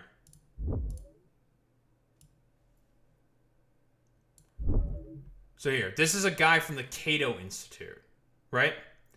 The vast majority of the people who are getting detained by ICE are have no pending charges or no criminal convictions whatsoever. The vast majority, about 70+%, 73%. And the breakdown in all of this, there was another chart that I found before where the breakdown of this said that it was about 5% of them have immigration crimes on them. That 5% of them are illegal migrants, which is the jurisdiction of ICE. Most of the people that they're grabbing are not criminals and are more than likely just going to be citizens or have or are permanent fucking residents. What they are doing, it's so blatantly illegal and obvious, and people are just getting sick and tired of it. I don't fucking care. Y'all didn't have no fucking warrant. Just give her some time. Just give her some fucking time. Y'all just shot someone in Minnesota. I ordered DoorDash. I fucking DoorDash. Are you fucking kidding me? I'm Native American. Get the fuck off my yard until she comes that way. You don't even have a fucking warrant. But I'm not gonna go to fucking jail because y'all pieces of shit ain't got nothing better to do because your wife's don't want to suck your fucking los niños, las 5 solas, no. Tengo los niños. No, eso es mentira, ustedes lo separan de las familias. Tengo mis 2 niñas solas. They already took her kid. I don't know what to do. I have a baby. They were literally telling me that if I don't, the cops are even telling me that if I don't open the door, they'll literally charge me with harboring. I don't know what to do. Come here, man. Yep, they'll try to. They will, even though again, this woman has, as far as we can tell, no criminal convictions, none whatsoever, and is a U.S. citizen. This is nonsense. But they'll do it anyways because they're liars. They're just a bunch of liars. Ma'am. Come here. I ordered DoorDash. This lady ran into my house. They don't have a warrant, but they told me I was going to be charged with harboring. They're going to break down my door. They were going to break down my door. I already did. The police told me to give them. This is now her saying to the neighbors what's going on now because they're starting to come out because, again, they really fucking hate ICE. The police are saying we can't keep her. In here. She's from Minnesota. She has a Minnesota license. How are you guys going to police? You guys are police. You're literally talking to her in Spanish. I hope they turn on you. It's like Minnesotan license. That's identification. Only way you can get that is from the DMV. You have to be a citizen in order to be able to get a Minnesotan sort of license. That's the only way. I'm not sure how a court isn't putting a stop to them picking up randos. It's because the Supreme Court, David, basically said that ICE has the ability, if they see someone who's looking a little too brown, dressing too Hispanically, and is speaking Spanish, ICE can just go up and detain them, which is a clear violation of the Fourth Amendment. Because again, within the Constitution, it stipulates, I believe this is the 14th Amendment, which stipulates that anyone who has their feet on the soil of the United States has the exact same constitutional protections. And it mentions people specifically. Not citizens, not residents, people, which means illegal migrants also have the same constitutional protections that the United States affords. And there's a fairly obvious reason for why that's the case. It was to account for African American slaves. That's why. Take your family, because that's what you're doing to people. You're separating families. They took her kid. I don't know what to do. My baby's inside. I did call the police. The police told me that. They told us that we have to open the door. We have 2 options. Get charged with harboring or fucking release her. By the way, massive failure there by Jacob Fry. But then again, his rhetoric was always all bluster to begin with. 1,000%. Because you send the police to arrest these people. At this point, what ICE is doing, they're trespassing on private property. They don't have a warrant. They're not allowed to be there. What they are doing is a crime. The woman has, what? The woman has a, Minnesota license. How do you get a Minnesota license? Minnesota DMV. You have to be a citizen to get a Minnesota license. To be able to drive a car. So she's a citizen. They can't do shit. It's crazy. The police should be on their way, but I don't know why do you guys have a search warrant? Where is it? Where's the paper? Show me federal Where's the paper? Where's the warrant, guys? Fucking warrant. First off. They're getting more confident now. Yes, you have permission to be on our yard. No, I don't give ICE permission to be on my fucking yard. This is our property. I own this property. I own this property. I told you guys multiple times, if you don't have a warrant, you're not able to access in my house. I took law course, I know. I'm not fucking stupid. Good, she's terrified. You're gonna reassure her. Yeah, like, what you're saying, David, you're not 100%, like, it makes sense why you may be questioning this. Yeah, the NSA was able to spy on non-citizens because they weren't citizens. Citizens were supposed to be covered under the Fourth Amendment. But here's the thing, like, if you have people who have rather sort of tenuous outlooks on what the law looks like, as in they don't give a shit about the law and prefer to just lie, because again, the Trump administration has been consistently lying. Consistently. A lot of their court cases that they've been bringing forth in terms of a lot of their ICE immigration enforcement attempts have all failed in court. Not all, but the vast majority have failed within court. What they are doing is, it's wholeheartedly illegal. But the strategy is basically, what if we just flood the zone? Similar to their propaganda techniques. They're going to try to throw so much shit at the wall that eventually something is going to stick. Something will stick eventually. And the reason why they can do this is because the Supreme Court ruled that ICE can just racially profile people. It's a video that I've covered on my channel.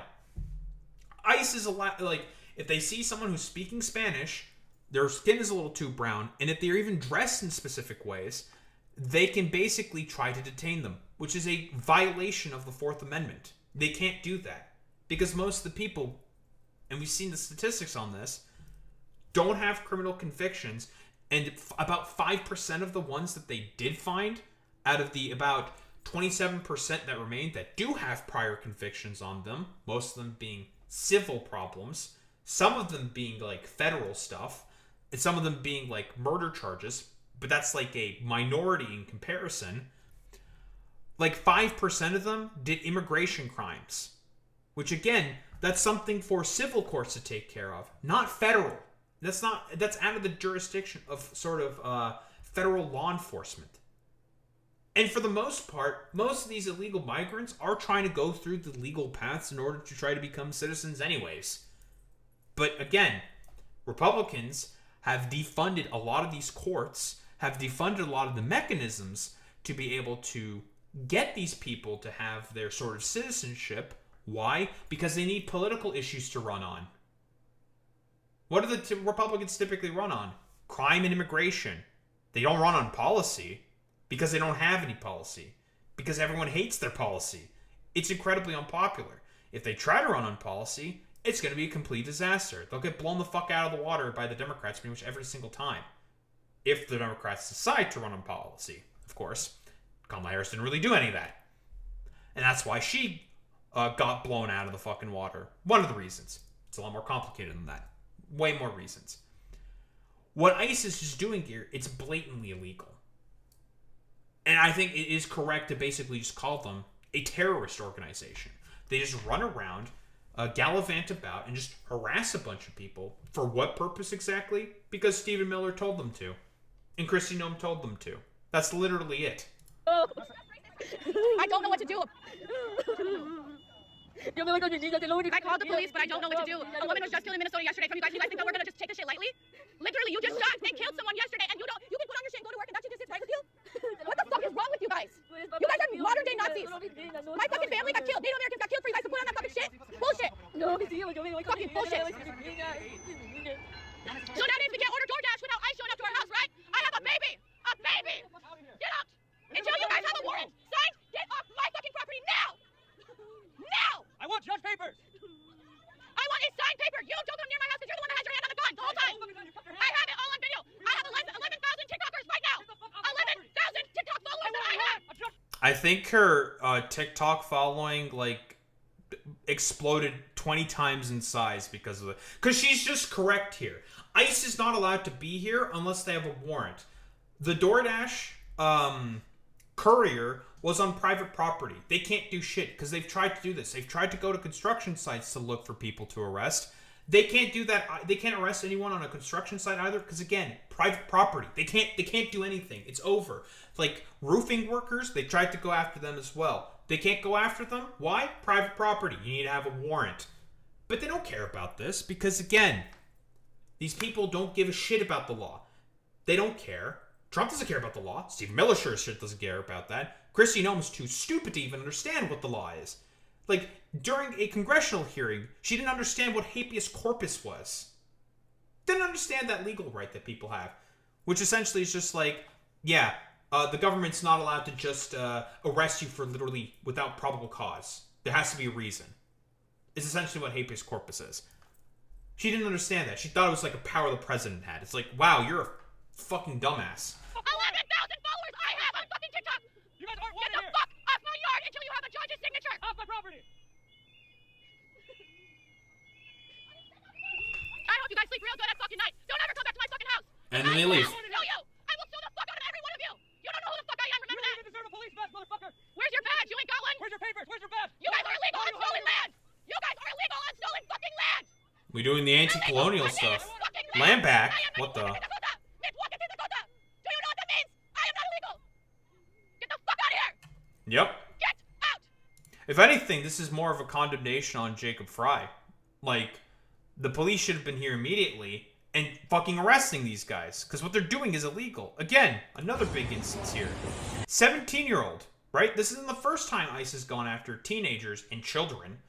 Bro is at his job, just working. They just come in on private property and arrest him.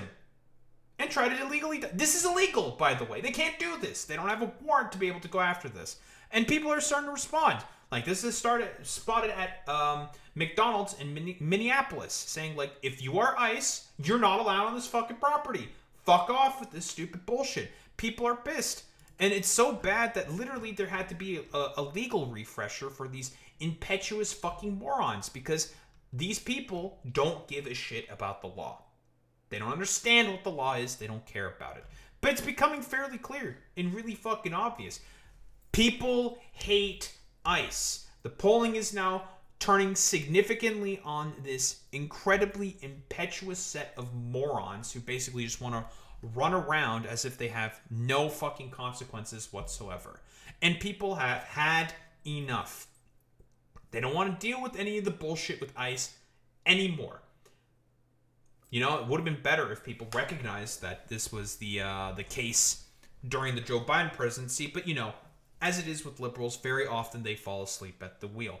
And now, guess what, Democrats? Polling's in, buddy. This is now the moderate position. This is a popular fucking position, Democrats. Chuck Schumer, Hakeem Jeffries. It's time to start advocating for the abolition of ICE. Not funding cuts. None of that fucking bullshit. Gone. The people want them gone. It's over. Done. They basically bit off way more than they can chew with the murder of Renee Nicole Good. And the general sort of popularity of the Trump administration is only looking significantly worse. Like, this was a massive fuck up for them. And now people within ICE are starting to recognize, like, people don't want to do any work anymore because they know that they goofed up massively here. Massively here. This was a disaster for them. And Kristi Noem and the whole administration, the apparatchiks who are all living comfortably in their military bases at the dime of the taxpayer dollar, will only continue to vice signal and to be rah, rah, rah ICE until the day that they die, because they know they can do it behind the nice, safe, barricaded walls of a military base. It's going to be very interesting to see what those guys are going to do once they're out in 4 years. Ho, ho, ho. They're not going to be able to live a day in their lives without someone haranguing and harassing them, saying, like, you guys are fucking demons and led to the downfall of the United States of America. You people are the worst. And guess what? God bless them. God bless them. Talk shit. Use free speech. It's your God-given right. Yeah, deport ICE. Get rid of all these, like, MAGA chuds who are defending a murder. And the people have spoken. And they now are in support of abolishing ICE. Don't think there's really much else to say besides fuck ICE. Get rid of that institution. It's time for it to go. Yeah, they can build Western civilization in the mostly third world shithole that is Russia. They can have fun with that. Have fun in Russia. Have fun in a place where there is barely running water in most of the country.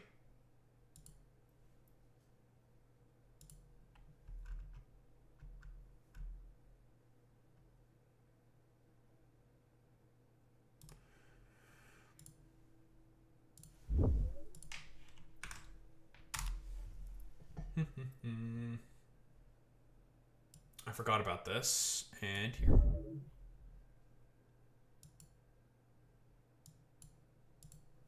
Alright. Let's get started with this stuff. Is woke starting to make the comeback, like I've been saying? Perhaps. Perhaps. I do think, like, this is kind of inevitable that Woke 2 Electric Boogaloo was about to start its emergence. And it's the same thing that happened during 2017, where everyone just got way more woke, I guess in, like, a liberal sense. Not in, like, an actual, like, more lefty sort of sense. Although it eventually led them to adopting more leftist positions. Yada, yada, yada, whatever.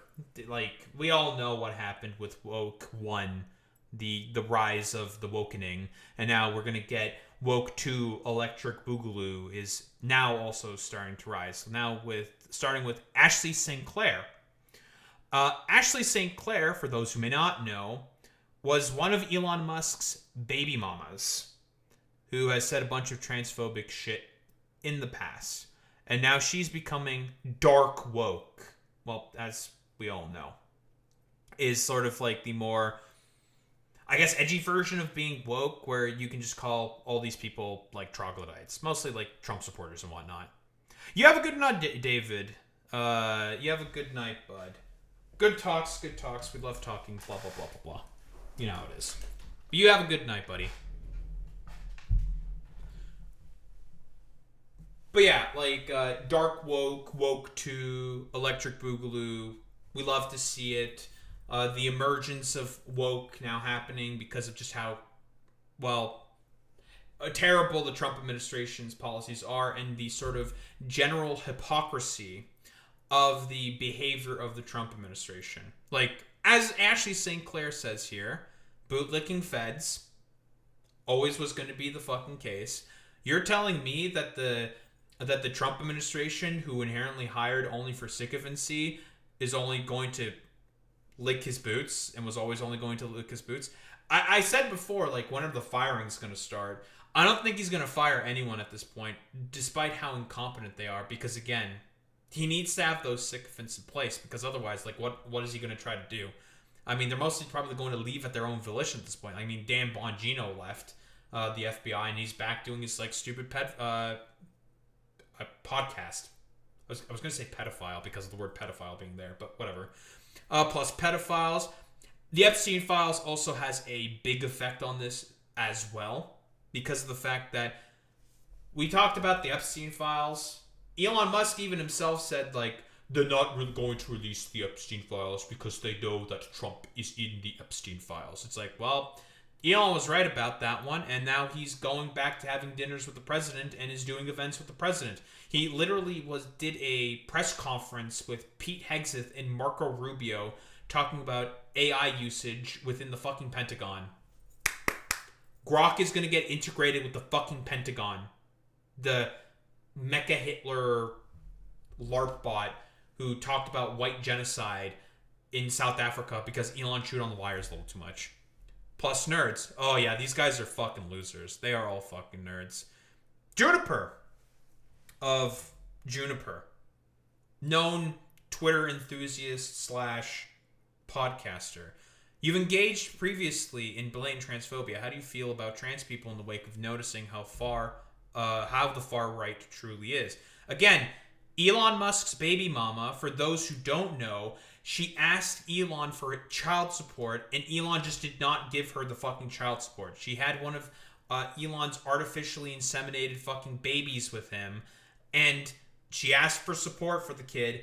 Elon didn't give her any of the support that's legally required for him to do as such. Very, very fucking funny. I wonder if that's also a significant reason for as to why she's now going dark woke. I'm inclined to think yes. I feel immense guilt for my role, and even more guilt that things I have said in the past may have caused my son's sister more pain. That's in reference to Vivian. I don't really know how to make amends for many of these things, but I have been trying incredibly hard privately to learn, plus advocate for those within the trans community that I've hurt. I also haven't said much on this because I've gone back and forth over whether my voice would be helpful on the issue, since it will be framed as disingenuous or just turning because I'm scorned. She's not wrong there, right? And it's very mature for her to recognize that some people are just not going to be willing to apologize. It is what it is, dude. Given some of the rhetoric that she's had in the past of transphobia, I'm not 100% certain what the rhetoric was. I haven't really looked into it. I'm assuming she used to be Elon Musk's baby mama. It's probably like, and she's always like been like a far right weirdo at certain points. It was probably bad, and she said a bunch of stupid fuck shit. We can only assume, we can take guesses, whatever. Not 100% necessary to take a hard look into all of this. It's understandable that she is recognizing, like, listen, I'm going to apologize now. What I did was bad. What I did was wrong. And I recognize my role in all of this. And I'm not expecting everyone to apologize. That is very fucking mature. Because if she was actually, like, seeking to try to reflect, I do think this is probably genuine. Because a lot of people have done this before where they will basically say, like, oh, I already said sorry. Like, what happened? Like, why do some trans people so fucking hate me? And they just end up going back to the right anyways, making themselves look like grifters, right? And I think this is probably the line right here, which I think convinces me the most that she is more than likely being genuine with her apology. She has said in the past before all that transphobic shit, she acknowledges that she's probably not going to receive apologies from everybody and recognizes that, saying, like, listen, I understand. Not everyone's going to forgive me. I've done genuine damage. I'm learning and I'm reflecting. Because most people, if they were being grifters about this, would be like, I literally already apologized. I did my long apology thing to one of the most, prominent trans people online. Why aren't you fucking forgiving me? I already said sorry. I've done my penance. It's just like, well, they just don't want to forgive you. That's just how it is, man. Like, people are people. Some are going to be more vindictive than others. It is what it is. But she's recognizing, like, I'm not going to, like, I know that I'm just not going to get the apologies from everyone. I just can't. Even this reply will become right-wing hysteria, but yeah, I am sorry. Let me know how I can help. This is how I know. Like, I think she's being genuine when she says this. I remember that she used to have her blue check. I guess Elon took that away again. Or maybe not or something. But okay. And a lot of people seem to be like, well, I mean, this is a good thing. It's good that you're starting to reassess. Good. You know. Generally speaking, most people seem to be positive. And again, Ashley St. Clair also saying, in an effort to make amends, plus in best interest of all parties, my name will be removed as author of Elephants Are Not Birds effective immediately. I guess this is, she did a fucking, let me guess, children's book, transphobic children's book, probably talking about how trans people or trans youth can't be fucking trans inherently because they're youths or whatever. Yeah, we can only assume. Dark woke, man. Dark woke. We have this Republican, I think, congressional candidate, right? Far right fucking freak. Dark woke, baby. Woke to electric boogaloo. It's going to be a lot more fucking edgy than it was back during 2017 and 2018, where people are just going to start calling into, well, Republican candidates and saying, like, wow, you people are fucking demons and should eat shit. Why don't we take a look? Hey, Austin, your social media post about you being happy they domed that woman and calling other people retards isn't very professional. He defended the murder of Renee Nicole Good. Great. You can fucking complain about the fact that this is Democrats. Like, dude, you're defending a blatant murder. Why? Because, I don't know, you want to fucking vice signal to the president and get his support in your congressional run. Demon. How about you go ahead and dome yourself? Find an ICE agent, put the gun in your mouth, and pull the trigger. And make the world a better place. And what's funny is you're able to shoot yourself in the head and your neck and your fucking shoulder at the same time because you don't have a neck. You look like an inbred subhuman piece of garbage. And you just need to kill yourself. Have a good one. Jesus. Holy shit, dude. Aggressive. I like the aggression. Yeah, this is that's some Connery pants level shit, dude. Oh, man. I need to pull up some Connery pants fucking tweets. Oh, that's a great point, Boy Meets Smitty. Holy shit. How could I forget about the GOAT, Connor Eats Pants? If we want to talk about someone who's haranguing the Vice President of the United States of America, calling him like an basically a fucking inbred fucking piece of shit, complete pile of garbage, Connor Eats fucking Pants has been going crazy on the fucking timeline against JD Vance. Basically calling him like, well, a subhuman pile of garbage. Let me get those real quick.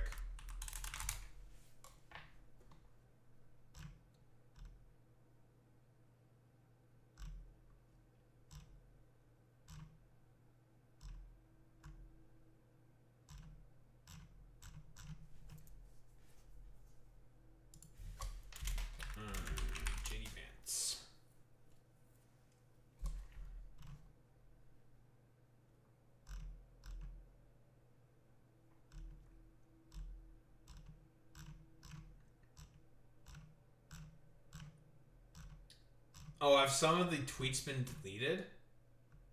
No, here we go.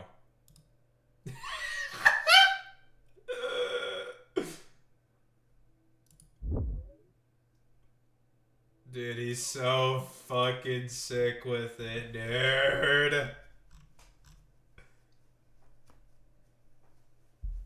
Him being a crack baby. That man Connor said, it's on fucking site.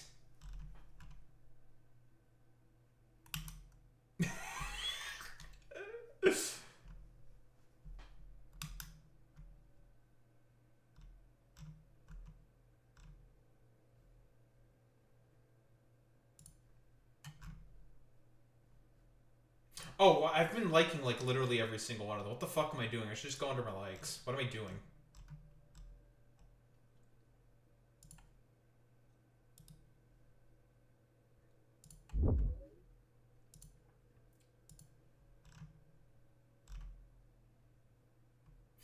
Oh yeah. I have to bring up this Tim Pool one because it's really funny as well.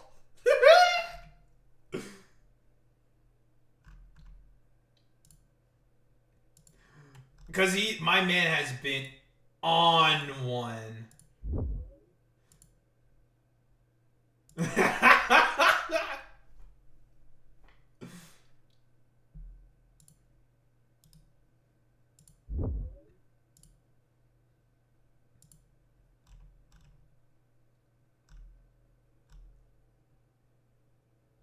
How did I like this?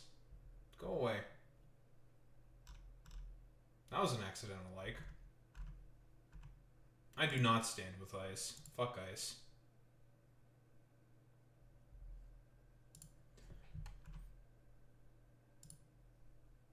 So okay, so we have to really start with the OG, I suppose, of the Connor Eats Pants crusade against JD Vance. I think this was like JD Vance basically justifying the murder of Renee Nicole Good. Again, Demon, obviously. We saw the press conference that not Connor, but that JD Vance did specifically about that. And I think, like, oh my god, I think JD Vance has been, might have been deleting some of his tweets. No, he's not been. Not yet. But talking about how he's a fucking crack baby, about how he's a neglected fucking loser, saying he should do some ketamine instead.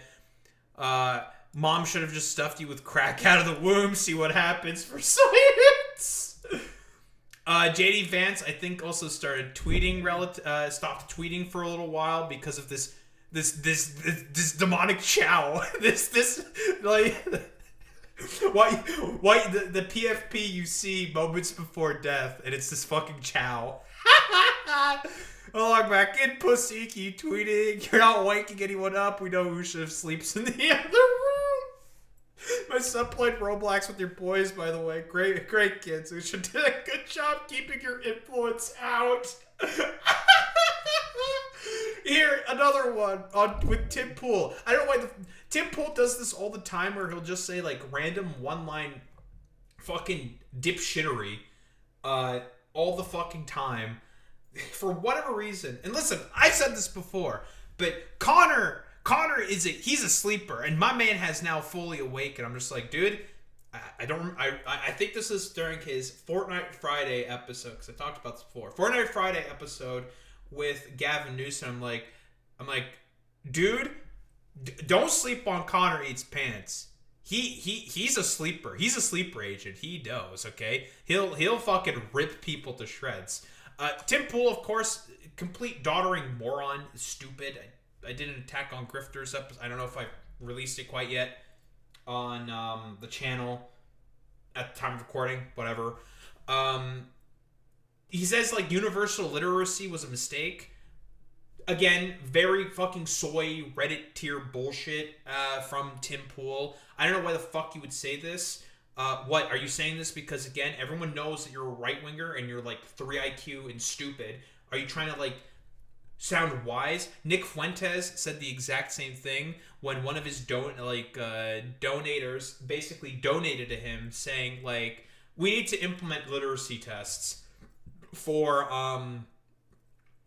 people to be able to participate within elections. And Nick Fuentes was shutting that shit down instantaneously, saying like, no, that's a really fucking bad idea, because Nick Fuentes, unlike Tim Pool, is not as fucking stupid as him. He recognizes that if we were to implement literacy tests to be able to participate within elections, the Republican Party would lose power. It's just like, oh, please do. Please implement literacy tests so that all these conservatives filter themselves out and are not able to participate within democracy. Please do this. I think that's actually a great idea. Random dumb fuck griper. Yeah, guy who can't read. Yeah, Tim Pool is not capable of reading. And another instance where, like, I don't know, JD Vance was talking about some stupid bullshit about the minimum wage. He doesn't care about raising the minimum wage. He could give less of a flying fuck about that. Here's this man saying, like, what is his name? Who did you speak to, JD? I want to talk to him on my Fortnite Friday show. Kill yourself. Just kidding. Jesus. Oh my God. Connor, you're gonna get the Secret Service on you. You need to relax. Relax. Yeah, dude basically said, now. And lower tier God started... The spirit of lower tier God started to appear behind JD Vance. And was his power was like coalesce within Connor Eats Pants. And the spirit of it is like behind JD Vance with like the scythe ready to go for his neck. Isn't it fucking crazy? Dark woke is here. There's no escape for it, conservatives. And this Chow will be the main arbiter of dark woke, and everyone will succumb to dark woke. Hello, this is Cam Keebler, 919-538-0149. I'd like to ask Mr. Ayers a question. Why are you calling North Carolina residents retards? Seems a pretty poor tax for someone trying to run and represent the people, you piece of shit. Go fuck yourself. Wait, that seems like a pretty good criticism of you, Mr. Ayers. Why would you call Carolina residents, quote-unquote, retards if you're trying to appeal to them in order to be able to get into... Well, that seems like a little counterintuitive. That seems a little counterproductive. But then again, Republican. Fucking stupid. I lost joy in celebrating the murder of a U.S. citizen by ICE agents. Even if... More of this, please. I don't care which video show she doesn't, and I don't care what your AI-generated bullshit you share on social media says. It's bullshit. But celebrating the death of the mother, you are disgusting. Right? I bet you call yourself a Christian. You're not. You're a piece of shit. I hope you rot in hell, you fat fuck. Grow a fucking neck while you're at it.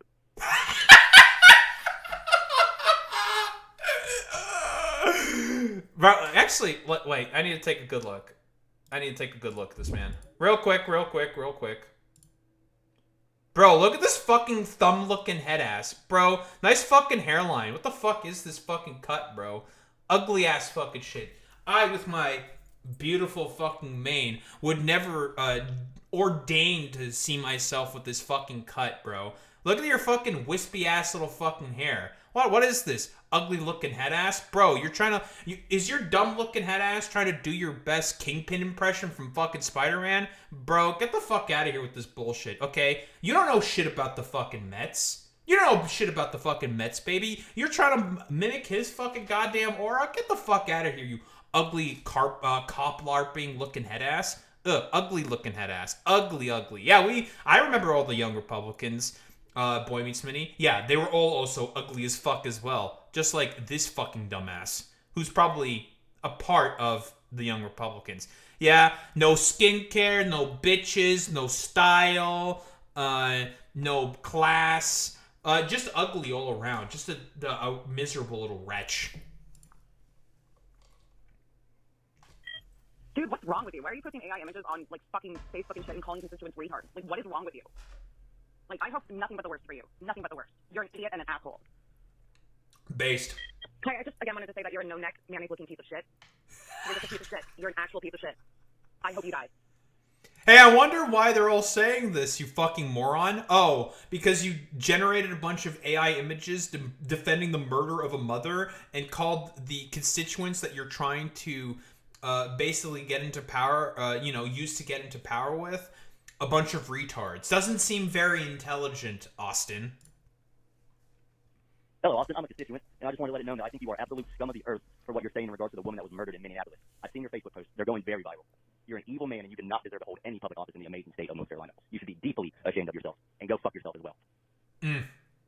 Dark Woke is here. Hey, Austin, you're a retard. Hey, Austin, just wondering what kind of libertarian gets his shriveled little dick hard when they see cops murder people. You actual faggot. You sound like a bitch.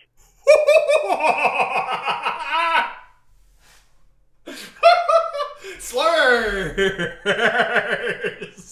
Oh my god! Holy shit, dude. Yeah, we doing slurs now. Holy shit, man. People are fucking bad at these people. Listen, Dark Woke, okay? Dark Woke. Hello there, Austin. I'm a constituent within your district. I'm a registered Republican voter. I might add, I voted for Trump in both of these elections, and I am deeply, deeply bothered by your comments on Facebook. And I'm ashamed to call myself a Republican alongside you and this madman running our country. You and him and his entire MAGA cult are evil and should be ashamed to call yourselves Americans and fellow Republicans. Damn. Hey, you fucking pussy. You put on Facebook a picture of an AI-generated article of fucking Renee Nicole Good running over that man when she did no such thing. You piece of shit scum. Go to fucking hell. How does it feel being a little cultist piggy, huh? Big old fatty. You should go to hell. Fuck yourself. I don't know. Apparently this guy's claiming that they're all fucking Democrats. A bunch of them said they were registered fucking Republicans. And by the way, this is the thing consistently that happens with the Republicans all the fucking time. They will always incredulously go back to, oh, woe is me. You need to be able to tolerate my fucking intolerance. Paradox of intolerance. How dare you be so anti-fucking woke? You guys are the woke ones. You're supposed to be tolerant of my fucking bullshit. No. That's not how this fucking works. Again, you are now facing some consequences for the fact that you decided to call constituents within your district retards and posted AI-generated fucking memes and articles about Renee Nicole Good running over that fucking murderer, Jonathan Ross. A lie, by the way. Complete fucking lie. And you're like shocked Pikachu facing that you're getting some fucking rather mean phone calls about it? Fuck you. Go fuck yourself. Again, this Wall Street Apes fucking dumbass doing the exact same behavior that I've been mentioning before. All of these fucking Republicans, they will be as anti-woke as possible, as non-woke as literally possible. But again, when people are clearly very pissed about dumbasses who are celebrating a bunch of murderers, impetuous marauders, who decide to be roving bands of wannabe pillagers and fucking rapists. Oh, all of a sudden you want to be like, I can't believe this liberal would go after this disabled woman who's using a breathing tube. You want to know what RFK Jr. would think of this woman? That she is lesser inherently because she has a breathing tube. That's the Republican Party, by the way. That this woman should suffer, eat shit, and fucking die because of the fact that she has to breathe through her tube for whatever fucking reason exactly. Who really knows? Could be something wrong with her lungs. Could be a breathing problem. Cancer. Whatever. What have you. Could be anything, right? Who knows? We can come up with literally any reasoning. But now you want to do the whole sort of like wokey fucking talking point when you yourself have, if I were to make a bet and take a quick look through your profile, have done the most anti-woke degenerate fucking bullshit constantly. Nah, fuck that. That one was coming from a mile away. Nah, fuck that. You don't deserve any of that grace. Go fuck yourself. Go fuck yourself. Genuinely. I hate this shit from conservatives all the time. They will constantly be like, oh, woe is me. I can't believe that the Whippoorwills are being so anti-woke and aggressive against little old me. Nah. Fuck that. You're doing all the stupid anti-woke bullshit. You deserve it. Go fuck yourself, you stupid moron. Copyrighted music. Very cool. Yeah, and the dude cuts the fucking wire. Damn. I wonder why people might be particularly pissed with people who are defending ICE. Couldn't possibly think of anything. And here, 4 MAGA posts. I believe this is something that you showed me, Boy Meets Mini. Dan fucking Blazarian, who is, basically his whole thing is that he's, like an anti-Semite, I think now. Basically, he's just an anti-Semite. His whole thing. He used to be like, what? Millionaire, playboy guy. Always was like, surrounded by massive womanizers, surrounded by like fucking models, and kind of that was like Dan Bilzerian's thing. I have no idea what he does now. Like go around on podcasts or something. Who the fuck knows? Even he's saying that what the ICE officer did was just wholeheartedly unjustified. Dan Bilzerian, very very cool. Another random fucking Republican grew up conditioned to mock the loony libs. A habit formed in the early Rush Limbaugh years, of course. I no longer feel the urge. Those libs are now fighting for America's core principles, while the people who taught me to sneer at them have abandoned principles altogether. Growth? Learning? From what I assume to be a Florida man of all people? I'm making the assumption based off the alligator. A Florida man is now learning this. Crazy. Before I got on Twitter, I couldn't stand wokeness or most liberal yapping on social media. I figured this would be the place to find more reasonable people and opinions.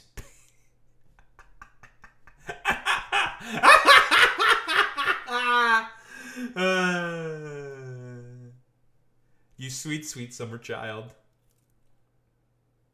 And this is also a direct rebuking of, by the way, the fact that conservative-owned platforms are going to be liked by conservatives. No, they don't. The only reason why conservatives like participating in social media is to get quote-unquote dunks on fucking liberals. That's literally it. Without any liberals on those platforms, they just like mill about miserably, talking about how much of a shithole the platform is. Consistently. Because these people are all miserable weirdos. Instead, it basically showed me wokeness is the lesser evil. Still retarded, still a lot of it pointless and weird, still often makes itself feel unserious, but it's way less evil, dehumanizing, empathyless, don't know if that's a word, but whatever, and disgusting than what I keep seeing from the right. Also less deliberate fake news. Still too much. Less hostile engagement bait, fewer fantasies of performative cruelty, less ego. I thought Twitter would push me more right-wing. It did the opposite. It made me more liberal. Also, Democrats didn't really campaign on many woke. Listen, there's so many problems to deconstruct this post alone. Who really cares?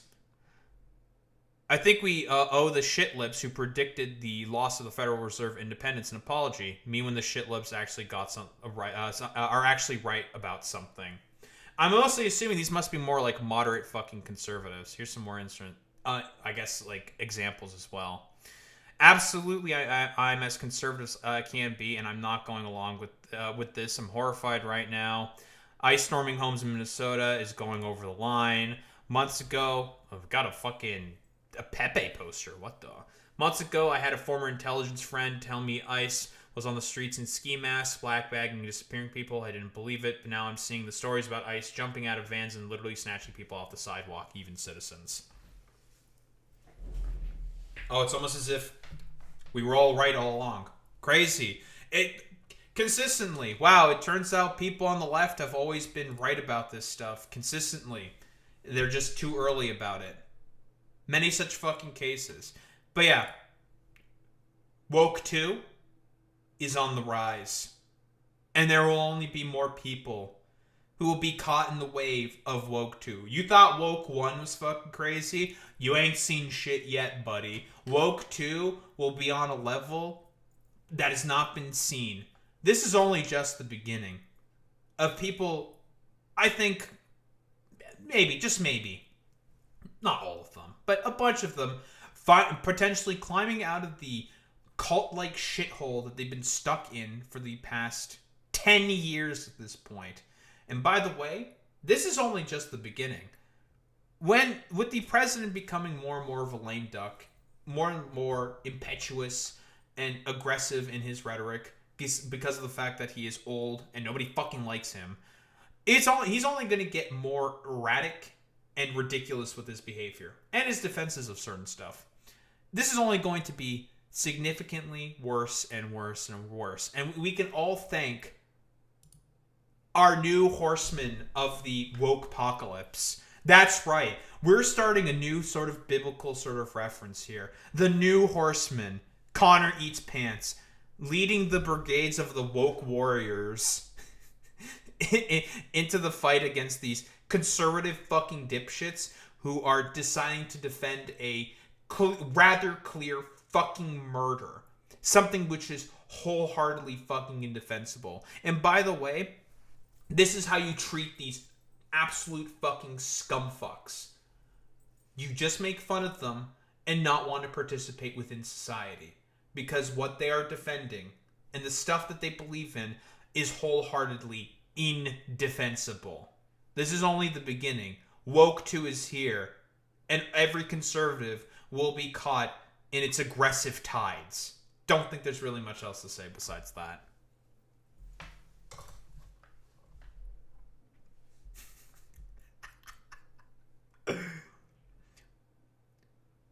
Can we get a Daho Awakened for Woke 2? Woke 2 is here, baby. I'm going to be more woke than ever.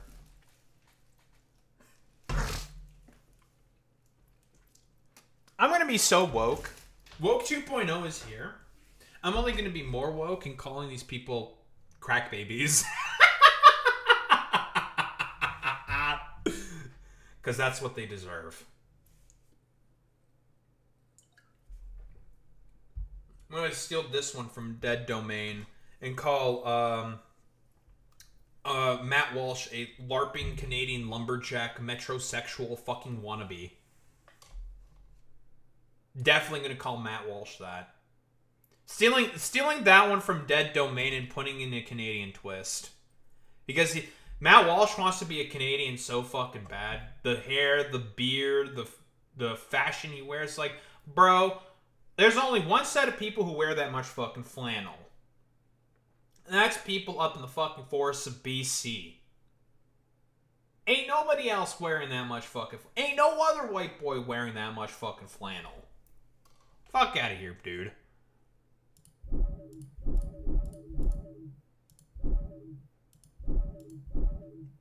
God, Tim Pool is so fucking stupid, man. He's Tom McDonald in reverse. Well, that would mean that Tom McDonald is intelligent. Be careful with that one, because Tom McDonald's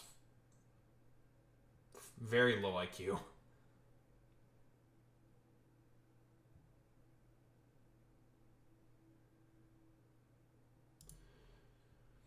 Woke 2, Woke 2, Woke 2, Woke 2, Woke 2, Woke 2 is here.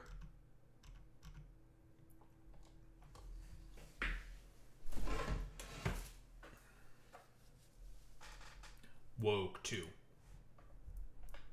I mean, and how much he wants to switch countries. Tom is always hardcore posing with an American flag. Is he still in Canada?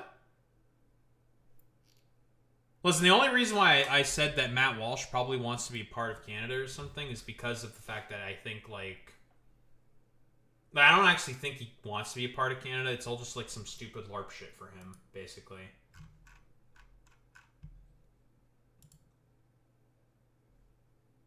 Woke 2, Woke 2, Woke 2. No, but he's not a U.S. citizen yet. Oh, ICE. ICE, we have an illegal migrant. Can we get a report on Tom McDonald's migrant status within the United States, please? Specifically from ICE. I think they got someone they can deport. Because they've deported Canadian citizens before. I'm not saying anything, but I'm just saying, ICE. Someone you could check out. Just saying, I'm just saying.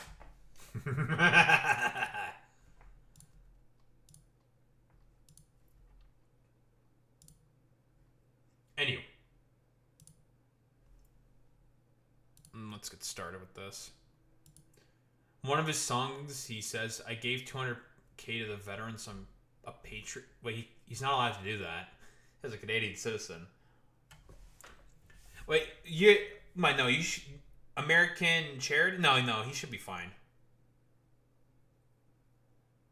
Unless it's for a political purpose. If he's like giving it to the VA, he's not allowed to do that. But what, 200K to some fucking veterans, you're a patriot just because you gave some money to some fucking random dudes that it's going to get completely reappropriated from anyways? Like, okay, bro, nice meme. He, like, honestly, like, MAGA rappers, like, what's the name of the one dude who has the really ugly-looking fucking facial hair, who raps about being from the suburbs or some shit? I forget his name. But it's something really stupid. And I think, like, was it Anthony Fantano who talked about MAGA rap or something? I watched a video about MAGA rap. And talking about how, like, silly it is. It was a good video. Just because I was curious. But it's just so goofy. God, because, like, the funniest thing about Tom McDonald did a song with Ben Shapiro. And Ben Shapiro has in the past done the whole, like, how can you like rap music? I hate this drivel because, I hate rap music so much. It's such an inane drivel because it's all about, like, black people not being able to participate in the home or something, right? Yeah, he also did one with Roseanne Barr, who is about as bad with, about black people as well. It's so stupid.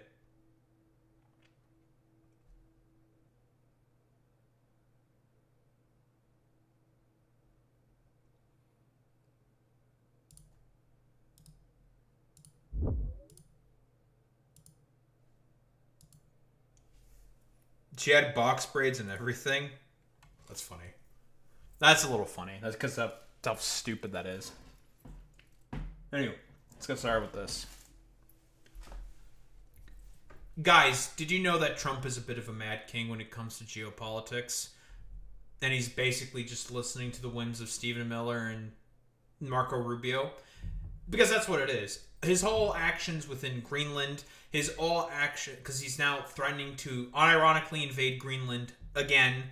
He's, as a result of also the Iranian protesters, which some claims are saying that 20,000 people have died. I don't think it's that high. Even, like, American institutions and outlets are saying that it's about 5,000 people who have died as a result of the protests within Iran. It's nonsensical. To the oil executives within Venezuela talking about how they really do not want to invest within Venezuela because of their fears that they're not going to get any return on investments. Various fucking problems with a lot of the Mad King sort of stuff that he's doing in terms of geopolitics, because again, his dumbass is not going to pass any legislation because the House and the Senate, a lot of the Republicans in there are pushing back significantly on a lot of his sort of agenda because they have their own careers to be concerned about. Not all of them, of course, but some of them. Mostly ones from, like, well, I guess some who have, like, some actual principles, kind of, like Rand Paul. He's still insane, but he's pretty anti-war. To people who are more purple sort of states, who, and purple seats specifically, who are not willing to bend to the whims of the president because they know, like, wow, this policy is really bad and we should try to pass some stuff in order to help improve the lives of my constituents so I can keep my fucking goddamn job when election comes up. Lots of pushback is happening, so he's just going to start to act way more impetuously, generally speaking, in terms of foreign policy, where he has a lot more jurisdiction to basically do whatever he wants, so more or less. Thanks, Obama, for not curtailing a lot of the sort of ability of the executive to be able to carry out their whims in terms of, I don't know, declaring war on people. But now Greenland, his obviously his stunt is backfiring, as Bell the Fifth column is claiming here, and the EU might begin to make its own standing army. Just to tell you how fucking disastrous that is for the sort of influence of the United States of America, the fact that the Europeans are starting to think about making an army, building an army, equipping it, you know, spinning up more manufacturing. I bet that Trump is now subtly regretting pushing the Europeans to contribute more of their GDP to defense spending to NATO. So, whoops. They may be starting to think about treating America like a rogue terror state, which is what you should be doing. And by the way, international standing of America is only going to be made significantly worse and worse and worse as he continues to make even more messes around the world. Well, howdy there, Internet people. It's Belle again. So today, we're going to talk about Trump's Greenland stunt backfiring and 100,000 EU troops. The European Union Defense Commissioner is calling for Europe to build a joint standing military of 100,000 troops. Not just increasing funding for the existing militaries, but building a common European army. He used the U.S. as an example, saying, quote, "Would the United States be militarily stronger?" Also, like, in terms of the economies, relatively speaking here, the economy of the EU is able to build an army like this. In terms of GDP, pretty much in third place in terms of the world powers, right? Their GDP is on par with that of China's specifically. And by the way, this is going to be something that's really terrifying, specifically for the Russians. The EU starting to rearm significantly because of Donald Trump's, push for the European nations to contribute significantly more to NATO, but also because of the fact that they are now starting to think about making their own standing army. That's going to scare the shit out of the fucking Russians, because what are they going to do? A lot of their stuff is going to get contested throughout the world. A lot of their, like, Wagnerite activities, for example. And that's true, Boy Meets Mini. They do make high-quality arms. If they had 50 armies on the states level instead of a single federal army, 50 state defense policies and defense budgets on the states level instead of a single federal defense policy and budget. If our answer is no, USA would not be stronger, then what are we waiting for? How would Europe deal with the politics among nations involved? That's a really good point, by the way, because it is analogous to how it works within the United States of America, right? Europe, technically speaking, doesn't have a federal army. They don't. They're starting to think about building it now. And what would happen if every single state within the Union had its own standing army instead of the federal government having its own army? Well, that's a little interesting, isn't it? And now the EU is starting to say, like, what if we were to build our own federal army now? What happens? I'm not saying this because I'm like, rah, rah, rah, this is a good thing. The Europeans are essentially being forced into this position because of Donald Trump's impetuousness and sheer idiocy, because of the fact that that duck is currently fucking quacking. In the joint military. He had an answer for that too. Quote, "The European Security Council could be composed of key permanent members, along with several rotational members, including the member state with the council presidency, plus the leadership of the EU, Commission and Council presidents." He described a council of 10 to 12 members to quickly discuss and decide. Picture the UN Security Council, but, with their own military. Similar ideas have been suggested throughout the years, but this time it's a little bit different. It's with the backdrop of Trump's threats against Greenland and calls to put EU troops in Greenland to counter the US. We need to be clear on a couple of things. Genuinely fucking insane, this, because we all know currently what the policy, I think the Greenlandic, forces there that currently exist, their policy right now is basically, in the case of invasion, shoot first, ask questions later, we'll be there to fucking help. But shoot first. Try to mount some kind of a defense. In geopolitics, numbers don't magically line up through coincidence. Trump asked for additional defense spending that matches NATO's expenditures. It's because he wants to match NATO. The EU wants to raise a 100,000 person standing army. I believe Bell also has a separate video saying that, NATO spending, I believe, is now at about $1.5 trillion. I don't know why they have to spend so much, but whatever. It's never really a good thing to always have to spend more on military. Should be fairly obvious why, but whatever. Implies certain terrible things. And again, the reason why the Europeans haven't been spending a lot on military for a long time is because they just have other priorities. It's just like, why should we spend so much on the fucking military? We're pretty peaceful amongst ourselves. There's not going to be any wars now. So, why should we? We have other things to be concerned about, like advancing policy for our constituents and for our fucking citizens. Making lives better for people. Or trying to fuck them over, like Macron is constantly trying to do. Or as Thatcher basically did. Whatever.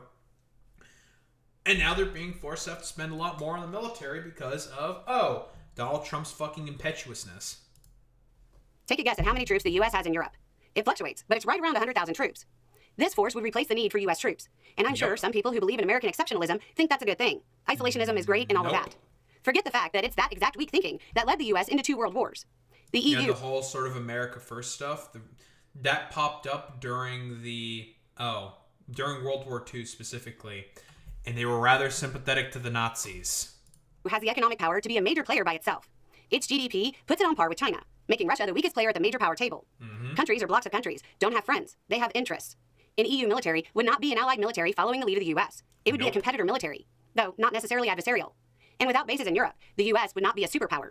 I'm sure some are hoping for this because they think it means less US military interventionism. And it might. But it will also mean more by Europe and Russia, because they have their own interests they'll want to pursue. And with a Specifically within Africa, I guarantee you there's going to be, if this happens, there's going to be European forces fighting with Wagnerites within Africa. Guaranteed. Oh, more armed conflict? For what purpose exactly? Meh. Because Trump decided to try to invade Greenland and make the U.S. look incredibly weak. Weak United States, they'll act. Trump's moves, forget his moves, just his rhetoric, are shaping up to weaken the United States to the point that it isn't a superpower, and that Europe, the US, China, and Russia are sitting at the table carving up the rest of the world. This will eventually lead to the type of military conflict we've been successful in avoiding since 1945. If Trump waits to adjust course, it'll be too late. Once this army is formed, the US is on the downward slide. Anyway. Because again, guess what? Instead of the Europeans, that being us, of course, I am a European, marching to the tune of the United States of America, they can now make their own decisions because guess what? They'll have a highly trained, well-equipped, and technologically advanced army that they can basically use for their own purposes, for their own interests. Because for the most part, each European country does have their own standing militaries and armies, generally speaking, but mostly those are meant to be troops that are contributed to NATO efforts. And they don't really use that for their own sort of imperialistic invasion sort of ambitions. Mostly they are allied sort of troops if the U.S. needs help, needs a multinational sort of coalition to do something, blah, blah, blah, blah. They will be at the call of the United States. And generally speaking, will follow along with the U.S. for good or for bad reasons. Obviously. You know, liberal Western hegemony, blah, blah, blah kind of a deal. And then Trump basically, with all of his constant threats to invade Greenland, may just potentially throw that out of the water for literally no fucking reason. Because again, he's just a moron. He thinks that he can, like him, Pete Hegseth, and Marco Rubio can play Army Man really well with their stupid Don Rowe fucking doctrine and making themselves look way, way, way fucking weaker. They were our allies in Afghanistan. Yeah, they are imperialistic, right, Boy Meets Minnie? But they were doing that at the behest of the United States. The United States called Article 5 specifically in that instance, and the Europeans answered, right? Because even though it's like kind of dubious, legally speaking, but they decided to contribute because of it's just like, and we have our own ambitions and wants and desires to want to go into Afghanistan and Iraq, so we'll just go along with what the U.S. is saying here. Not saying it's good or bad. In this case, it's obviously bad what they did. It was a lie, obviously, but that's essentially the justification there, right? And now, obviously, we had to Venezuela, the sort of Marco Rubio, because we did the Stephen Miller, and part of the reason why Stephen Miller is looking at Greenland specifically is because in that Signal group chat leak, JD Vance, this is like months ago at this point, so this is a callback.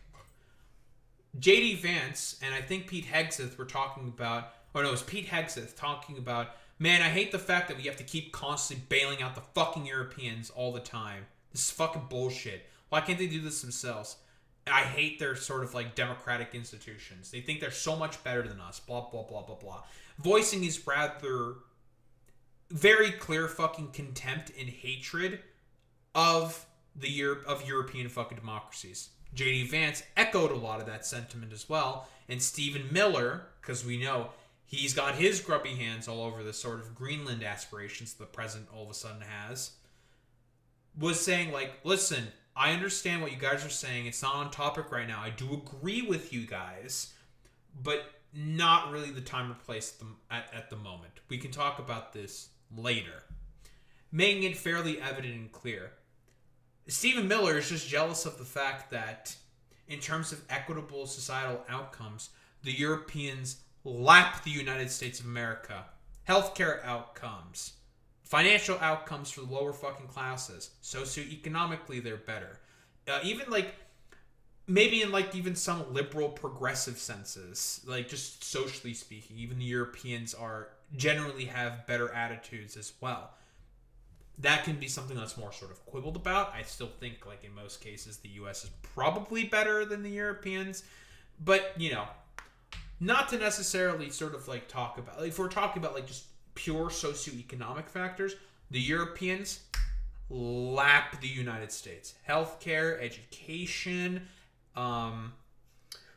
housing, better quality food, better quality products. It's just better to... Honestly, it's just better to live in fucking Europe in comparison. Like, the United States is a decrepit fucking shithole that I would almost say is a third world fucking shithole. But here, that was a bit of an important tangent aside. The U.S. has tried to annex Greenland 3 times before, but not since World War II. Really? I took a look into those before Boy Meets Mini. Those are mostly plans and sort of just like State Department talk where they just said like, what if we were to try to annex Greenland? It was just like a talk and they never really wanted to go through with it. Yeah, not like aggressively or anything.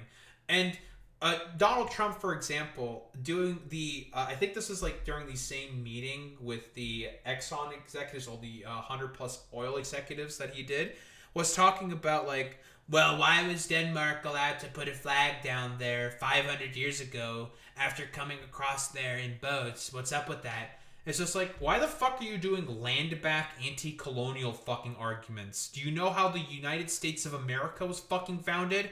A bunch of colonists on ships decided to put their fucking flag on that land, you stupid motherfucker. You're not saying this because you actually care about anti-colonial land-back sort of arguments. No, you're just saying that because you want to justify annexing fucking Greenland. You don't care about the natives within Greenland. You give less of a flying fuck about any of that shit.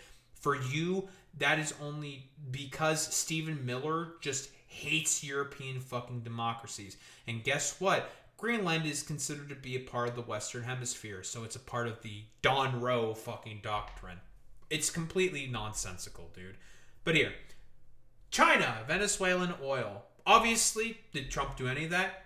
No, because he wanted the oil executives and companies to go in to start extracting Venezuela crude, and all the main companies are saying like, yeah, I don't think so, dog. Their infrastructure's really old. To replace and get rid of that and replace it, it's going to take a long time. It's going to be really expensive, very expensive. It's going to take a lot of time, about 10 years long time. But does Trump understand any of that stuff? No. He thinks it's like Factorio, and you can just like take your oil derrick, slap it on top, and that's done. Easy. Just put the pump jack on the fucking hole with the oil, and you start getting oil. Life is not a video game, Trump. This is real life. But whatever. Does Donald Trump understand any of that stuff? Of course not. No. And he was trying to deny this oil from going to China specifically. Like, what the fuck are you talking about? They get most of their fucking oil from, like, petrol states. Not from Venezuela. Because the petrol states are going to be closer anyways. And if Venezuela wants to trade with China, that's their decision. They can do that if they want. Sovereign fucking nation, they can make their own decisions. But Trump's an idiot who has even talked about how Venezuelan oil is fucking dog shit. Why would they want it? Apparently he wants it now. He's changed his mind. Who would have thought? Or he was just lying. Probably the latter rather than the former. Just a liar. And he's just going through his fucking George Bush neocon arc where he's just like, I do invasions because I want to get oil and natural resources for ourselves. And because I feel like we can. Keep in mind, this is also the same guy who said during, I think, a gaggle, I think on Air Force One, saying like, answering the question of a reporter saying like, do you think that anyone can stop you, and should anyone just try to stop you? Like, who do you think can stop you? He's just like, I don't think anyone can stop me except my own morality. And considering the fact that this dude is definitely in the fucking Epstein files, and is more than likely a fucking pedophile himself, we can only assume what kind of morality Donald Trump operates under. Well, howdy there, Internet people. It's Belle again. Howdy. So today, we're going to talk about Trump denying China Venezuela's oil. As Trump's oil-grabbing scheme in Venezuela fails, as oil companies say they won't go, as Maduro's government stays in power, as U.S. military power is now reportedly being used by the Venezuelan government to track down oil tankers for them, as non... Huh? Okay, I have seen this video before, but that's genuinely a fucking shocker. That's fucking insane to me that now sanctioned oil tankers and are being grabbed up by the Venezuelans in order to be able to... oh, man. Because there's a bunch of non-state actors, I assume, who are probably taking a bunch... If I were to take... I'm just taking a guess here. Shot in the dark. Non-state actors have probably taken over a bunch of oil tankers, and they've been sanctioned by the Venezuelan government, and they are asking U.S. forces to go get them. That's very, very funny. I'm just curious. Why don't we... I'm just going to take a quick look at this. Venezuela working with U.S. forces on getting oil tankers.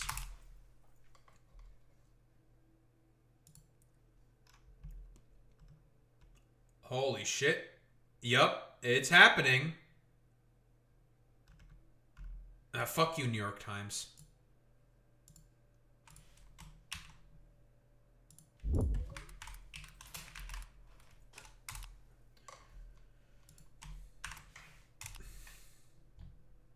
Yes, I'm not a robot. Thank you.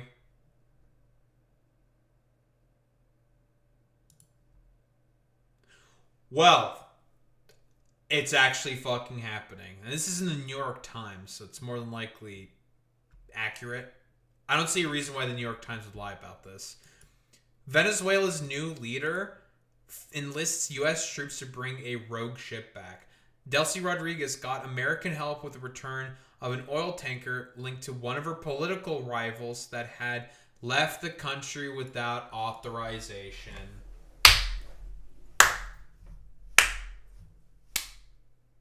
In-fucking-credible. That's so fucking funny. So, yeah. Well, it wasn't exactly my prediction. It wasn't a non-state actor. It was a political... probably an opposition agent or whatever, trying to use a bunch of oil funds for themselves to probably try to get rid of Delcy Rodriguez. That's so fucking funny, dude. State actors reportedly roam the streets looking for Americans, and the U.S. tells Americans to leave. It's become more... I believe this is a biker gang, right? A pro-Maduro biker gang who are... a lot of fucking lefties and some liberals were celebrating that. These guys are actually kind of bad. Like, they're not good. Don't celebrate this random biker gang that's looking to find people who are sympathetic to the Americans and try to fucking kill them. That's actually kind of a bad thing. Biker gangs, generally speaking, not great. More and more clear, this is a failure. Trump supporters and those who were tricked by his various pretexts are grasping, trying to find any reason to call this a success. They're looking for that 4D chess move. Here's an example. Quote, since you just want to talk about how bad it was for Trump to take out Maduro and how the oil plan is working, let me tell you something you don't know. I mean, all they did so far was get 30 to 50 million barrels of oil, which is barely going to cost, barely going to cover the cost of the upkeep of keeping the aircraft carrier down there for, even half a year. Again, huff that fucking copium. The one thing the U.S. does not need is more production of oil. The U.S. produces so much oil because of fucking fracking. There's just no point in any of this. It's stupid. It's not about getting the oil for the U.S. It's about denying the oil to China. China gets 70% of its oil from Venezuela. Now, because of Trump, they need to get his permission to access that. What do you think they're going to do now? He just won Taiwan without a shot. Yeah, that's, by the way, not exactly how that works. They could just go to the Gulf states. And they're already buying cheap crude from the Russians. They just buy more from the Russians instead? They go to the Gulf states? Just make a deal with them? Oh no! They can't get Venezuelan heavy crude anymore, the Chinese. Okay, they can just go to other guys. Stupid. I'm just going to respond to this as it is for a moment. What would China do? Well, since they're the world leader in renewables, they probably work to transition faster. They're stomping the U.S. into the ground on every front, while the U.S. chases a dying tech. Even the... Yeah, they could do that as well. mighty Tesla is no longer the #1 electric vehicle company. That's true. That title now goes to BYD, a Chinese company. While Trump is pretending like it's the early 1900s, China's building for 2050, and the U.S. is getting weaker and left behind. True. Okay, so I answered your question. Now let me tell you something you don't know. How to read a chart. China doesn't get 70% of its oil from Venezuela. Yeah. China sometimes takes 70% or even higher of Venezuelan exports. But Venezuelan oil only makes up about 4% of the oil. Well, that's a little interesting because, again, doesn't make a lot of sense that China would be getting 70% of the oil, right? Or 70% of their oil from Venezuela. Considering how sanctioned the country is, it's going to be kind of difficult for them to ship out that much crude oil to the Chinese. It's going to be rather difficult for them to do that because they'd have to go through the Panama Canal. And that would be a lot of sanctioned ships that would be captured at the behest of the United States of America. It really should tell you just how fucking stupid conservatives are, because you can just engage in, like, basic thought and just be like, okay, well, here's the very obvious problem with that. And it just defeats their whole idiotic statement. China imports. So, what would China do if they lost Venezuela as a source? Nothing really. 4% is pretty 4%. insignificant when they have as many oil sources as they do. See, while Venezuela has huge reserves, its infrastructure is shot. That's why Trump needed the oil companies to go down there. Since the oil infrastructure is shot, Venezuela can't actually produce much. So even if China took 100% of the exports, it's not significant. Trump didn't deny... Like, again, they're currently buying oil mostly from the fucking Russians. On the cheap as well. And they're right there. They're neighbors. Why would they go to Venezuela to get a bunch of oil? Stupid. Fuel needed to take Taiwan. He didn't win Taiwan without a shot. He gave China precedent to move on Taiwan. Yep. There's no 4D chess move to be discovered. Trump didn't consider what happens next. Same point that I said also. Again, then, like, Trump just randomly kidnapping Nicolas Maduro, again, at probably the behest of Marco Rubio. This has his grubby mitts all over this. Will give, like, you now have to ask yourself this question, like, okay, what's going to stop China from just randomly doing an operation like this into Taiwan? And are you even going to help the Taiwanese if that happens? Like, what happens to them? Their future is now incredibly uncertain. But then again, Marco Rubio just wants to do this so he can go after the Cubans. That's what he really wants. He didn't think about the next steps. Now there's a mess. It's really important to note that Trump's screw-up in Venezuela didn't have a lot of hugely negative effects for the U.S. directly. Not Greenland yet. will. He's going to wander the U.S. into world irrelevance. Anyway, it's just a thought. Y'all have a good day. But then again, Trump is a mad king, listening to his fucking jesters and letting them take the wheel instead. Now, on to Iran. As we've talked about before, Iran, massive protest waves. Trump consistently threatening to bomb the shit out of them in response. Do you really fucking think that just randomly bombing the shit out of the Iranians when their death tolls from the protests are rather varied as it is? We don't even know 100% for certain if what is being said is entirely fucking accurate coming out of all these outlets. Like, apparently 20,000 have died, 5,000 have died as well, maybe 2,000 have died. And a lot of these numbers, by the way, also include security forces in the IRGC. Yeah, I have no reason to believe any of the numbers that are coming out of any of these outlets or from the Americans themselves. Well, howdy there, Internet people. It's Belle again. So today, we're going to talk about Trump getting another menu on Iran. Trump has been suggesting the U.S. might get involved in the internal struggle in Iran for a while, and after the less-than-promised result of his Venezuela moves, Trump likely feels like he needs a foreign policy win. Reporting has now come out that Trump has been given a menu of options for intervention in Iran. Now the demonstrations have swept the country. The menu reportedly ranges from the mild to the extreme. Rumors say the options range from things as simple as economic sanctions to exotic options like cyber attacks to severe moves like strikes. Trump probably sees a chance to gain access to oil, and to maybe get even for Iran standing him down and embarrassing him after his hit on Soleimani. The West in general, on the other hand, would love to... And we all know that, again, I think the Iranians have said they want to do negotiations. They're mostly saying that as like a PR move to make themselves look better, which definitely will make them look a lot better in comparison to the impetuous, like, belligerent U.S.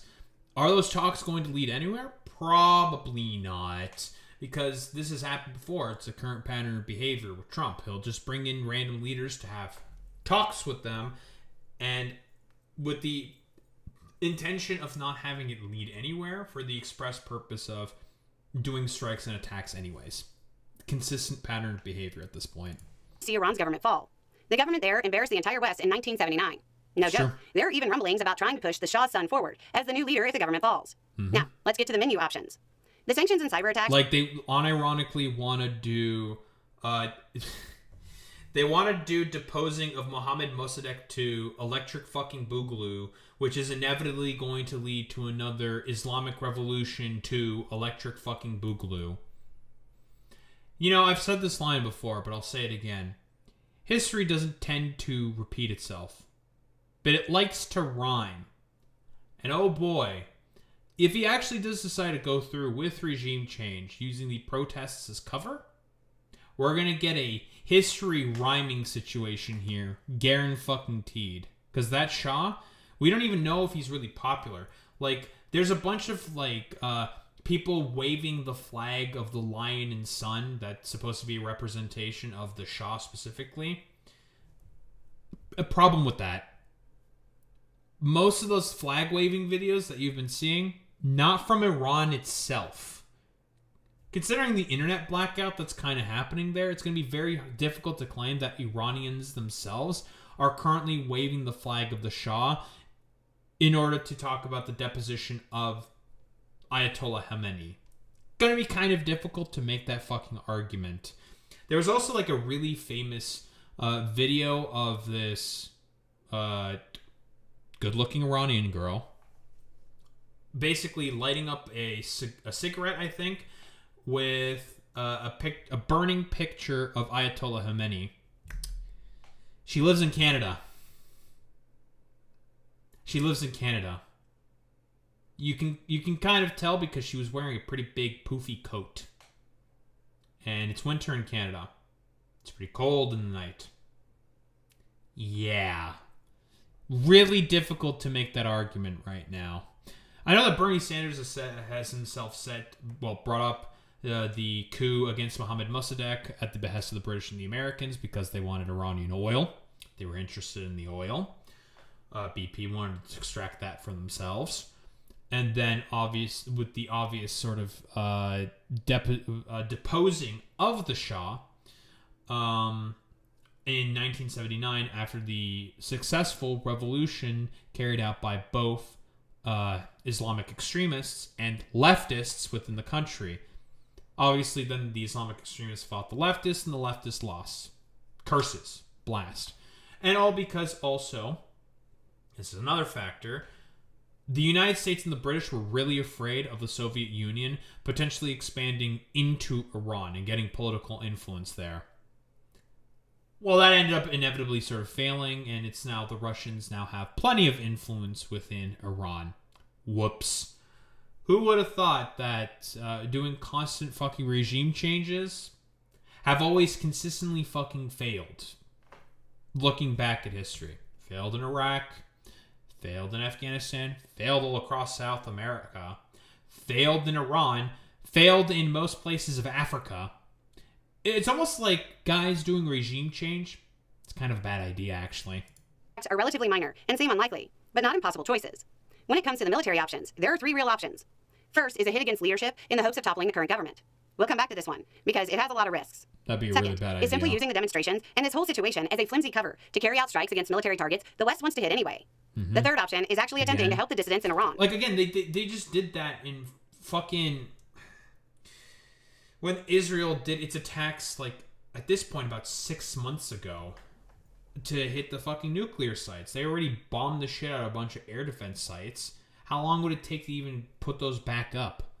Like, what military sites are they going to go after now?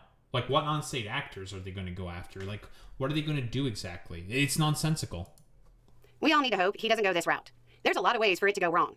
Imagine perfectly placed strikes on Iranian Security Service headquarters. 20 minutes after, demonstrators seize the building. It's just an incredibly dynamic situation, and there are a lot of ways for the U.S. to make a bad situation worse. They would kill protesters. As far as the first option goes, and the idea of Trump using this to topple the government, it's not impossible. However, the question of what's next is really important here. We're not talking about a country with a relatively limited geopolitical... Also, we're talking, like, that's a very important question to ask here, because Trump definitely did not ask that exact same question when kidnapping Maduro, right? He just did it because Marco Rubio told him to do it, and now there's basically no plan going forward. Like, what are they going to do if they kill all the leadership? What do? Because they got a bunch of guys probably ready to replace them. And as Belle is going to mention herself here, accurately, Iran is not a poorly developed country.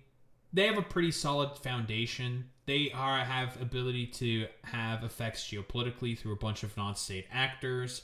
there'd be a bunch of reprisals on U.S. bases and probably also on Israel, because Israel would definitely join in on this plan. 1,000% Israel is in on this plan.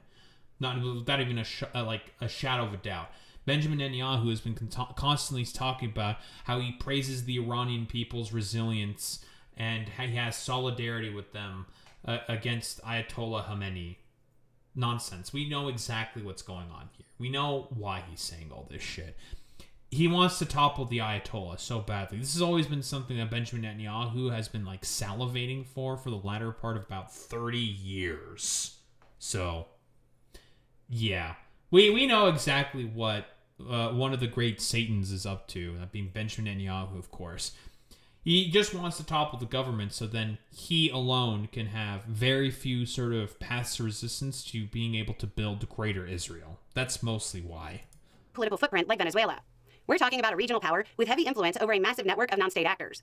A move against leadership that fails, or even one that succeeds, but doesn't provide for a clear and relatively clean transfer of power, will cause major issues. Yep. This isn't something that can be done via social media, or done without a complete plan. Iran has promised retaliation. Yeah, you can't just randomly cut the snake off in the head on something like this. It's not going to work, because again, those non-state actors, once they catch wind of this, they'll retaliate. They'll definitely retaliate. For any move. No matter which item on the menu Trump chooses, it's important for the American people to understand that it isn't about helping the demonstrators. At best, it's about the normal pursuit of power and the games nations play. At worst, it'll be petty payback for something from Trump's first term. No matter the motive or the menu option, the chances for a U.S. intervention to lead to a mess are pretty high. Anyway, it's just a thought. Y'all have a good day. And we have Venezuela as a model for this. But yeah, it's all a set of videos there from Belle of the Ranch, of course. We all know exactly why Trump is doing this. He's a lame duck, and he basically can't pass anything through Congress, legislatively speaking. So what is he going to do? Act more impetuously on the world stage. He's just going to do more Mad King shit. He's going to go after and try to annex Greenland because Stephen Miller told him to do that, because they all hate Europe. He's going to also do the exact same thing, trying to claim Venezuelan oil at the behest of Marco Rubio, who, again, all the oil executives and companies said, like, yeah, we're not going to do that. There was, like, literally him doing a gaggle on Air Force One. Let me see if I can grab that. Where he's just like, I don't like what ExxonMobil is saying about me. They said that this is a really bad idea. Let me grab that real quick.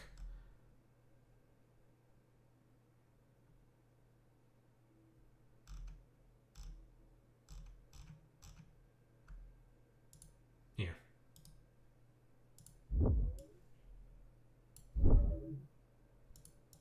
Here, quick little blurb. Him on Air Force One talking about ExxonMobil. I'd be inclined to keep Exxon out. I didn't like their response. Yeah, because they expressed like, yeah, we're probably not going to make a lot of money from this, and we're not really all that interested. Companies make commitments to you, sir? Have any oil companies made commitments to the United States after your meeting on Friday, sir? Which have Exxon? No, I don't want to say. No, I didn't like Exxon's response. We have so many that want it. I'd probably be inclined to keep Exxon out. I didn't like their response. It turns out it's actually more than this. And there's a really good Francesca Fiorentini video, probably stick it in the description, talking about the Trump mega donor who has investments in Venezuelan state company Cisco. He has investments in that company, and the main reason for as to why he wanted the toppling of the Maduro government is because of that specifically. So him doing this at the behest of Marco Rubio and one of his mega donor billionaire buddies shouldn't be really much of a shocker. All the way, of course, over to Iran, where more than likely, because of his petty pursuit of revenge, and also at the behest of Marco Rubio, because Marco Rubio has always wanted war with Iran at any sort of circumstance, and also at the behest of Benjamin Netanyahu and Israel to go after and try to depose, well, Ayatollah Khamenei in order to just try to do the theoretical cutting the head off of the snake. And we've seen how that's played out already with Donald Trump with Venezuela. And it's been a complete fucking disaster for him. So yeah, Mad King in power who's going to keep doing impetuous shit on the world stage. Why? Because he has the power to and he can. Thanks Obama for not sort of rescinding a lot of that executive power. But I digress. And because of his lame duck sort of status, the quack quack quacking, he's doesn't really have much power left whatsoever. He's just going to start acting way more belligerently on the world stage instead. Don't think there's really much else to say besides Trump is entering his Mad King arc. It's 4 in the morning. Fuck my life. Who the fuck am I rating out to today? Fuck my life.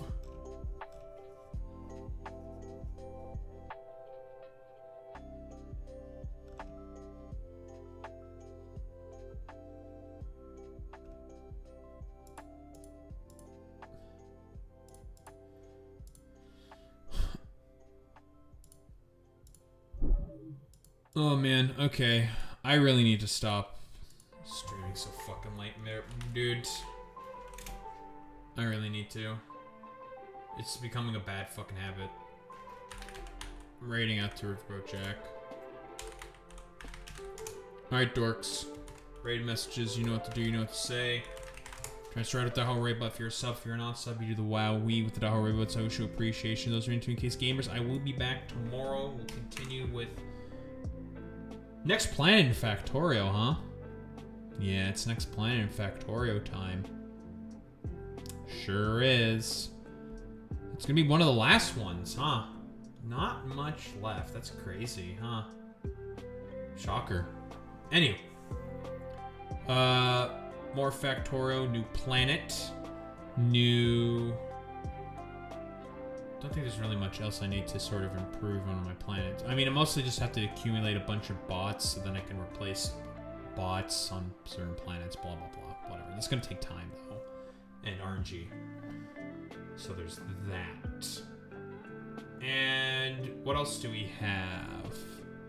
We have more politics yapping, inevitably. Anyway, I'll be back tomorrow. Same time, same place, same face. Peace out, gamers.